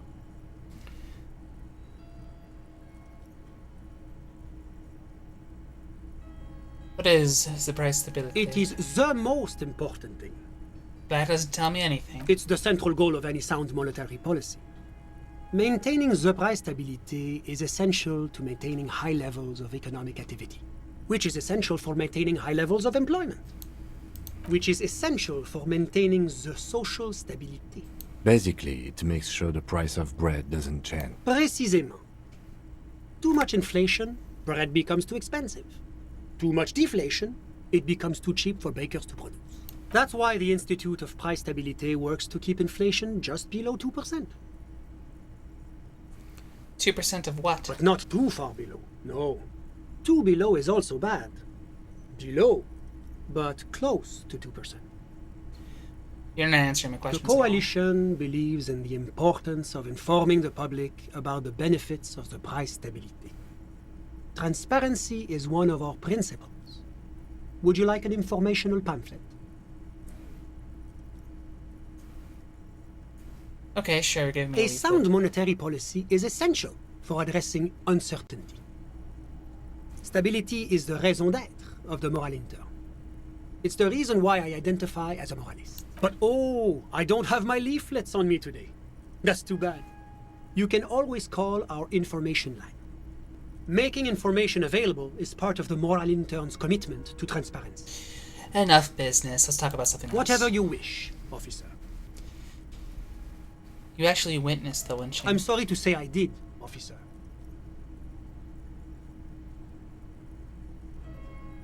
Start from the beginning if you don't mind. Officer, it's very difficult to describe what I saw that night. It was so surreal to me, like in a play. What do you mean, like in a play? It was just so strange. I could barely comprehend what was happening. I was on the balcony when it happened, getting some fresh air. I remember that first they came in, carrying what looked like a body. And then I saw all the surrounding windows go dead, one by one. That's when I understood. I should not be seeing this. Sounds like the victim was unconscious, or at least incapacitated. Interesting. Who were they? Can you describe I couldn't see their faces well, and there were quite a few of them.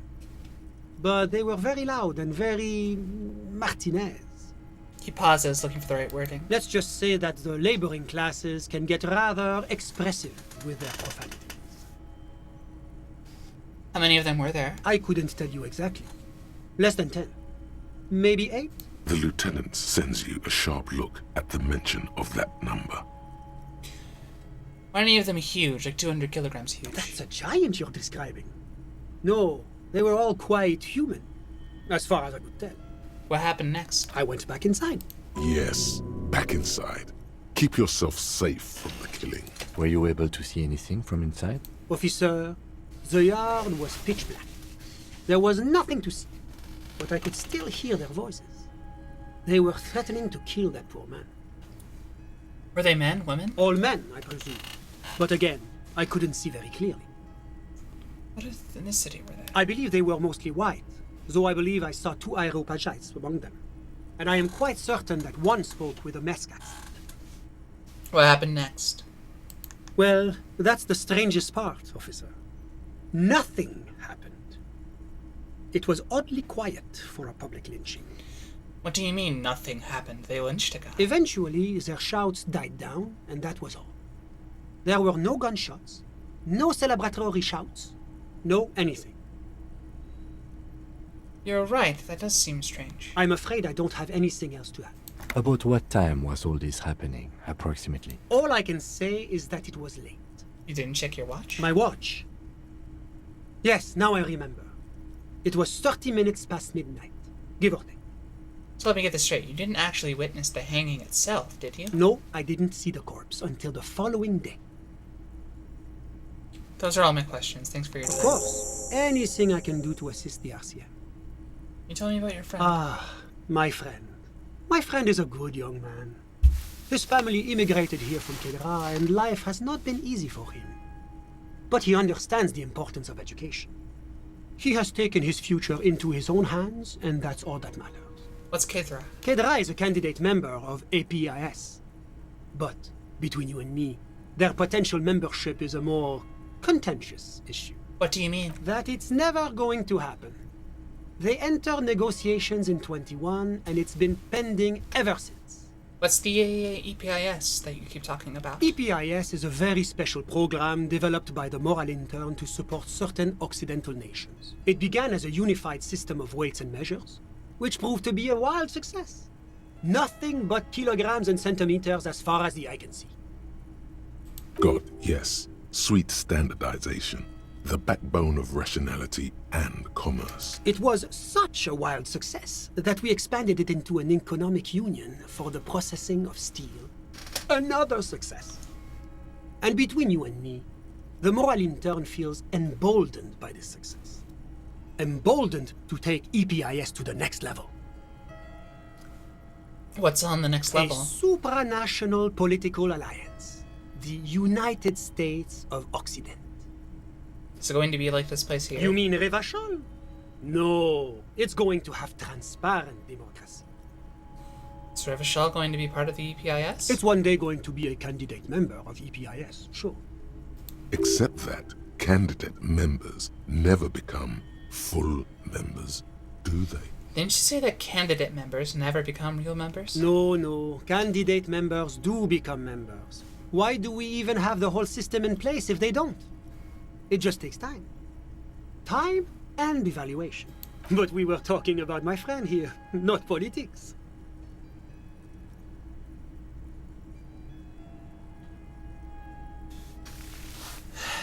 How'd you two even become friends? How did any of us become friends? Bad things happening on the Insulindian Isola? Oil platforms ablaze in the night? Civil wars lasting for years? Finally, the international community is forced to step in. What are you talking about? No one ever becomes friends that way. Au contraire. It's how millions of people end up where they are. Meeting the people they meet. It's how I came here. And my friend, too. Still haven't told me who he Sorry. is. Who? Your friend, the smoker on the balcony. We were just talking about But him. I told you, officer. He's a bright young man here to pursue his education. Education is the foundation of our future, especially the arts. It is a cornerstone of our civilization. Fine, but what's his real name? Officer, you have to understand. I can't give you his personal information. I'm sure you have your own methods and databases, right? Please don't put me in this situation. So all you can tell me about him is that he's here to study the arts. He's deeply enmeshed in the study of the fine arts, yes. Which arts? He's a truly free spirit. He likes all the arts. Perhaps graphic design, printmaking, who knows? The world is open wide for a talented youth like him. What are you doing in this apartment by yourself? I'm just enjoying the view. The man smiles, nodding to the window. Enjoying the view. There's a dead body hanging in the tree. A dead body we still need to get down, by the way. Listen. What? I'm not hearing anything. The Insulindian Bay. What about it? This place used to be a luxury accommodation before the revolution. Apartments, of course, were much bigger then. A few walls have been added here and there, leaving some of the tenants without a private bathroom or a kitchen. But the million real view stays. You can't take that away. He knocks on the balcony door, his face mirrored in the darkened glass. I was asking about your friend. My friend comes and goes. I'm sure you'll see him around. He's a busy bee. A busy bee?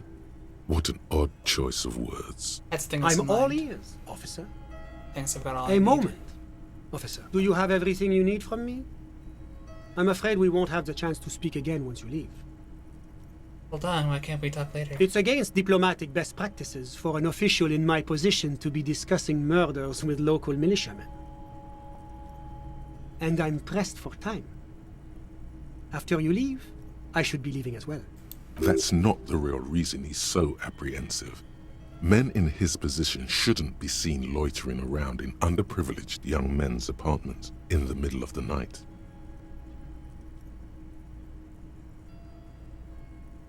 Thanks for the heads up, but my work here is done. Of course. I'm glad I could help.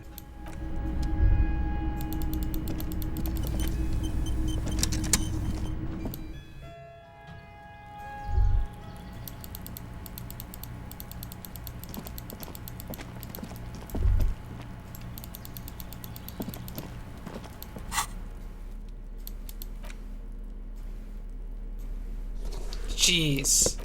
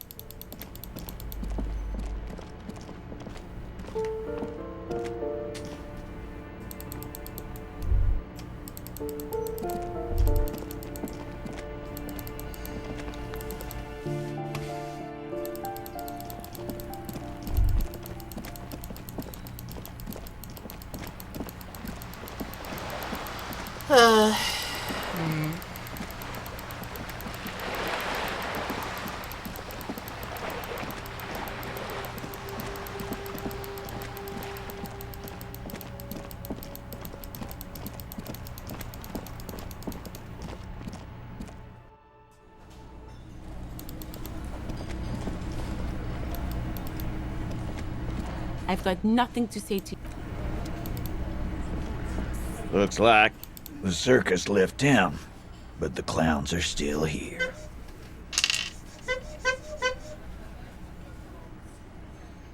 Found someone who saw the hanging. A witness.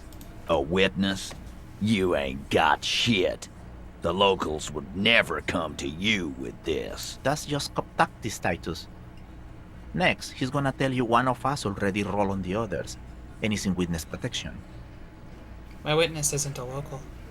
Well, let's hear it then. Who is your mystery fella? He's not alarmed by the sudden appearance of a witness, but he is surprised. This goes without saying, but nonetheless, don't give out his name. Who he is irrelevant. It's like you said, Al. Copper's coming up with this on the spot. There is no witness. I've seen this shit a million times, Titus. Fly fishing. They are desperate. Tell us, Copper, what wacky claims did he make?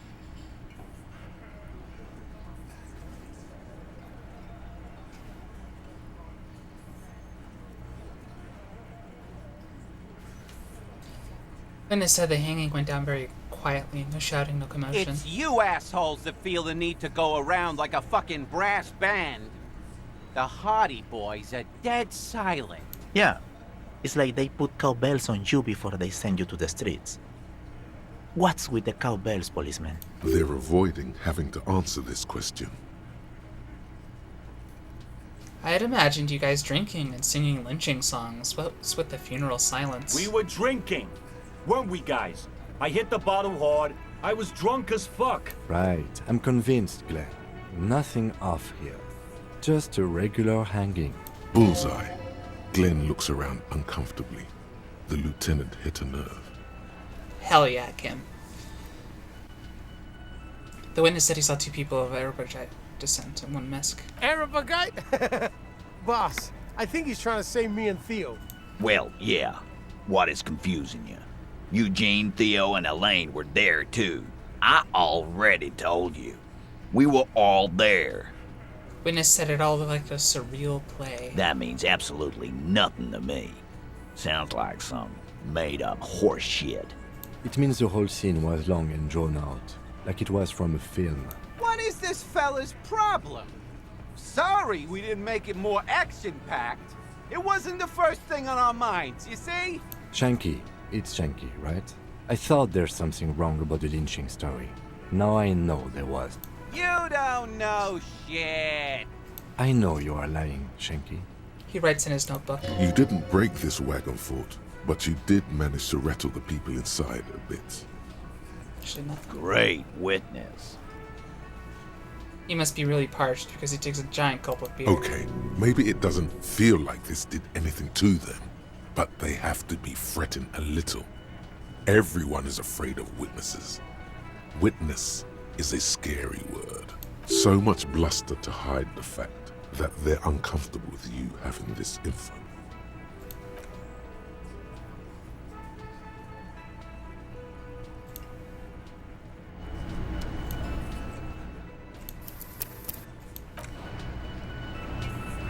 Looks like the circus left town, but the clowns are still here.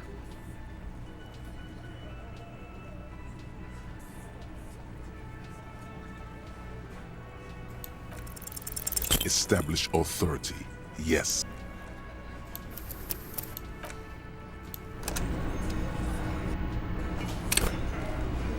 Looks like the circus left town, but the clowns are still here.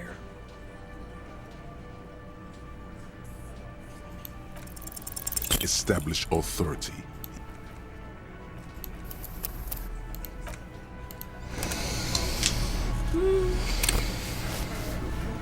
Looks like the circus left town, but the clowns are still here.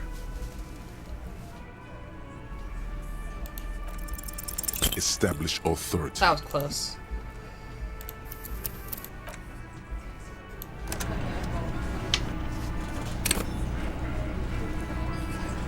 Alright. Gonna put a level into authority and try one more time. Looks like the circus left town, but the clowns are still here.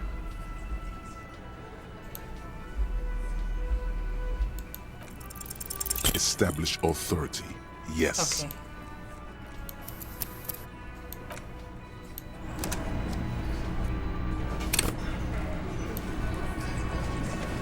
Behind the dockworkers, a ceiling height window. The hawthorn branches scrape the glass like bony fingers. There's a little slide panel up there to let some air in. No need to open it in spring. It's still too cold outside. Siren outside.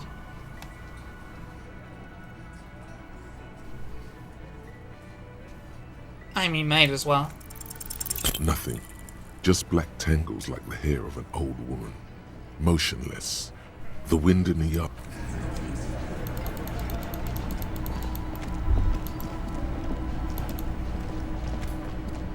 Oh, hello, dear. There you are again. Can I help you? You're already set for the night. Your door is unlocked.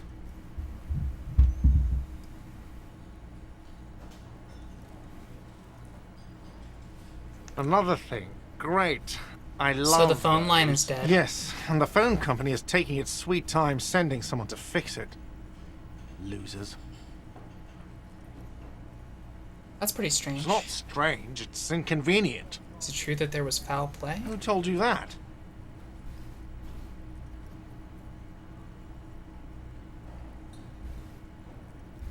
Lena. Fine, yeah. It looked like someone had messed with the wiring. It was shortly after the hanging, but I don't know if it's at all related. Plenty of arseholes around here who aren't murderers. If you do find out who cut the line, though, let me know. Yes, and the phone company is not... Who told you that? Fine, yeah. It looked like someone had messed with the wiring. If you do find out who cut... Yes? I'll be right back.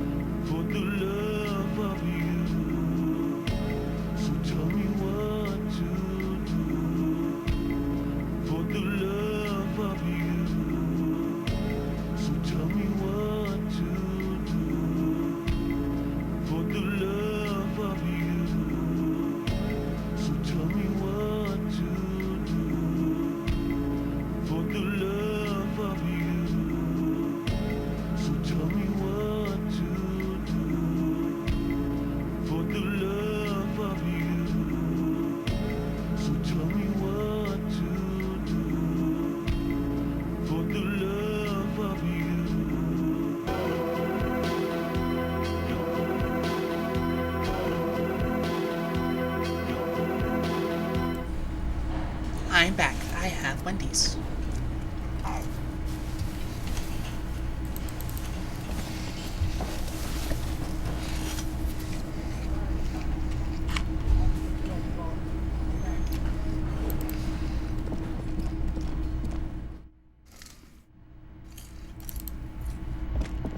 The door is closed.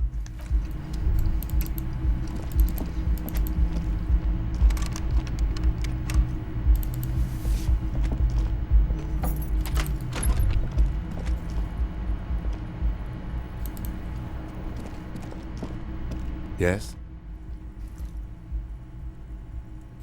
Oh. I wanted to debrief with them.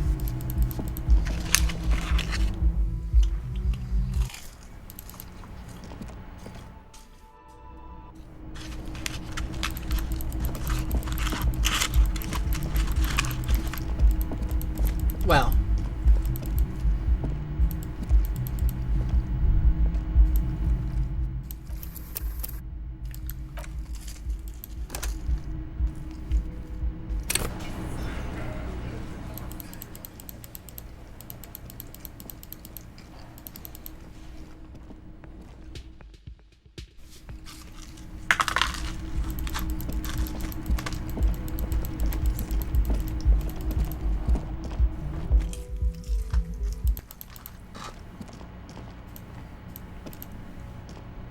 Yes?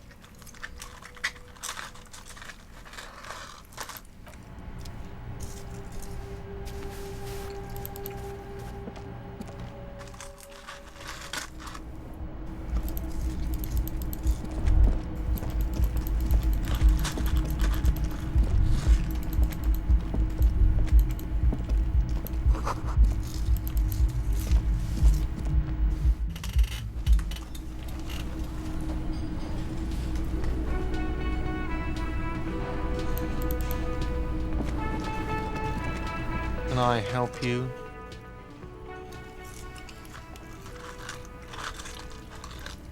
You're already set for the night. Another thing. Yes, and it's not Who told you that? Fine, yeah. If you do find out who cut the line, though, let me know so I can forward them the repair bill. Yes? Absolutely out of the question. Absolutely in the question. First we find a sad banger. Then we sing this place to shit. Can I help you? You're already set for the night. Oh, hello, dear. There you are again. You know, to hell with it. Let's have more cryptids. Of course, officers. Is there a particular cryptid What's you the two are biggest interested? cryptid? Hey, you promised you'd only ask about one cryptid. Oh, right, okay, we can move on for now. I'm glad you see it that way. Did we have anything more to do here? Oh, yeah. It's a pseudo. That's, She's used. My apologies, man. it's not a hop. Searching for... She's completely internalized.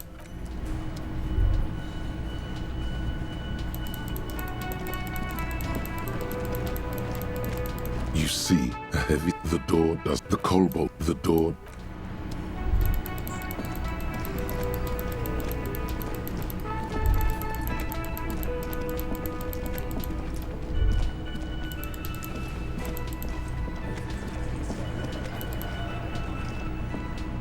I've got nothing to say to you. Why are you wasting your time? What you want is of no significance. Aggressive. We've talked to everyone. Listen. Fuck you. So ask what you can. Let's.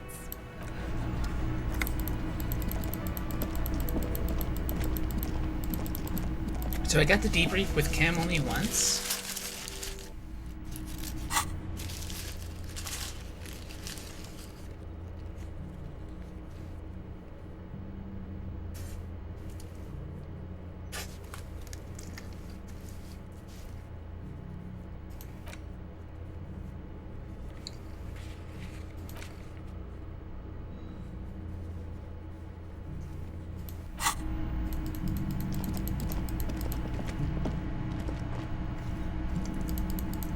I guess so.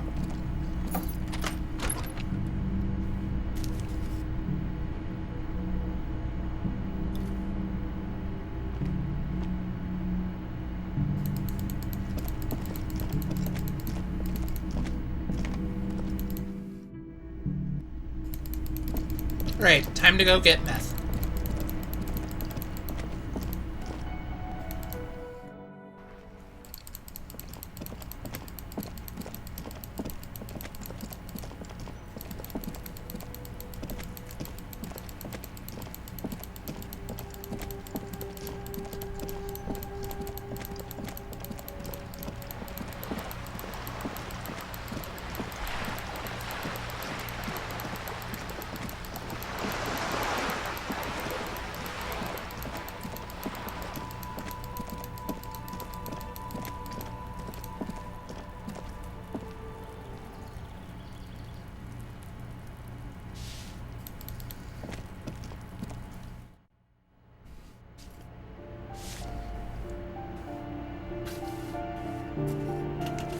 Who told you I sold my soul to anyone?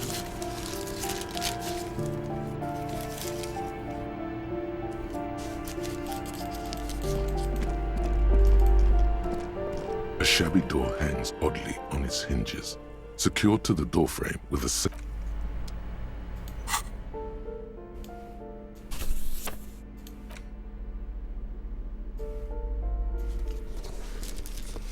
Physical instrument.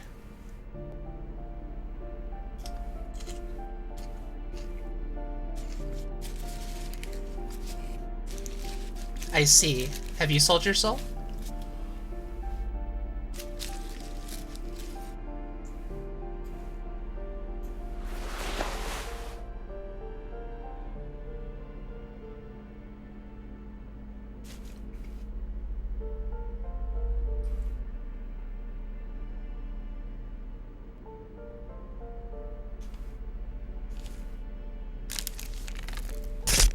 Ah! Sorry about that.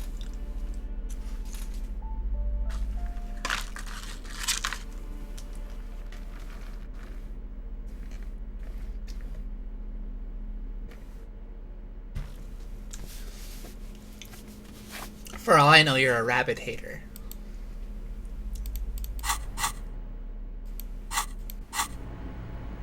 A shabby door hangs oddly on its hinges. Tools.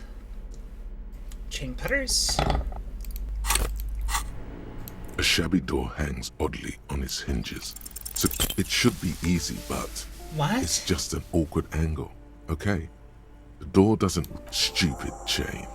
Come on, try it again. We won't be defeated so easily. Won't be beat by a goddamn door. Snip. So much for that goddamn chain. The links fall to the ground on the other side of the door.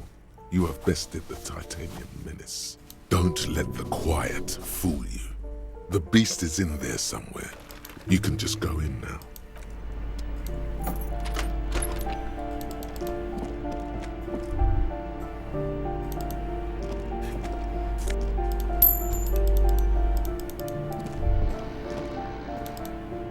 A phone book lies open on the table, covering a stack of utility bills.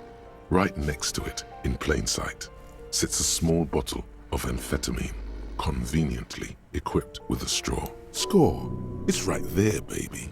Today's your lucky day. You pocket the bottle as if it were the most natural thing in the world. Don't wait. Celebrate. Blast that shit right here. Take it blasted before you face the beast. Deruita. You're going to need the encouragement.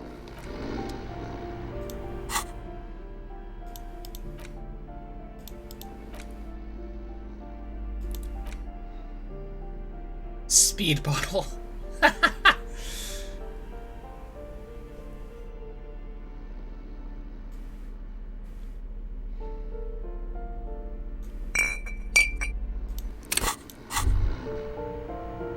Now that you've acquired some stimulants, it's time for a little pick-me-up. Time to detect. Will it make me into a super cop? It'll make you into more than that. A mega cop. This is your modus operandi. This is how you've done it for years. Let's go.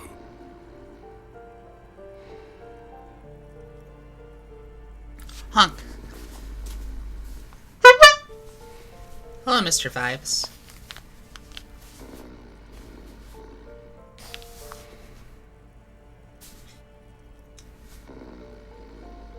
What, but right here? No. See?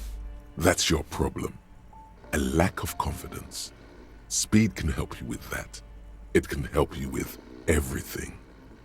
This is gonna be really bad for my health, isn't it? It's not ideal, no. But you need the zeal. Let's face it, you're never going to finish this case without cheating. Okay, my body is ready. Let's do this. You raise the bottle, close a nostril, and inhale furiously. The rush is almost immediate. It tastes bitter and caustic and stings a bit inside your nose. Good to have you back, Officer Mega Cop. The world's been waiting. Now the taste is slowly receding into your throat. The rush is growing in intensity. Leveled up for Your doing little heart pounding methamphetamine. like a bird in Jesus a cage. Christ. The sweat breaks out across your brow. Your jaw clenches. And, let's be honest, there's a little chest pain. The good kind, of course. You may want to blast a nosophed or something. You could work with this high. Like, literally work. Solve the case. File some papers. Maybe clean up your hostel room. Then solve another case. Then start a side investigation into the paranatural. Then build a radio computer. Whoa, this shit is strong. This shit is disco. Feels great. Are there any downsides to this at all? To this? You kidding? There are downsides to not being on it. There are massive downsides. It's a potent neurotoxin. You're turning yourself into a frayed idiot. Cool, cool. Let's boogie. Spring, spring. Everything is clear around you. You're ready to concentrate on the next task in the task chain. Hear that? Magnesium. That's what you're lacking. The lack of magnesium has you slouched. The magnesium levels in your blood are dangerously low. It's about the low magnesium levels and not the high alcohol levels. So there's a lack of magnesium in me. Yes, and it's critical. Look at yourself. You're practically devolving into a fish due to the lack of magnesium in your bloodstream. So I need to mag it up? So I need to mag it sideways? Mag it sideways? What are you talking about? You need to mag it up. You've probably had 2 heart attacks and a minor stroke already. And the only prescription is insane amounts of magnesium. You're saying I need to become a magnesium-based life form? Yes. If you want to live, you need to evolve. You need to transcend the carbon barrier. Go to the apothecary and buy insane amounts of magnesium. It will reverse the damage to your circulatory system. Just remember, it's not the alcohol. Buy more of that too. Alcohol is not the problem, and it's certainly not the dextroamphetamine, nor smoking for 40 years. It's the lack of magnesium and excess of coffee. You should stop drinking coffee. It wreaks havoc on your gastrointestinal system. I see radical covers the wall. Wrinkled for moisture.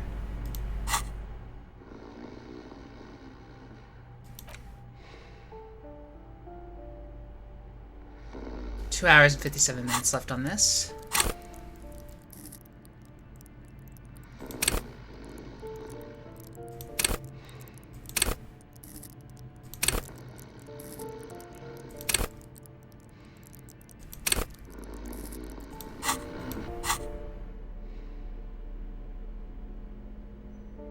-1 morale.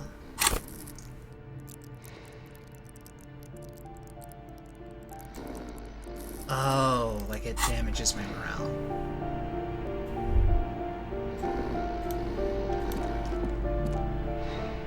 I'm gonna save the game here.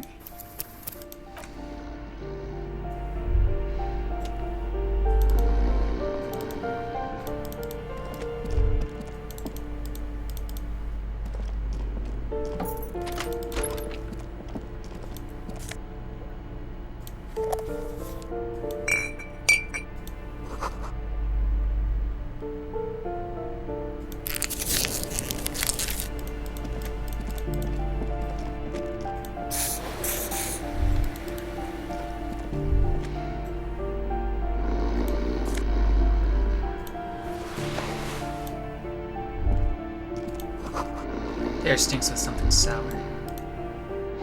A bundle of clothes heaped on the bed. A stained parka, some towels and a duvet. Some socks even. In the dark, it looks like a nest. Something underneath there is breathing. It doesn't give a shit that you're a cop.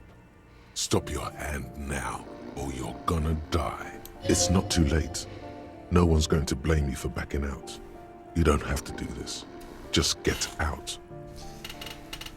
I'm gonna beat up Kuno's dad. Surely I can do it. Your hand touches a greasy duvet covered in cigarette burns and ketchup stains. You hear a growl. There is something alive underneath it. Pull the blanket You off. see a 60-year-old, fat, red-headed man passed out from large amounts of alcohol and God knows what else. The smell of shit rises from his mouth. You don't have to take him down. Oh. He's already down.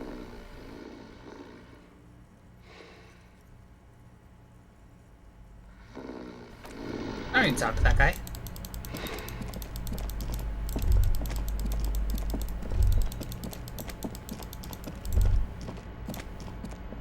This door has been closed with a padlock. The shackle snaps like a twig, and the lock falls.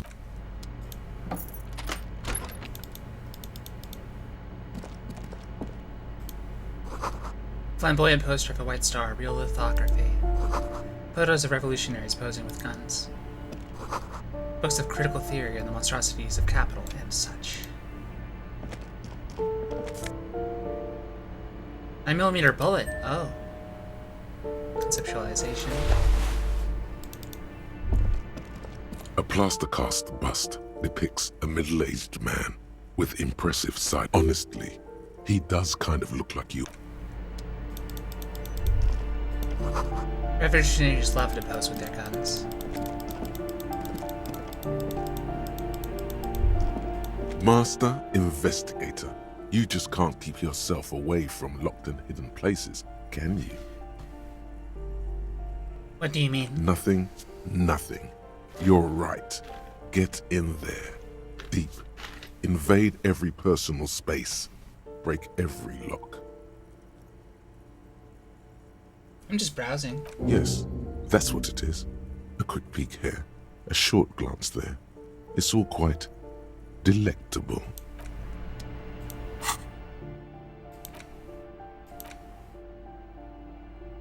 Nice one shivers, no shakes for an hour. The hell? I just want a spirit decors confusing behavior, 1 hour and 5 minutes. But now it's clear you like to look inside containers. You like to open doors and see what's behind them. Maybe secrets, maybe more juicy containers. Let's be honest, you like all containers. Trash cans, utensil trays, manholes, coat pockets. Secret containers left behind by the Philippine kings that hold forbidden relics. Okay, you haven't come across one of those yet, but one day. Wait, why is it that you're so hell-bent on opening containers? Do you think you'll find the Holy Scepter in the Orb de Montagna?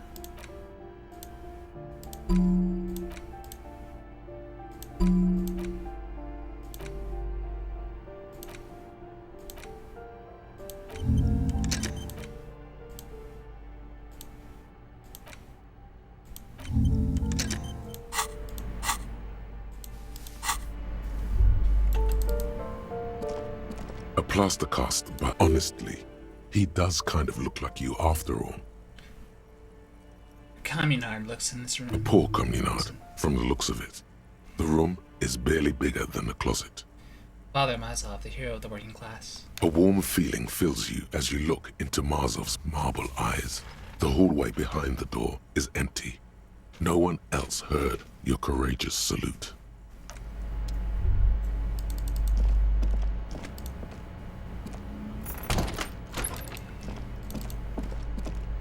You hear someone walking around inside, rearranging the furniture. You hear the walking stop. You can feel tension on the other side. A poor communard, from the looks of it. The room is barely bigger than a closet.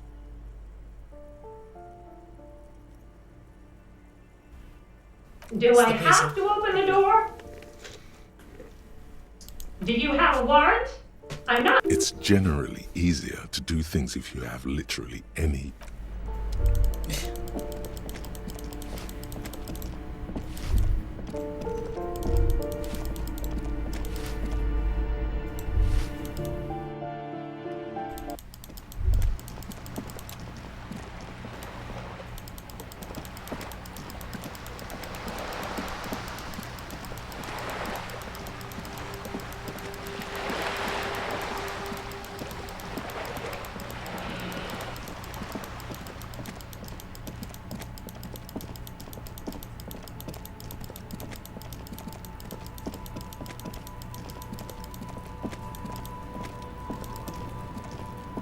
Fuck does Kuno care?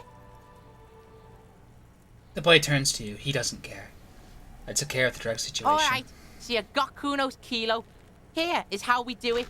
First, you give Kuno Kuno's kilo, then Kuno gives you half back. That's how we split it. It's the best way, street way.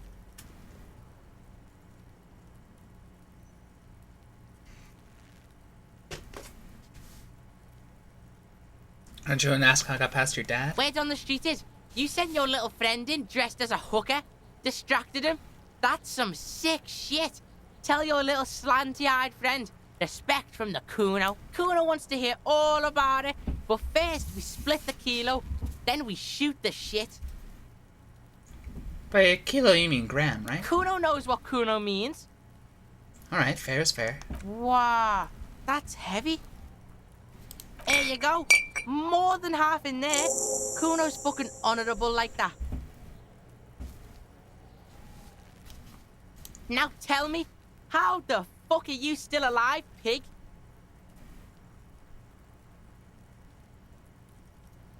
Look around there. It's not easy life you got going on in that apartment. The fuck do you know about Kuno's life? Kuno's got plans. Get the fuck out of here. Yeah, 6 meters underground, below piping from before the war, the collapsed remains of the Martinez storm drain system. There are 2 stolen flashlights with piles of batteries next to them, beside 2 bedrolls, in the dark and opening into the lower tunnels. Kuno, I met your yeah, dad. You do some Sambo shit, sneak in. Was the Beano-clad hooker thing real? Sambo is an acronym for Samaran boxing, graceful martial arts stuff. Sambo style implies stealth, cleverness, and cool. Just letting you know.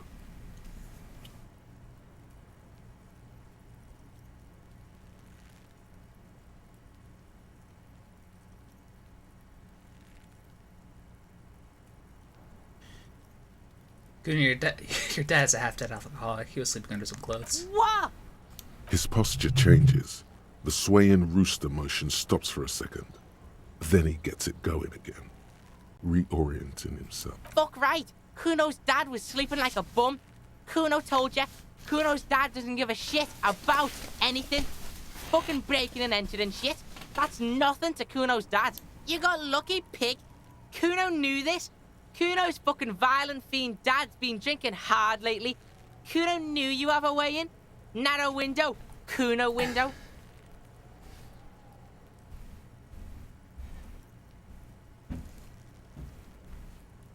Whatever scary thing he might have been, now he's nothing. Yeah, Kuno's dad is fucking nothing. Fucking coma shit, stroke shit.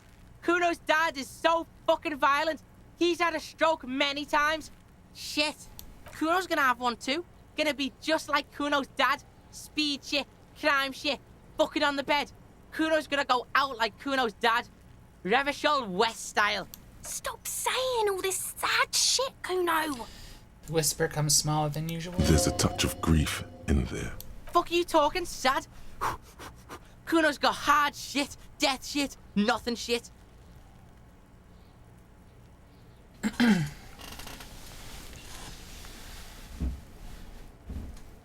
You don't have to turn into that. Get your fucking nun-ass out of here before Kuno fucks it dead.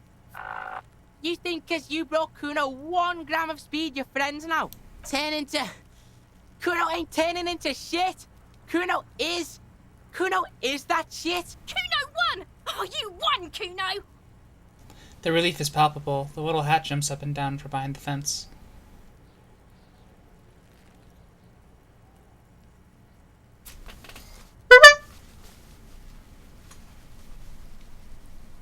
Yeah, you do some What? His posture. Fuck right, you got lucky, pig. Kuno knew that. Yeah, Kuno's gonna have... Stop saying... There's a touch of grief. Fuck you talking, sad? Chances are you Kuno's got are heart. going to turn into Fuck that. right I am. Now get your nun ass out of here before Kuno fucks it dead. Turn into... Kuno won! Oh, you won, Kuno! There were tons of unpaid utility bills in there. Fuck right there were. Fucking 3 years or some shit.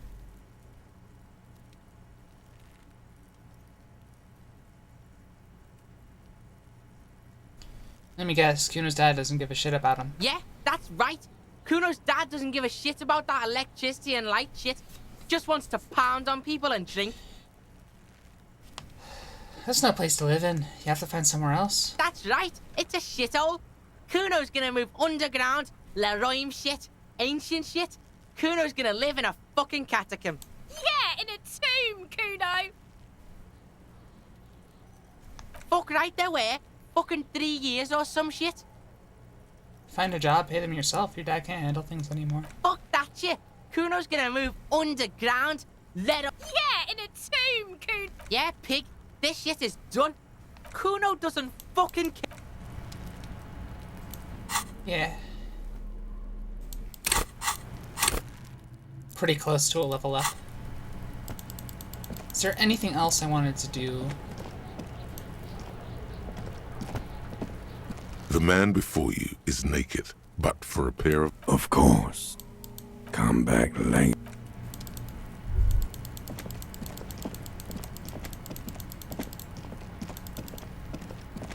I'll die before I squeal. Yeah.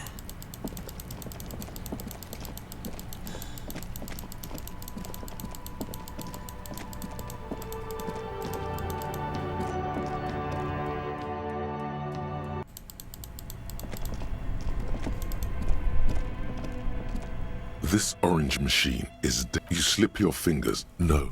If you want to try again, then you need to have the pry bar in your hand, detective. This orange machine... This orange machine... You slip your... No.